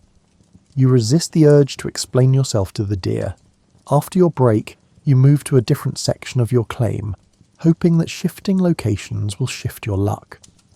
This belief is superstition disguised as strategy. Yet the mining industry is rife with superstitions presented as strategies. Some men won't work on Sundays. Others won't work without their lucky shirt. One fellow you met won't pan unless he's whistling, which makes him deeply unpopular with the miners on neighbouring claims. The afternoon pans yield a better return than the morning. 7 visible flecks and what might be 2 more if you're generous with your definitions. This is a good day. Not a great day. A great day would involve finding something larger than a fleck, but solidly good. You'll add maybe 3 cents worth of gold to your pouch, which doesn't sound like much until you remember that you're finding it in a creek using a pan and your increasingly questionable back. The thing about the Sierra Nevada that nobody warns you about is how quickly the weather can shift from pleasant to actively hostile. You've seen it go from sunny to hailing in the time it takes to smoke a pipe. The clouds gather behind the peaks to the east, accumulating as if they are preparing for something, and then suddenly it starts raining sideways while you scramble to remember where you left anything that shouldn't get wet, which includes everything. Today stays clear, which is a mercy. You've endured rainstorms in the past, and the misery they inflict is indescribable to those who haven't tried prospecting for gold under torrential rain. The creek rises, the visibility drops, and everything becomes a cold, muddy exercise in stubbornness. You keep working because stopping means losing a day of potential income, and you've already lost too many days to afford losing more. The wind picks up around 3, which is normal for this time of year. It comes down the canyon like it's been personally insulted by something at the bottom and is rushing down to file a complaint. The pines sway and creak, dropping pine cones the size of your fist. You've been hit by falling pine cones twice, and while it's not dangerous, it's startling and slightly humiliating to be attacked by a tree you weren't even touching. Summer is the best season for mining, which tells you something about adverse seasons. During the summer, you can work all day without your hands freezing solid. The creek is lower, which means you can reach more of the gravel. The nights are cool but not deadly. You've heard stories about winter mining, about men trying to thaw frozen gravel with fire, about creeks freezing solid, about finding miners in the spring who didn't make it through. You plan to be in Sacramento by November, assuming you've made enough by then to afford leaving. The autumn is supposed to be beautiful here, according to the Danish fellow, who spent last fall in these mountains. He says the aspens turn yellow and the whole canyon glows like it's on fire. He also says that October is when the big storms start, rolling in from the Pacific and dumping snow by the foot. He says that November is when smart men leave, and December is when stubborn men die. You've marked yourself down as smart, though you're aware that most stubborn men probably think of themselves the same way. You finish working when the light gets too low to see colour in the pan, which happens earlier than you'd like because the canyon walls create shadows that arrive before sunset. You've mastered the art of timing your day based on these shadows, observing their leisurely progress across the creek. The walk back to camp feels longer than the walk to your claim, probably because you're worn out and your boots are full of water that squelches with every step. Your socks are incredibly durable. They were beyond saving 2 weeks ago, but you keep wearing them because the alternative is wearing no socks, which leads to blisters that make the sock situation look positively luxurious. At camp, you have a set evening routine because you don't have the energy to think of what to do next. Fire first, using the coals you banked this morning that are hopefully still alive under the ash. The coals are still alive, but barely, which saves you a match. Small kindling, slightly larger sticks, and then pieces of wood you've split from deadfall. The fire catches and holds, producing smoke that smells like pine and accomplishment. Dinner is bacon and beans. The beans have been soaking in creek water since morning in a pot you leave by your tent, covered with a flat rock to keep the jays out. This system works about 70% of the time. The other 30% you return to find jays sitting on the rock, looking pleased with themselves and half your beans scattered in the dirt. Today the beans are intact, which means tonight you'll have adequate protein. You cook the bacon first in your small pan, not the gold pan, you're not a barbarian, then add the beans to the bacon grease. This is the same cooking technique you use for breakfast, which suggests your culinary skills have not expanded significantly during your time here. The beans absorb the grease and become softer and saltier, which is the best you can hope for under the circumstances. While the beans cook, you count your gold. This is both satisfying and depressing depending on your mood. Tonight you're feeling philosophical, which means you can look at your small leather pouch and think, I'm building towards something rather than I've been here for 3 months and have approximately $8 worth of gold. The pouch contains mostly flakes, a few slightly larger pieces that might generously be called small nuggets, and a lot of black sand you haven't been able to separate out.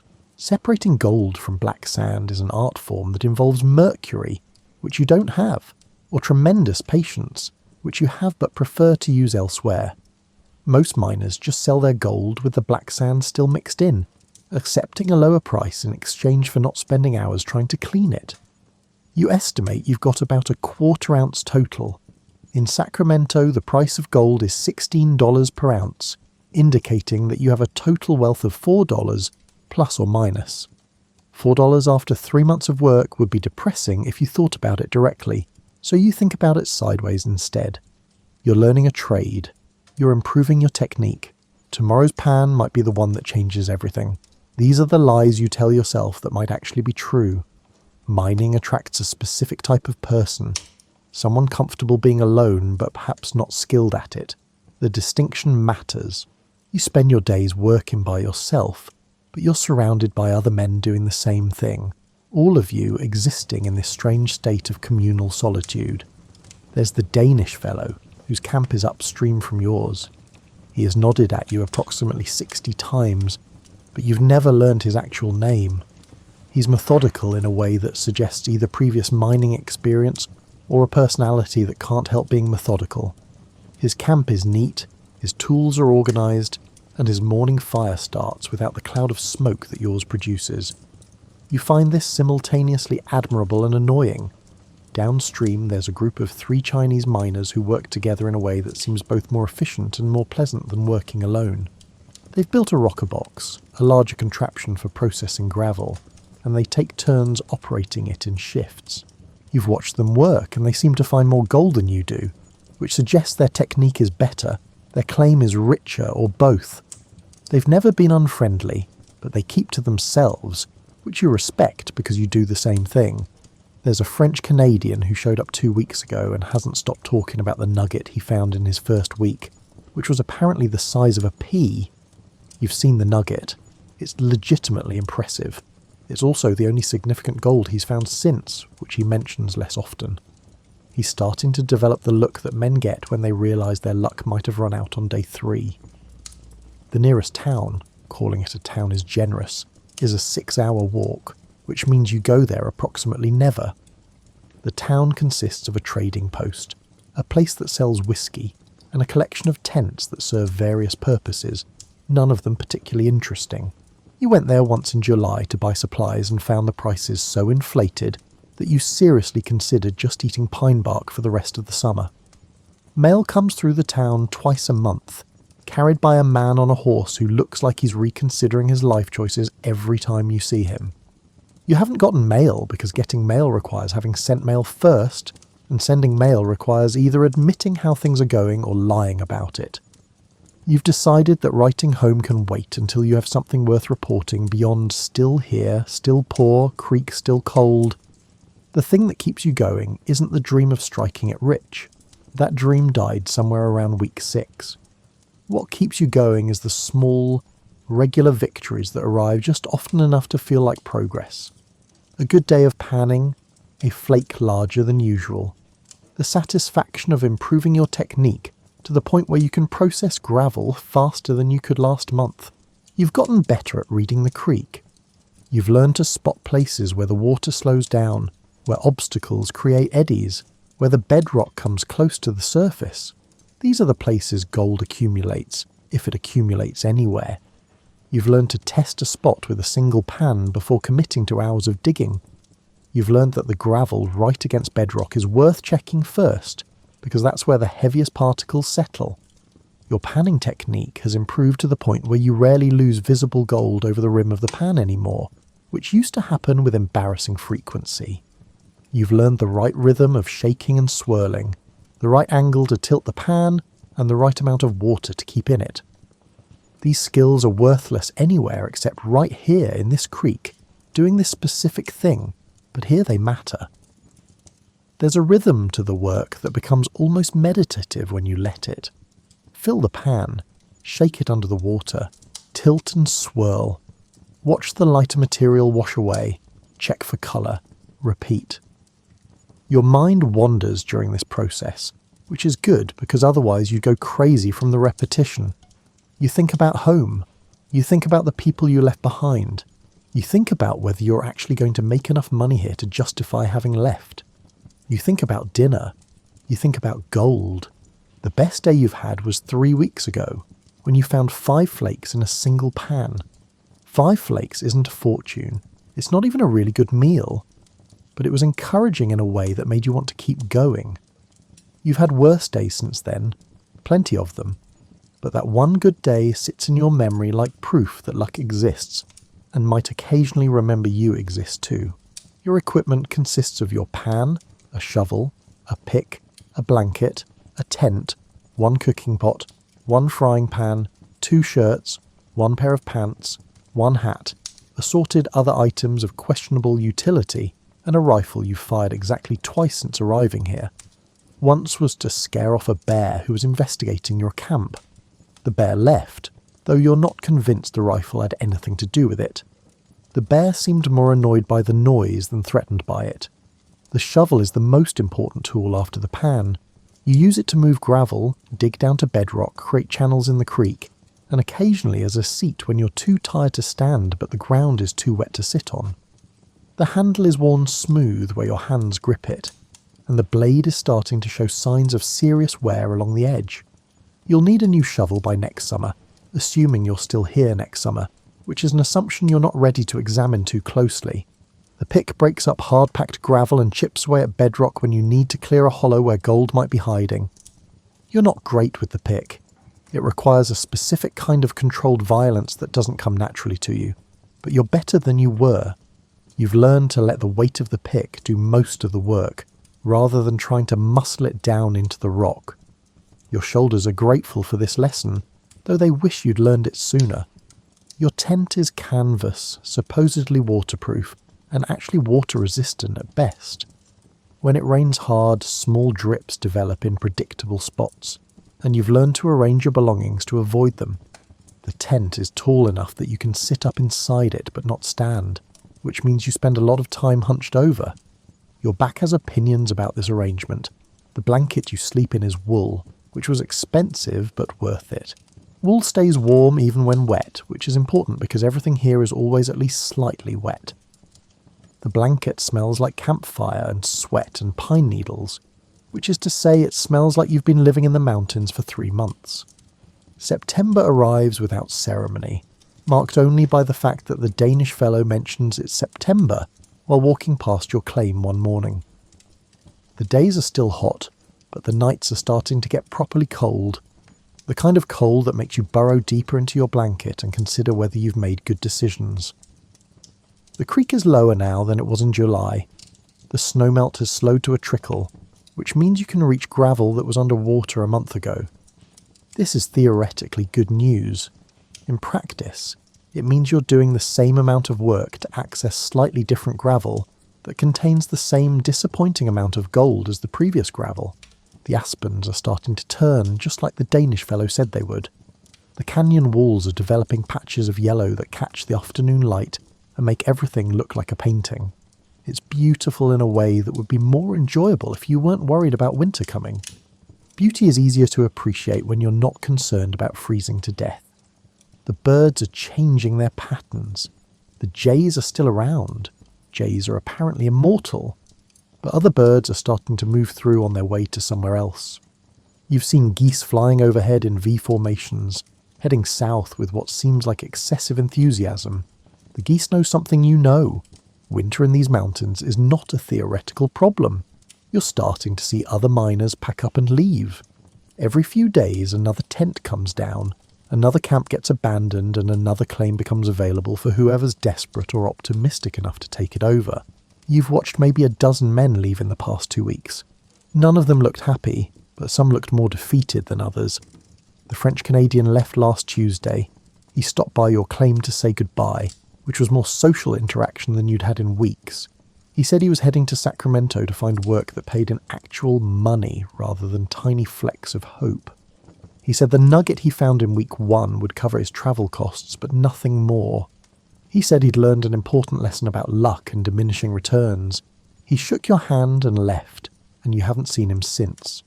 You're now faced with the question that every miner in these mountains faces eventually. When do you leave? The smart money says leave in October, before the first real storms hit. The optimistic money says stay until you've made enough to justify having come here in the first place. The desperate money says stay as long as physically possible because going home empty-handed isn't really an option. You're not sure which category you fall into. You've made approximately $12 worth of gold in 4 months, which works out to $3 per month, which is not a fortune by any definition. On the other hand, you've learnt skills that might actually translate to better returns next season.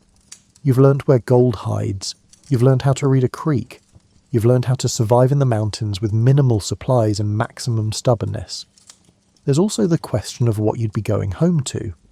Ohio feels very far away, both geographically and emotionally. The life you left there, the debts, the obligations, the small-town predictability, doesn't feel like something you're eager to return to. At least here, you're poor but independent. At least here, every plan has the potential to change your circumstances. The Danish fellow is staying through October, possibly November. He told you this while refilling his canteen at the creek, speaking in his careful English that suggests he's translating from Danish in his head before the words come out. He said he's been mining for 2 years now, in different locations, and that patience is the main requirement. He said that most men leave too early, before they've learned enough to make the work pay off. He said this with the confidence of someone who's either right or has become very good at lying to himself. You decide to stay through September, then reassess in October. This feels like a reasonable compromise between optimism and survival instinct. You mark the date in your head, October 1st. That's when you'll make a real decision about whether to winter here or head to lower elevations. The best part of each day is the hour after dinner, when you're too tired to do anything productive but not yet tired enough to sleep. You sit by your fire, smoke your pipe. Tobacco's expensive, so you mix it with dried bearberry leaves, which is either an authentic frontier technique or something you invented out of desperation, and watch the light fade from the canyon. The evening light in the mountains is different from evening light anywhere else. It's golden in a way that seems almost thick, like you could reach out and touch it. The air cools rapidly once the sun drops behind the western ridge, and the temperature drops 10 or 15 degrees in the space of 20 minutes. You've learned to have your jacket within reach by the time the light starts to turn. The sounds of the evening are the creek, the fire crackling, the wind moving through the pines, and occasionally the far-off sound of someone else's axe biting into wood. There's a rhythm to life here that's slower than anything you experienced in Ohio. Not peaceful exactly. It's too much work to be peaceful, but separate. Removed from the normal pace of the world, you've started noticing small things you wouldn't have noticed 4 months ago. The way certain rocks in the creek have patterns in them that look like writing in a language nobody can read. The way the smoke from your fire sometimes swirls in one direction while the wind is clearly blowing in another. The way the stars up here are so bright, they cast actual shadows, turning the whole forest into a study in silver and black. Some evenings, you hear the sound of a fiddle from one of the camps downstream. Someone has a fiddle and knows about 7 songs, which they play in the same order every time. You've heard this sequence so many times you could probably play it yourself if you had a fiddle and any musical ability whatsoever. The fact that you can hear the fiddle from your camp suggests sound carries farther here than it should, or that everyone is being quieter than you'd expect from a group of men living in the woods. What keeps you panning day after day is the fundamental truth that gold is definitely here. Not hypothetically here, not rumoured to be here, actually documentably present in this creek, in quantities that are small but real. You found it yourself. You've held it in your hand. You know with absolute certainty that if you pan enough gravel, some of that gravel will contain gold. This is different from most gambles, where you're betting on something that might not even exist. Here, you're just trying to find enough of something that definitely exists. It's like fishing, but the fish are tiny and made of metal, and really good at hiding. The biggest piece you found so far is about the size of a grain of rice. You found it 3 weeks ago, and you keep it separate from your other gold in a small glass vial you bought specifically for this purpose. It's your trophy piece, the evidence that larger pieces exist and that you're capable of finding them. The fact that you haven't found another piece that size since is information you've chosen not to dwell on. You've heard stories about men finding nuggets the size of potatoes. You've heard stories about men becoming rich in a single afternoon. You've heard so many stories that you've stopped believing most of them. But the core truth remains, some men do strike it rich. Not many men, maybe 1 in 1,000. But someone is that 1 in 1,000, and there's no particular reason it can't be you. This is the hope that persists through the long days of finding nothing. This is what makes you pick up the pan each morning despite your aching back and your questionable finances. This is what makes the whole enterprise feel like something other than slow-motion failure. The 1st of October is crisp in a way that suggests summer has officially given up. You wake to frost on your tent, which is new and unwelcome. The creek seems colder, though you're not sure if it's actually colder or if you're just losing your tolerance for cold. Either way, wading in now requires a moment of mental preparation that wasn't necessary in August. You've been here 5 months. Your original plan was 3 months maximum. You've exceeded your plan by 2 months and are now actively ignoring the fact that you made a plan at all. The leather pouch with your gold now contains maybe half an ounce total, $8 worth of work, though you try not to calculate the per day rate because it's depressing. Most of the camps around you are empty now. The Danish fellow is still here, along with the 3 Chinese miners downstream, and maybe 4 or 5 others scattered along the creek. The forest feels emptier, though it's hard to say if that's because people left, or because the changing season makes everything feel more stark. You've made your decision. You'll stay through October, then leave before the first snow. This gives you 1 more month to add to your total, 1 more month to find something significant, 1 more month to convince yourself that this whole adventure wasn't a miscalculation. October feels like the absolute deadline. November feels like death. The work continues as it has for months. Fill the pan, shake it, look for colour, occasionally find colour, mostly find nothing. The rhythm is so familiar now that you could do it in your sleep, which is good because you sometimes feel like you're doing it in your sleep. On October 15th, you find a nugget. Not a huge nugget. Calling it a nugget is technically generous, but definitely larger than a flake. It's about the size of a peppercorn, with a weight you can actually feel when you place it in your palm. This is the best find you've had in 2 months, and you spend a ridiculous amount of time just looking at it, turning it over, feeling the weight of it. This nugget is worth maybe 50 cents. 50 cents is not a fortune. 50 cents will not change your life. But 50 cents found in a single pan is better than the 3 cents per day you've been averaging, and it represents the possibility that other larger pieces might be nearby. This is how mining works. Every small success suggests the possibility of larger success just around the corner. You spend the rest of the day working the same area where you found the nugget, hoping that where there's 1 piece, there might be more. This is sound logic. This is also the same logic that has led you to waste entire days digging in spots that turned out to contain exactly 1 piece of gold and nothing else. By the end of the day, you found 2 more flakes, normal-sized, nothing special, and have convinced yourself that the nugget was probably a solo traveller, not the advanced scout for a major deposit. This is disappointing but not surprising. Most good news in mining turns out to be followed by normal news. The last week of October brings weather that makes it clear that winter is not a metaphor. The temperature drops below freezing at night. There's snow on the highest peaks, visible from your camp as a bright white line against the sky that seems to be creeping lower each day. The creek is painfully cold now, and your hands go numb within minutes of starting work. You've made your final count. You've got approximately 3/4 of an ounce of gold, worth maybe $12. After 5 months of work, you've made $12. This works out to about $2.40 per month, which is less than you could make doing almost any other job. On the other hand, you've had an adventure. You've learned new skills. You've lived in the Sierra Nevada and survived. These things have value, even if they don't have a price tag. The Danish fellow stops by on the 28th to say goodbye. He's staying through winter, which you think is either brave or insane. He says he's built a better shelter and has supplies stored.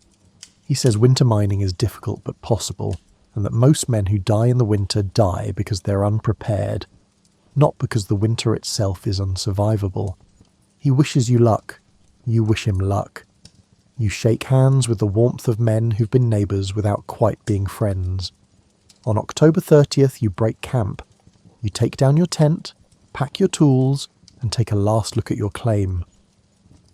The creek continues its endless conversation with itself, caring not at all that you've spent 5 months of your life crouched next to it, hoping.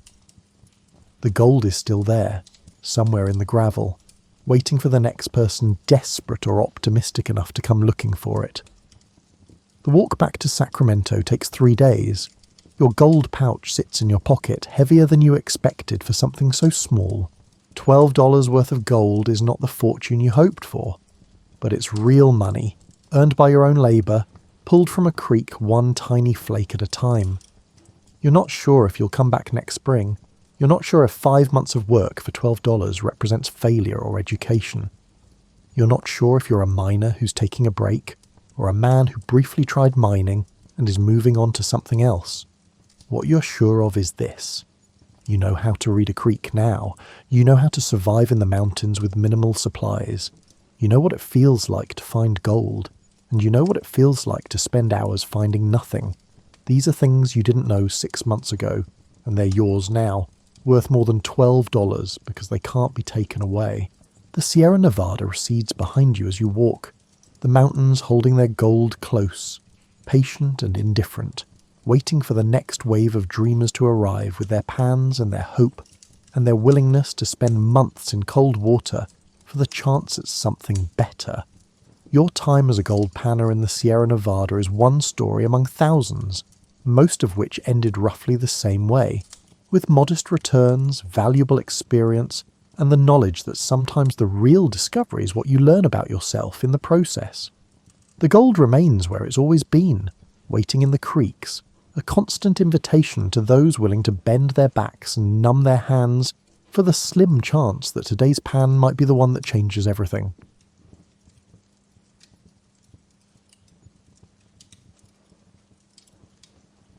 Imagine yourself in a muddy marketplace in what would become France in 1347. Horse manure, roasting meat, unwashed bodies, and what you hope is just spoiled cabbage are all in the air. Around you, pilgrims grip their possessions anxiously, traders bargain in 3 different languages, and a lute player plays with more passion than skill. Imagine now that you're a spy and not just a tourist in this medieval scene. But set aside your preconceived notions about espionage based on television and film. This is not a place for tuxedos, martinis, slick technology, or dramatic car chases. Rather, your boots leak, you're most likely wearing the same rough woolen tunic you've owned for 3 years, and your idea of cutting-edge technology is a quill pen that doesn't split when you write. Medieval espionage was more akin to being a travelling salesman with trust issues and less James Bond. In actuality, the majority of medieval spies were regular people carrying out risky tasks for meagre pay, in a time when both were far more delicate than they are now, a patchwork of kingdoms, duchies, city-states, and ecclesiastical territories. The medieval world was viewed with the same suspicion you might have for a neighbour who constantly plays music too loudly.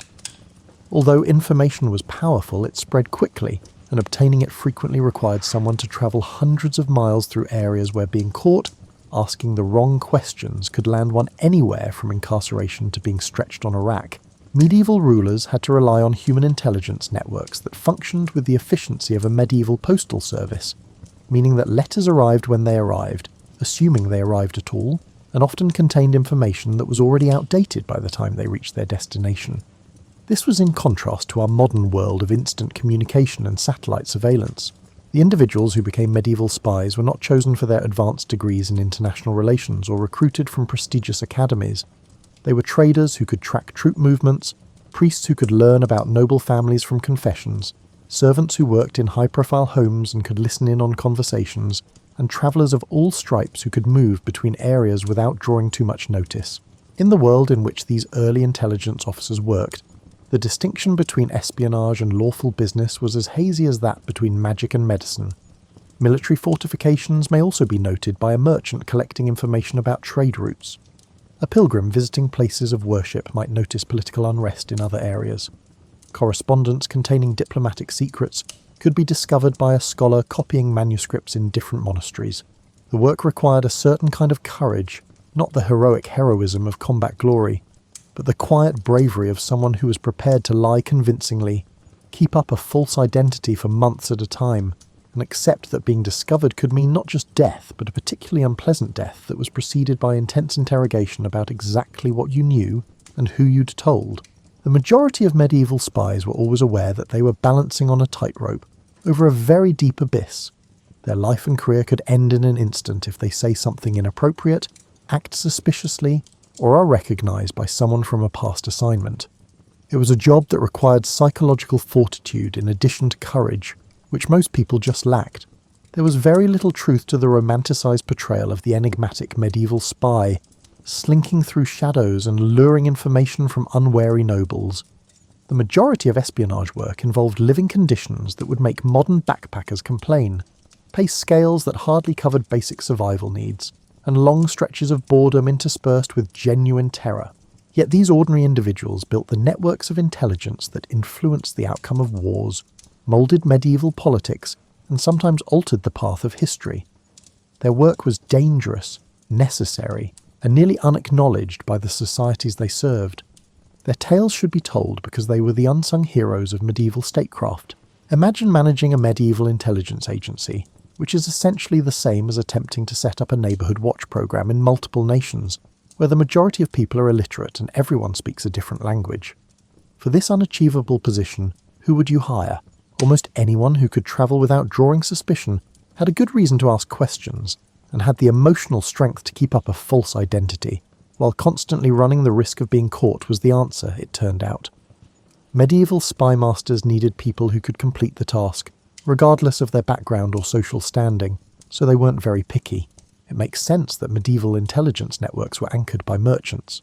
They had good reason to inquire about everything from local prices to political stability, travelled widely, and frequently crossed political boundaries.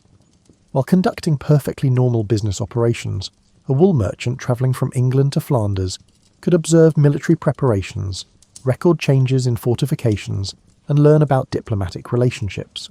These merchant spies worked in a society where politics and business were closely linked. The trader who purchased your grain may be tallying the number of soldiers in your garrison, and the same person who sold you silk may also be assessing the defences of your city. In a time when most people understood business better than they understood international politics, it was espionage masquerading as capitalism, and it worked remarkably well. For various reasons, religious leaders were good spies. Throughout Europe, monks, priests and friars could move between monasteries and churches, frequently bringing with them official letters that made for ideal cover for intelligence operations. Due to their religious responsibilities, they were able to enter noble homes and were typically literate, which was uncommon in medieval society. While travelling between monasteries, a Franciscan friar could pretend to be on strictly religious business, while carrying messages between intelligence networks.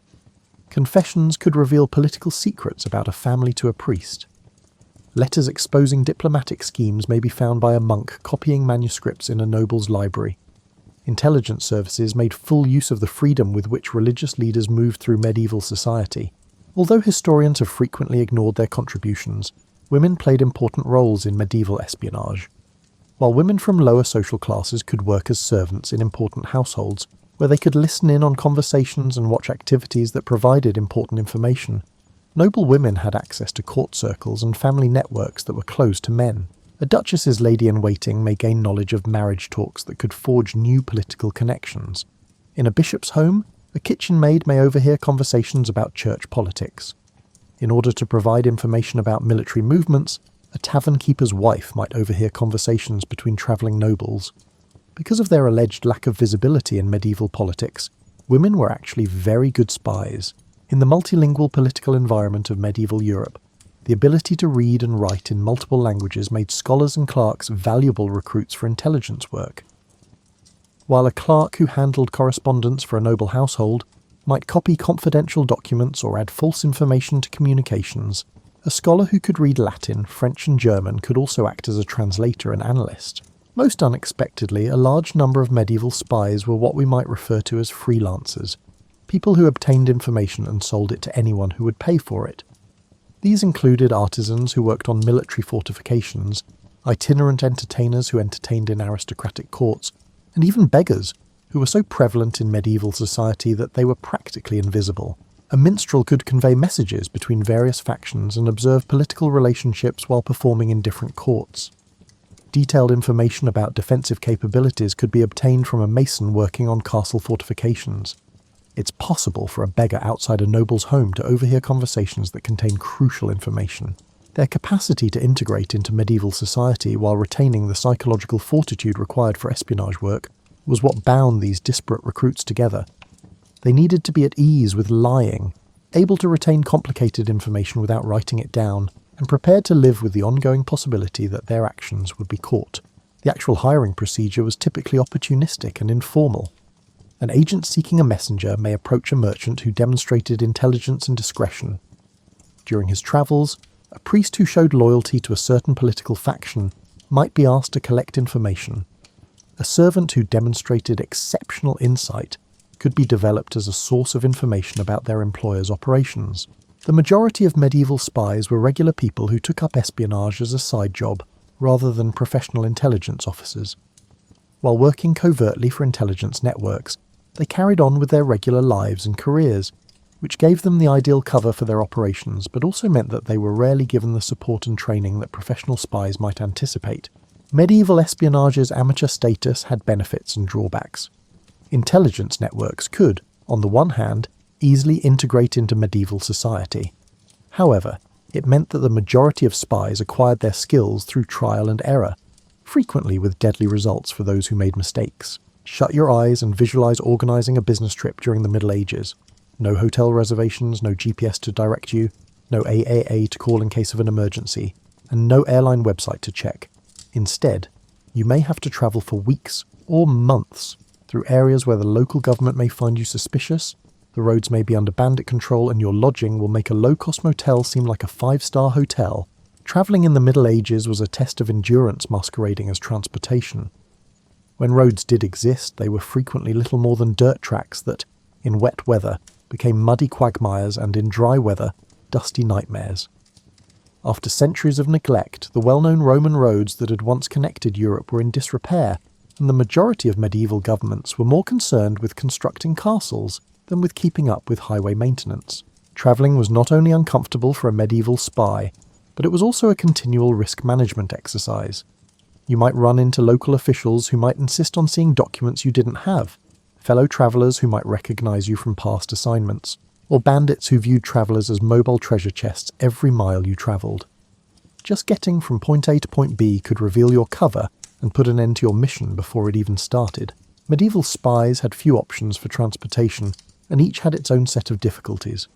It was inexpensive but slow to walk, and you were exposed to the weather, bandits, and the inquisitive questions of everyone you met.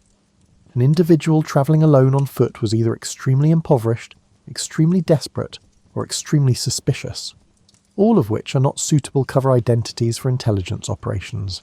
Although they offered speed and a certain level of social respectability, horses also came with high maintenance, feeding, and cost. Since a good horse was an expensive investment, losing one to disease, accident, or thieves could leave a spy stranded far from home and unable to finish their mission.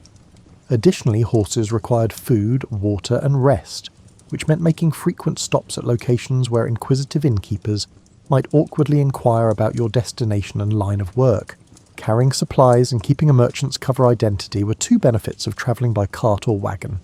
But it was slow and required good roads, which were frequently non-existent. Carts broke down on rough ground, got stuck in mud, and caught the attention of bandits who, rightly, thought that anyone with enough goods to fill a wagon might be worth robbing. Travellers in the Middle Ages could find accommodations that were anything from hardly suitable to downright hazardous. When inns did exist, they were usually little more than spacious rooms with straw mattresses in which travellers shared space with strangers who could range from professional thieves to honest merchants. The food was whatever the innkeeper happened to be serving that day. There was no privacy, and sanitation was rudimentary. Medieval inns were a constant source of difficulty for a spy attempting to keep up a cover identity. Other visitors may inquire in depth about your background, your destination, or your business. By collecting information about tourists to sell to local authorities or anybody else who would pay, innkeepers frequently served as unofficial intelligence agents themselves. Your entire mission could be jeopardized by a thoughtless remark made during dinner or a suspicious object spotted in your luggage. Even worse was the alternative to inns. Travellers could take refuge in monasteries, which provided rudimentary lodging but also put them under the roof of religious leaders who might feel compelled to alert local authorities to questionable activities.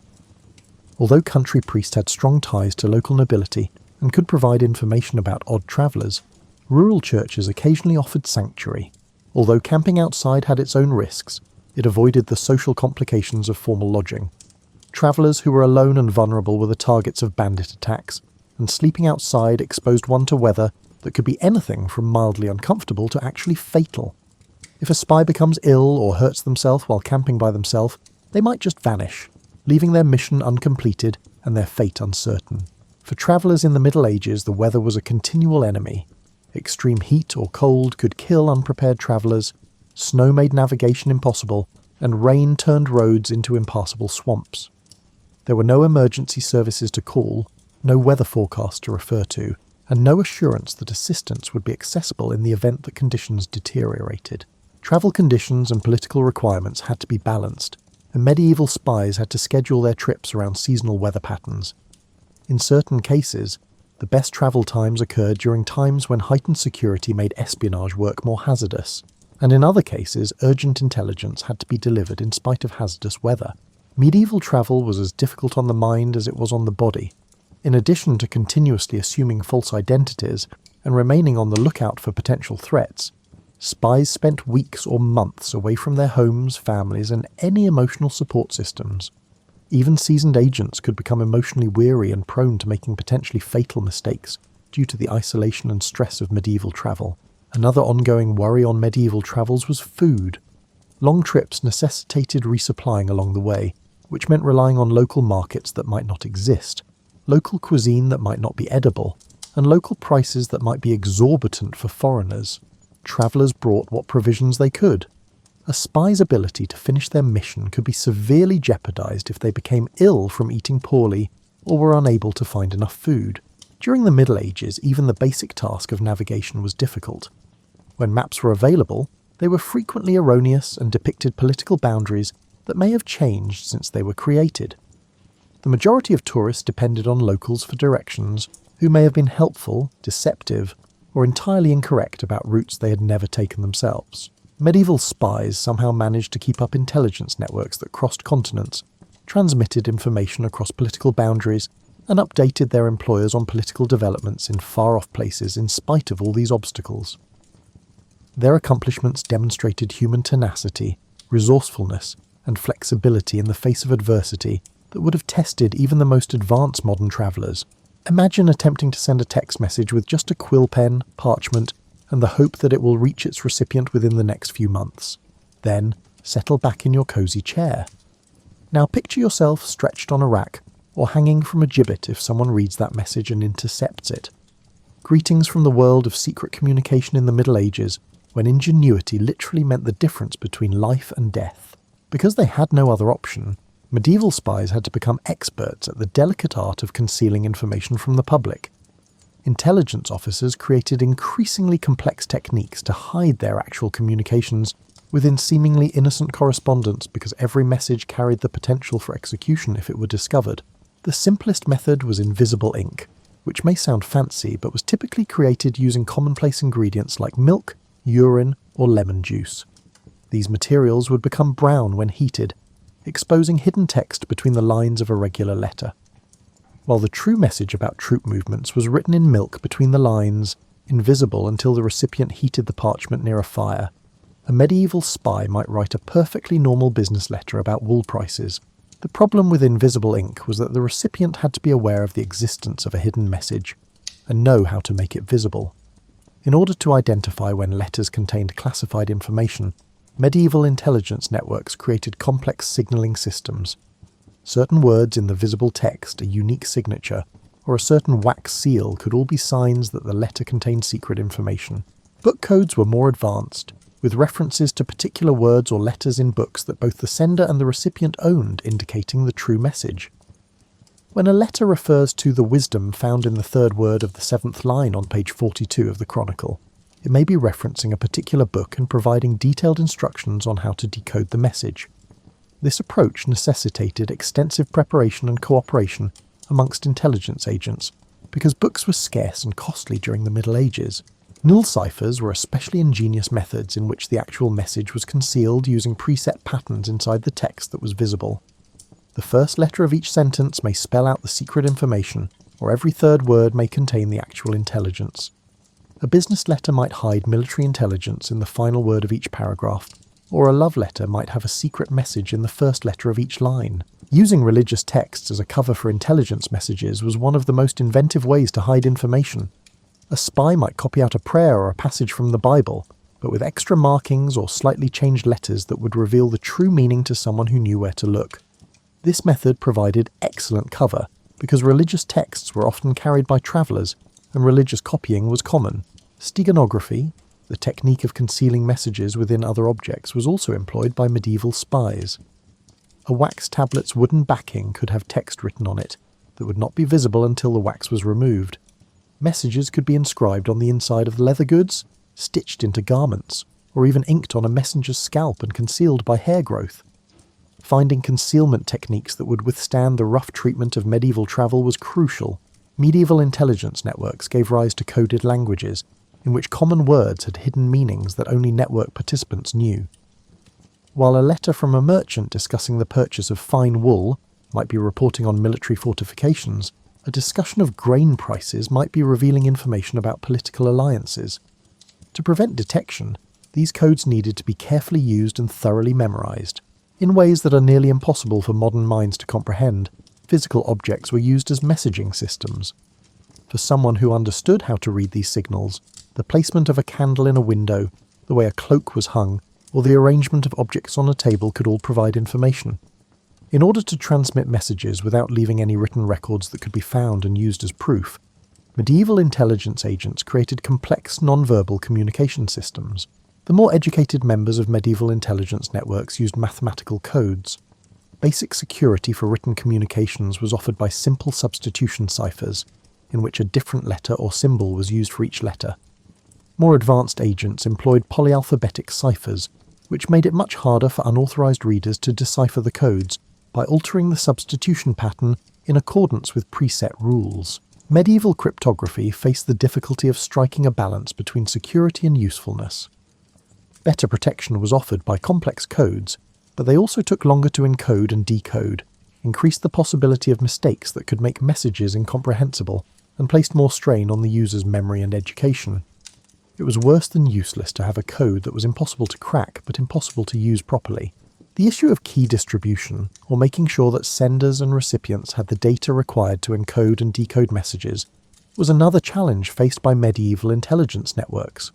Sharing the secrets required for secret communication created a paradox that took a great deal of ingenuity to resolve in an era without secure communication. Medieval secret communication was further complicated by timing codes. It's possible for messages to be sent in segments, with each segment arriving at a different time, and only making sense when put together correctly. Alternatively, the coded information may include the delivery time and date, which recipients must account for when decoding the message. Working with secret messages put a lot of psychological strain on employees. A single encoding error could give the intended recipient no meaning at all. An entire intelligence network could be exposed by a mistaken concealment. Important intelligence could end up in the hands of the enemy if the wrong messenger is chosen.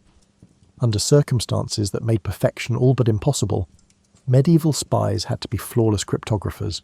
Medieval secret communication systems were remarkably successful in spite of these obstacles. Intelligence networks were able to coordinate intricate operations, sustain communications over long distances, and protect their most sensitive data from hostile interception. Ingenuity, meticulous planning, and the kind of attention to detail that could mean the difference between personal destruction and mission success were the foundations of their success. Pour yourself another cup of tea and think about how you would budget for an intelligence network if you were a medieval king attempting to manage one. There are no accounting departments to monitor operating costs, no standardized pay scales, and no corporate expense accounts. Instead, you're dealing with a shadow economy where your most critical employees are unable to provide receipts, and where, in order to protect all parties, payment must frequently be disguised as something completely different. The financial theories used in medieval espionage would make modern accountants shudder. Generally speaking, spies received erratic compensation that varied greatly based on the value of the information they provided, the risk of their missions, and the financial standing of their employers. It was the pinnacle of freelancing, with no job security and retirement planning, limited to wishing you lived long enough to retire. Medieval spies were typically paid a combination of bonuses for certain pieces of valuable intelligence and regular stipends for continuing agents. To keep him loyal, a merchant who frequently covered political events in the cities he visited might get a small annual payment. For more significant information, he might get larger sums. Maintaining credible justifications for these financial transactions was a challenge for both the spy and the spy master. As alluring as that image may be for Hollywood, money couldn't just be handed over in dim alleyways. Payments had to be made under false pretenses that would pass muster if they were caught. A spy may be compensated by inflated prices for goods they purportedly sold to their handler, loans that were never meant to be paid back, or winnings from gambling that were actually intelligence payments. The practical realities of medieval life complicated the cost structure of medieval espionage. In order to maintain their cover identities and obtain information, spies had to pay for their own travel, lodging, and the various bribes and gifts they would need. In order to keep their credibility, a spy masquerading as a merchant might have to genuinely buy and sell goods, which would require them to invest money in inventory, in the hopes that their trading operations would generate enough revenue to fund their intelligence operations. Medieval spies faced especially high travel costs.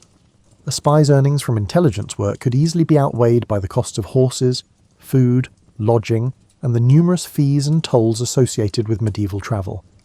It's likely that many medieval spies lost money on their operations, either accepting a lesser standard of living than they could have obtained through legal employment, or funding their espionage efforts with other sources of income. For medieval spies, financial planning was practically impossible due to the erratic nature of intelligence work. After months of collecting information for free, a spy may be paid handsomely for a particularly useful piece of intelligence. The ability to maintain a cover identity even in times of financial hardship, and significant personal financial management skills were necessary in this feast or famine economy. Currency exchange issues that did not exist for contemporary international operations were another issue that medieval intelligence networks had to handle. Exchange rates varied according to political ties and the availability of precious metals, and different regions used different coins with varying weight and purity requirements. A spy who worked in several different areas had to be able to handle the intricate financial aspects of medieval trade while also working as an intelligence officer and a currency trader.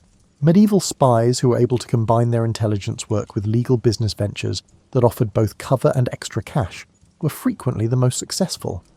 Carefully selecting trade routes allowed a merchant spy to conduct lucrative business that financed their intelligence operations while simultaneously obtaining useful intelligence. A scholar spy could obtain information about political connections and get paid for writing services by copying manuscripts for aristocrats. Because they had fewer economic options than men, women who worked in medieval intelligence faced unique financial difficulties. In a noble home, a female spy might serve as a servant, earning a meagre salary while obtaining intelligence, but medieval social norms limited her options for career progression or other employment.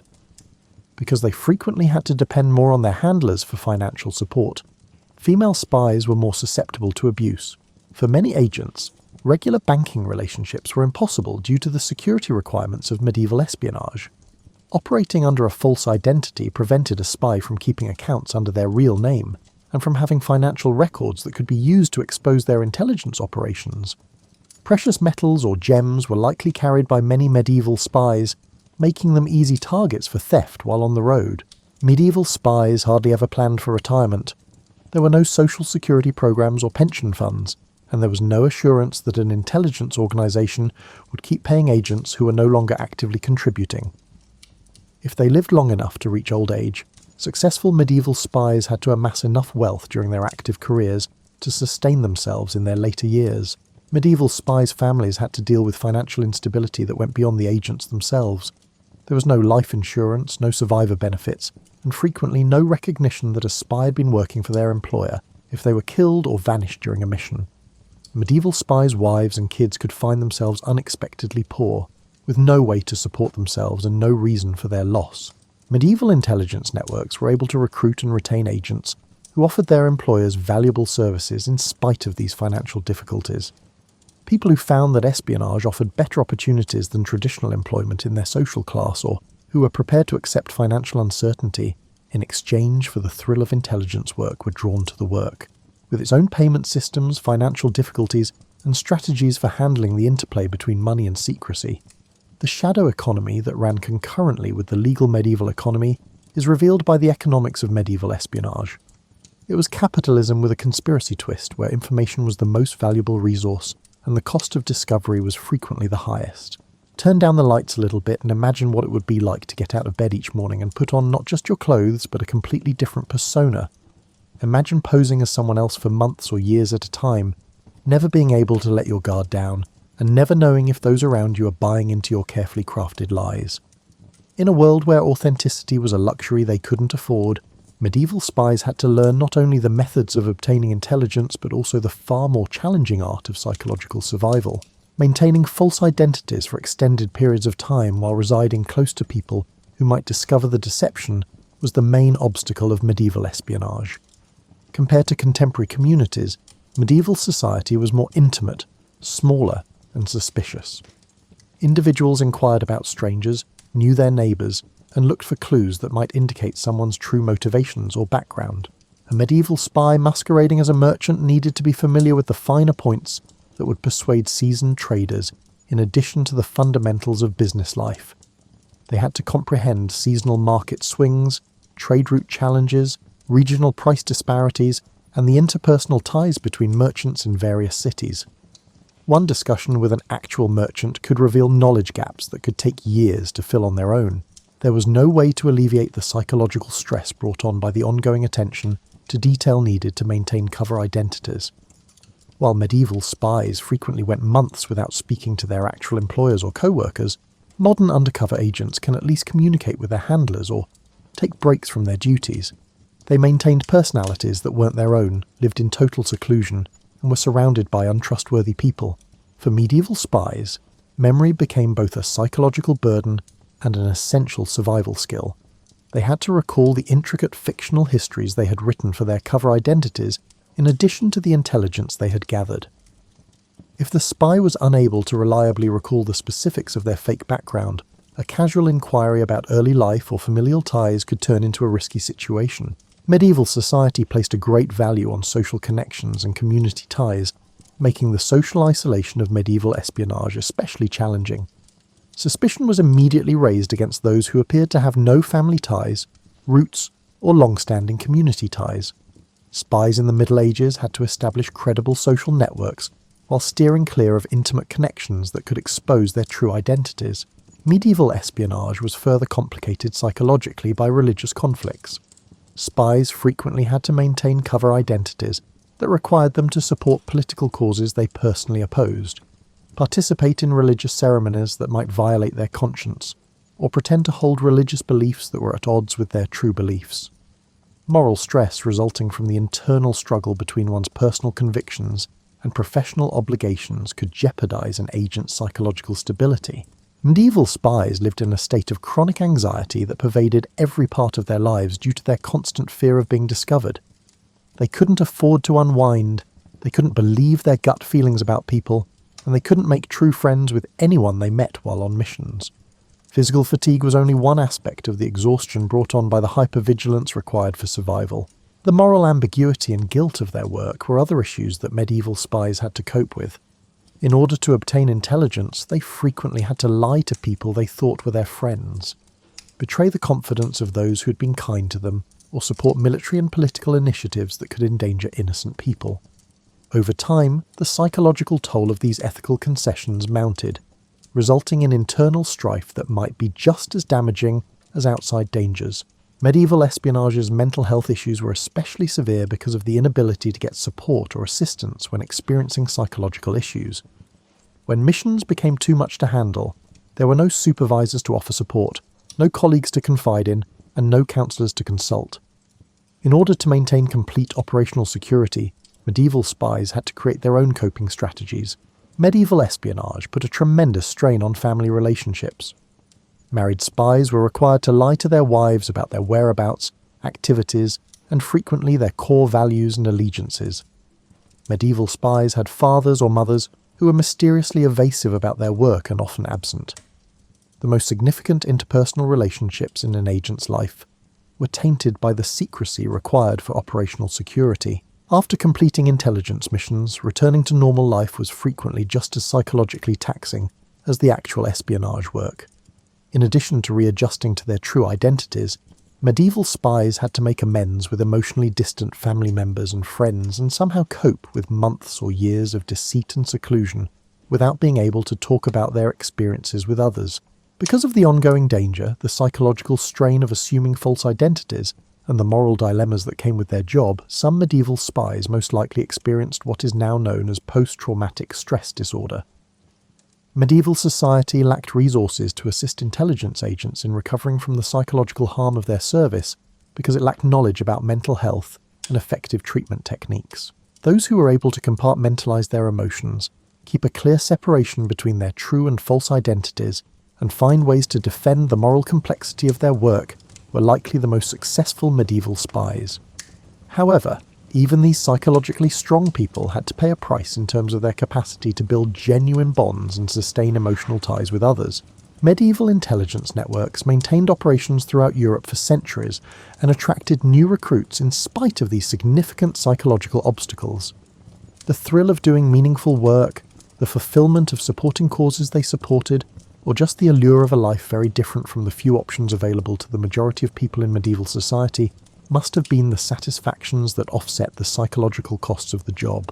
Medieval espionage's psychological reality highlights the human cost of intelligence work in a time when mental health was poorly understood and there were no resources available to support those who compromised their psychological well-being to further military and political goals.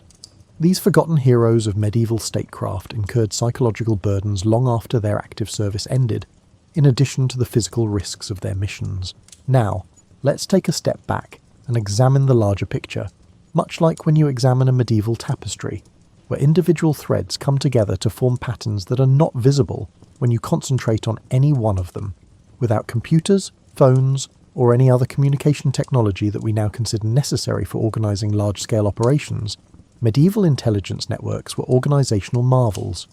Rather, they depended on human memory, interpersonal connections, and trust structures that were both necessary and brittle. Imagine attempting to manage a contemporary business with only handwritten letters that take weeks to deliver, in-person meetings that require days or weeks of travel to set up, and staff members who are unable to accept their position. When medieval spy masters established intelligence networks that crossed continents and impacted the results of wars, succession disputes, and diplomatic negotiations, they essentially achieved that. Although they didn't call it that, the cell structure served as the cornerstone of medieval intelligence networks.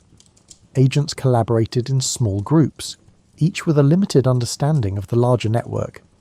The identity of 2 or 3 other agents may be known to a merchant spy in one city, but they would have no knowledge of intelligence activities in other areas. In the event that a single agent was apprehended and interrogated, the network was shielded by this division. Medieval intelligence networks relied on complex networks of cutouts and intermediaries to facilitate communication between various components. A spy in London might give information to a merchant, who would then give it to a monk in Dover, who would then include it in a letter to a monastery in Calais. From there, another monk would extract the information and give it to a local agent, who would then deliver it to a French nobleman who was working for English interests. Because everyone in this chain was only familiar with their close associates, ignorance provided security. The authentication problem, or how to confirm that information was authentic and that agents were who they said they were, was a challenge for medieval intelligence networks. To enable agents to recognize one another and verify their legitimacy, they created systems of codes, passwords, and recognition signals. Agents who had never met before could authenticate each other using a unique letter-signing style, a phrase incorporated into conversation, or a distinctive piece of clothing. Without official schools or training programs, new agents had to be recruited and trained. Potential recruits were found by seasoned agents, who then gradually exposed them to intelligence work, and offered unofficial apprenticeships that allowed them to gain the skills they needed through hands-on experience. Before taking on more difficult tasks requiring advanced tradecraft, a new recruit may start out carrying simple messages and work their way up to gathering basic information. Medieval intelligence networks faced ongoing quality control challenges. Multiple sources had to be used to confirm information, and because medieval communication was slow, this could take weeks or months. False information may have already affected significant choices or military operations by the time it was discovered and fixed. In order to assess the credibility of sources and information, medieval spy masters had to cultivate their intuition. Medieval intelligence networks needed to be funded creatively to avoid drawing the attention of adversarial authorities. Without leaving visible paper trails, money had to be transferred between various territories and exchanged between currencies. Trade profits were used to fund espionage activities, and legitimate companies, places of worship, and merchant enterprises frequently functioned as fronts for intelligence funding. In addition, medieval intelligence networks had to coordinate intricate operations involving numerous agents in various locations while maintaining operational security. Coordination between agents in multiple cities may be necessary for a plan to obtain intelligence on an enemy's military preparations, and timing is crucial to its success. However, coordinating these activities necessitated communication that, if intercepted, might jeopardize the network as a whole. Medieval intelligence networks were both strong and weak due to their inherent redundancy. The same information could be gathered by multiple agents, which would increase the likelihood that someone would notice unusual interest in certain topics, while also providing verification. In order to ensure that vital information would reach its destination, even in the event that some channels were compromised, networks frequently maintained parallel channels for important intelligence. Because of the potential for allies to suddenly turn into enemies, medieval intelligence networks had to adjust to shifting political conditions. After a political marriage, a succession crisis, or a change in diplomatic ties, an agent who had spent years cultivating sources in a certain court may find themselves operating in hostile territory. To withstand these political upheavals and continue to function effectively, networks required adaptability. Because medieval intelligence operations lasted so long, they faced particular difficulties that are uncommon in contemporary intelligence services. Within the same families or organizations, some networks continued to function for decades, with agents transmitting information from one generation to the next. Before he retires, a monk may choose to hire his successor, ensuring continuity of operations while simultaneously building up institutional knowledge that could be disastrous if hostile forces find out. The seasonality of medieval life presented another challenge for medieval intelligence networks. While summer campaigns and harvest seasons brought opportunities and challenges that necessitated careful timing of network operations, winter weather made travel and communication much more difficult. Political intelligence had to take into consideration the seasonal movements of noble courts, while military intelligence had to be collected and disseminated in accordance with campaign schedules. In order to concentrate resources on specific kinds of information, the most advanced medieval intelligence networks created specializations. Some networks kept agents close to military headquarters and key fortifications in order to focus on military intelligence. Others developed sources in aristocratic courts and places of worship in order to concentrate on political intelligence. Economic intelligence networks monitored resource availability, currency fluctuations, and trade trends. Despite not having the formal safeguards that contemporary intelligence services do, medieval networks were constantly concerned about counterintelligence. Because their adversaries were also conducting intelligence operations, medieval spies had to be on the lookout for any indication that their own actions were being watched. As agents grew wary of one another, the paranoia required for survival in this setting could demolish networks from within. Although networks had to keep some records in order to track agents, coordinate operations, and preserve institutional knowledge, the documentation of medieval intelligence operations was inevitably minimal. There was a continual conflict between operational security and administrative necessity, because these records had to be kept safe while still being available to authorized personnel. To avoid discovery, it's likely that many medieval intelligence archives were routinely destroyed. In the end, the personal traits of those who established and maintained medieval intelligence networks determined their success. Spy masters had to be able to inspire loyalty while keeping the secrecy that made such loyalty dangerous. Diplomatic skills with brutal pragmatism, and strategic thinking with meticulous attention to detail. Those in charge of the most successful medieval intelligence operations were most likely those who were aware of both the potential and constraints of human nature. Breathe deeply and prepare yourself for what may be the most sobering portion of our medieval espionage adventure.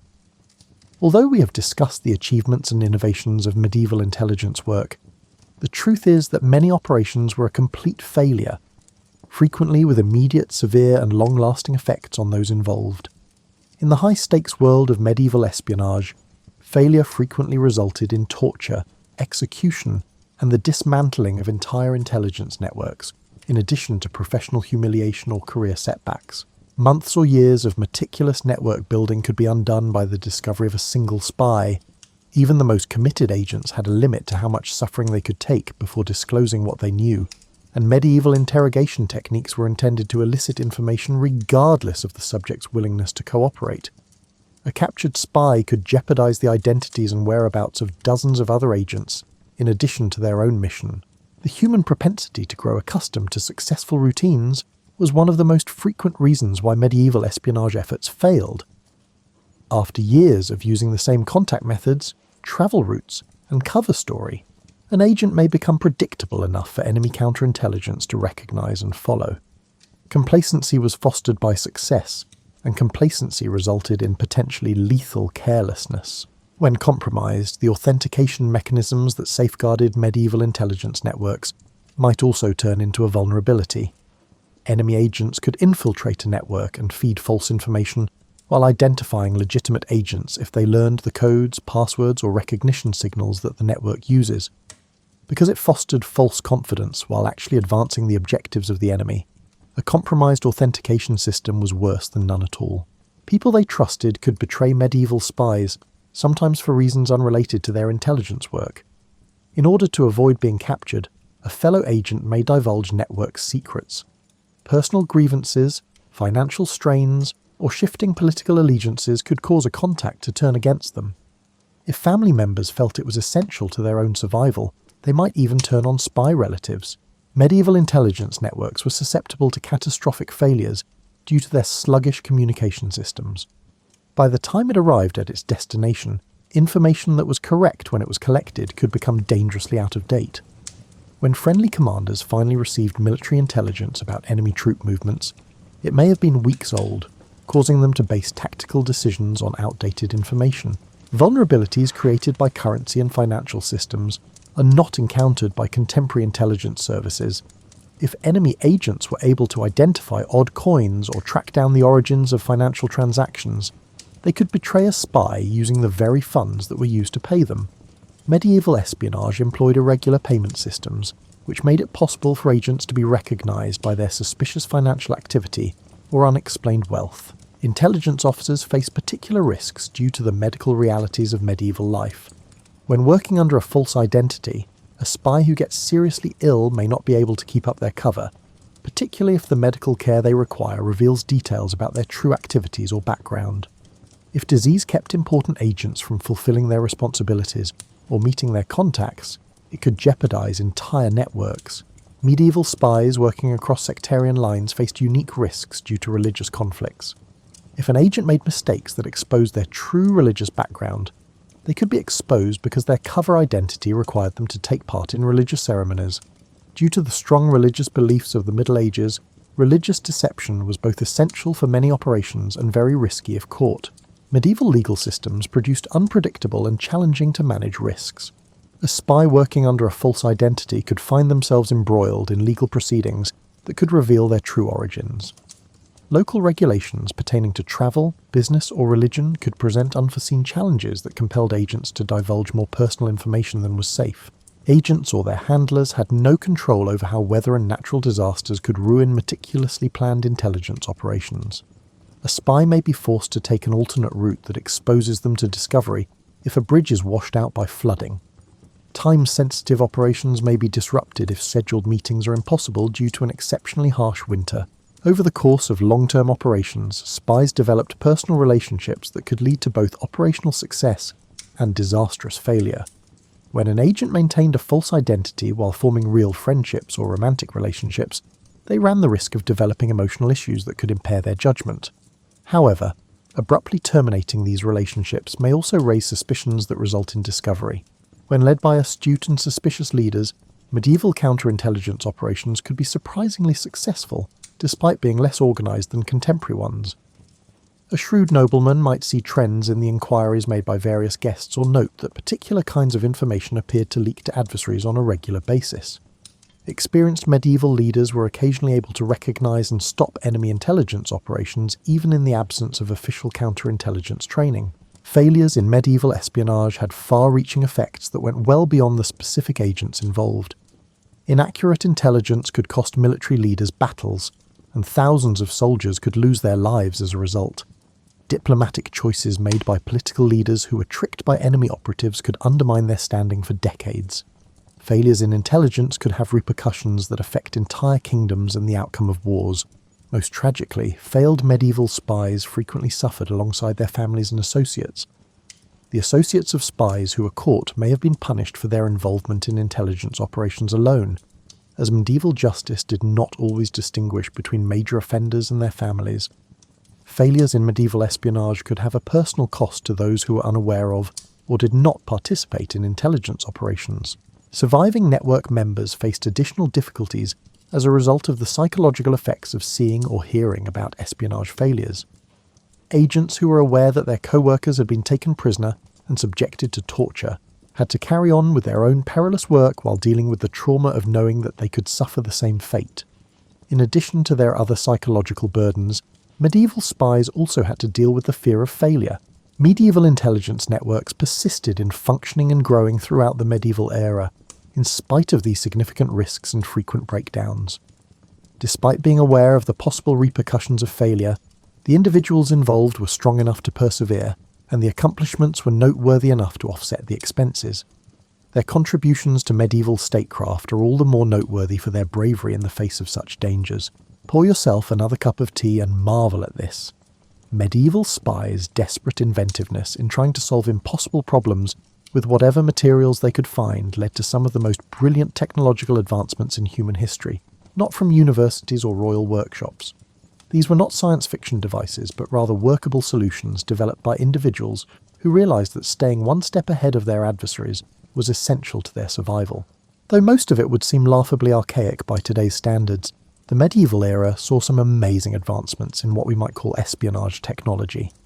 However, medieval spies developed truly sophisticated and frequently remarkably effective tools and techniques within the limitations of medieval materials, science, and manufacturing capabilities.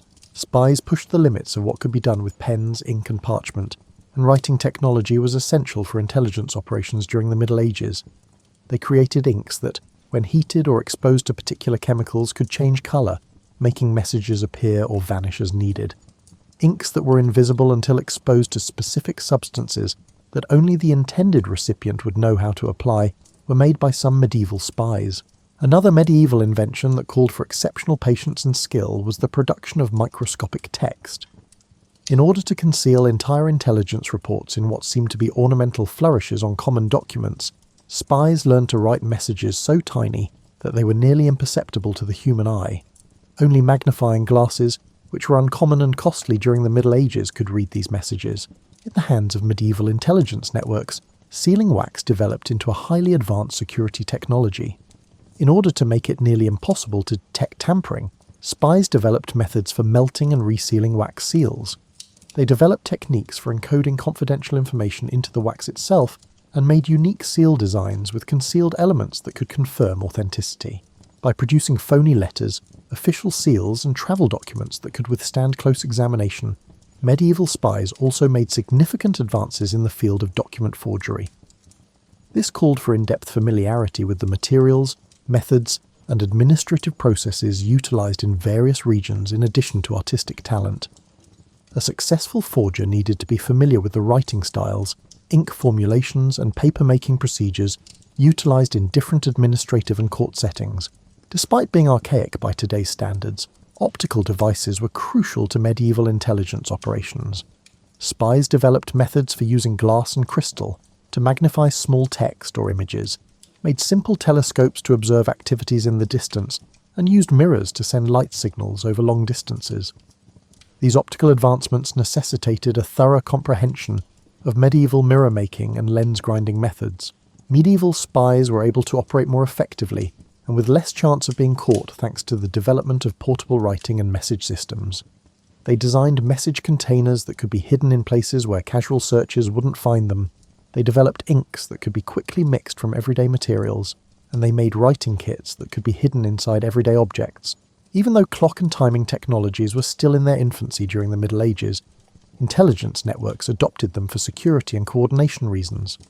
By using natural phenomena like tide cycles, star positions, and shadow lengths to coordinate activities across multiple locations, spies created techniques for timing meetings and message deliveries that did not rely on mechanical clocks. As spies produced more precise and in-depth maps of regions, fortifications, and routes of travel, medieval cartography evolved into an intelligence tool. Militarily sensitive information, such as the locations of supply caches, defensive weaknesses, and secret routes, was frequently included on these maps. Making maps required knowledge of military engineering and strategic planning in addition to geography. Despite being constrained by medieval manufacturing capabilities, mechanical devices were surprisingly sophisticatedly modified for intelligence purposes. Spies made mechanical aids for scaling walls or getting around security measures, made lock-picking tools that looked like commonplace tools, and made secret compartments in everyday objects. Despite being founded on what is now regarded as primitive science, medieval intelligence practitioners possessed surprisingly sophisticated chemical knowledge. Spies knew how to make sabotage-related explosives, poisons that could be used covertly, and chemical tests that could detect tampered documents or materials. Technologies that could shield confidential documents from moisture, insects, theft, and accidental discovery were needed for the preservation and storage of intelligence data. Waterproof containers, hiding spots that could withstand building renovations, and storage systems that would keep data safe for years or decades, while still being available to authorized users, were all inventions of medieval spies. Medieval spies had to invent innovative ways to modify existing technologies in order to communicate over great distances. They established networks of human messengers who could transmit information more quickly than traditional commercial or diplomatic channels, employed trained birds to deliver messages, and devised systems of signal fires and mirror flashes for quick communication.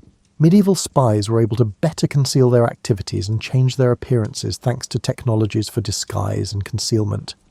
Using the tools and resources available in medieval society, they created ways to alter their physical appearance, social standing, and perceived age. These disguises needed to be convincing enough to fool anyone who might come into contact with the spy on a regular basis over a long period of time. Medieval intelligence networks created authentication and verification systems that were incredibly difficult to forge and frequently cleverly straightforward. They developed physical tokens that were almost impossible to counterfeit, identification systems based on information that only authorized agents would know, and recognition protocols that could confirm identity without written records. The creation of information processing and analysis systems by medieval spies who lacked formal bureaucratic structures and computers may have been the most remarkable development. They produced systems for monitoring shifting political ties, techniques for integrating data from various sources, and analytical frameworks that could spot patterns and trends in intricate political circumstances.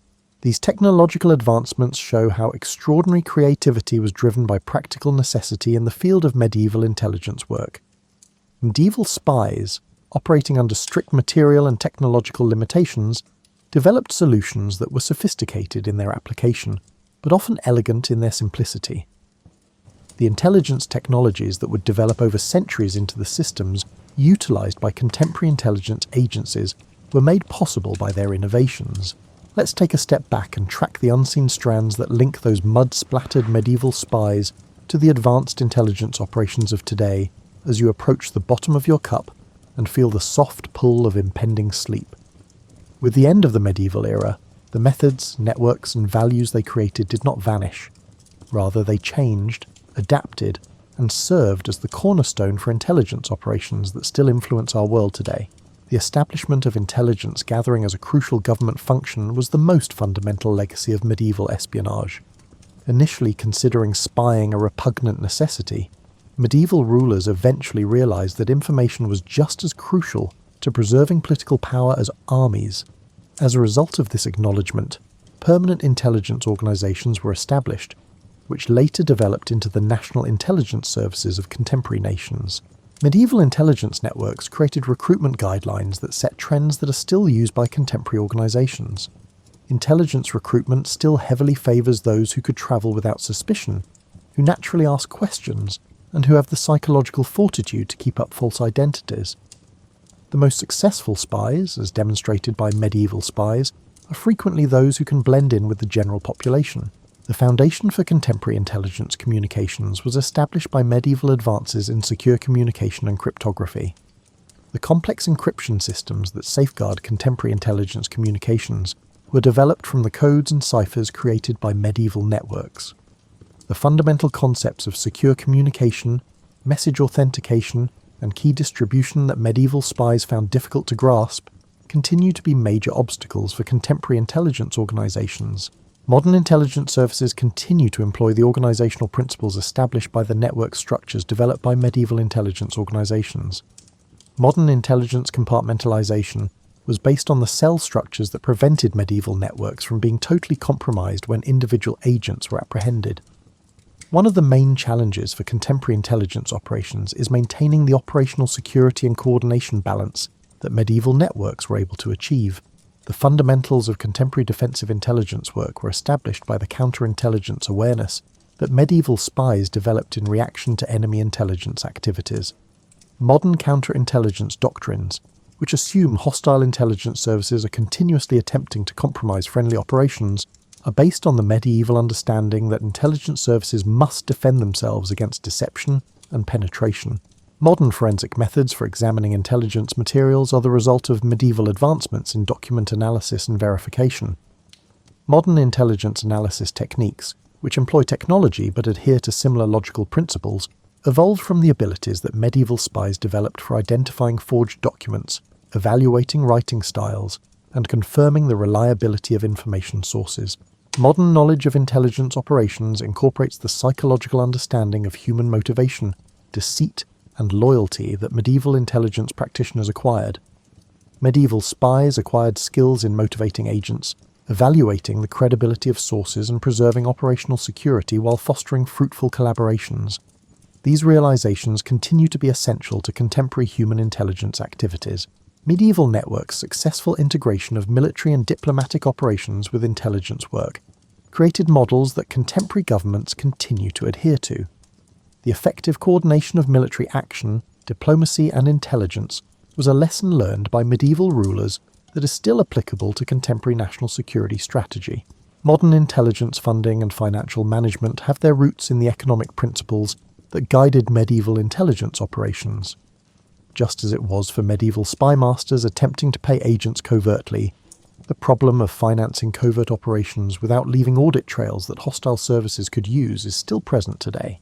Modern intelligence services are still confronted with the moral and legal dilemmas brought up by medieval espionage operations. Modern democratic societies must strike a balance between security requirements, legal restrictions, and ethical principles. Medieval societies grappled with the conflict between the practical necessity of intelligence work and traditional moral and legal principles. Modern intelligence technology development is characterized by patterns of adaptation and creativity that were established by the technological innovations pioneered by medieval intelligence networks. In the same way that contemporary intelligence agencies modify commercial technologies for security applications, medieval spies who modified civilian technologies for intelligence purposes started a tradition. Medieval intelligence work's global scope set the stage for contemporary intelligence competition and collaboration. Cross-political medieval intelligence networks created models for state-to-state intelligence cooperation and competition that still have an impact on contemporary international intelligence cooperation.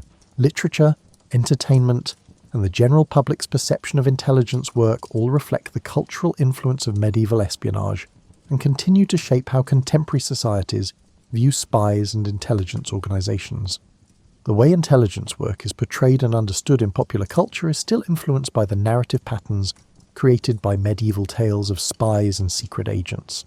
The value of historical analysis for contemporary intelligence work was established by the institutional memory that medieval intelligence networks preserved. Medieval practitioners set the standard for contemporary intelligence services that preserve historical records and analyse past operations to enhance present performance by learning from the successes and failures of earlier operations. Most significantly, medieval espionage showed that, at its core, intelligence work is not about technology or institutional frameworks, but rather about human relationships and psychology.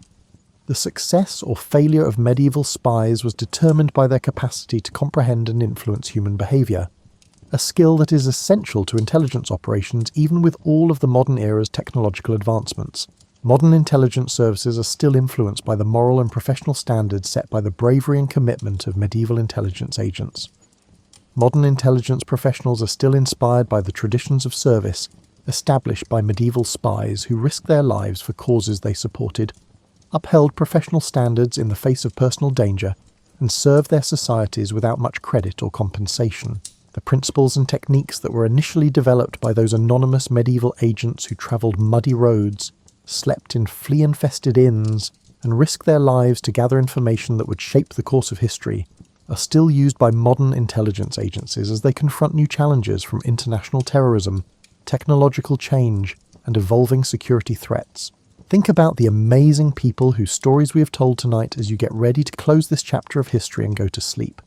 They were regular people who made extraordinary life choices, people who put up with discomfort, risk, and anonymity for causes that frequently brought them little reward and little recognition.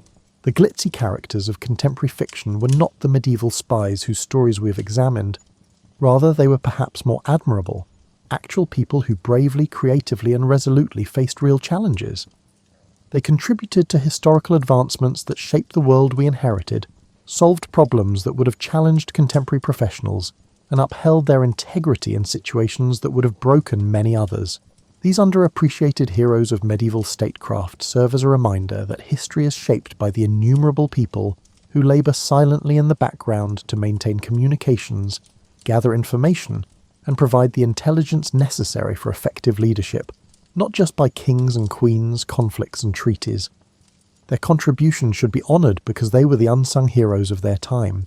Their experiences also serve as a reminder that the problems intelligence professionals face, such as striking a balance between security and effectiveness, juggling personal and professional commitments, and balancing morally challenging but necessary work, are universal human struggles that cut across all time periods.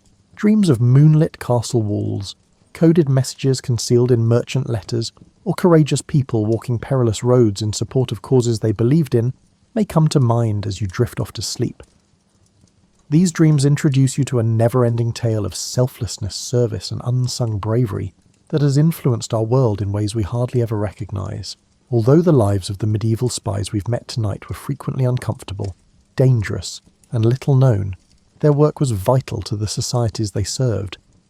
They serve as a reminder that civilization is not solely dependent on the well-known people whose names we can still recall, but also on the innumerable unnamed people who make incalculable, frequently unseen, but always vital contributions to the common good. Rest easy knowing that you've spent the evening with some of the bravest and most devoted people in history, people whose dedication to service and willingness to make sacrifices for the greater good made traditions that still serve and protect our contemporary world. Every intelligence professional who carries on their work carries on their legacy, and their memory is honoured every time we remember that true heroism frequently doesn't wear a uniform and doesn't seek recognition. Sweet dreams, and may you rest in peace knowing that courageous people have always worked in silence to defend the societies they served, requesting nothing more than the fulfilment of their duty and service to causes bigger than themselves.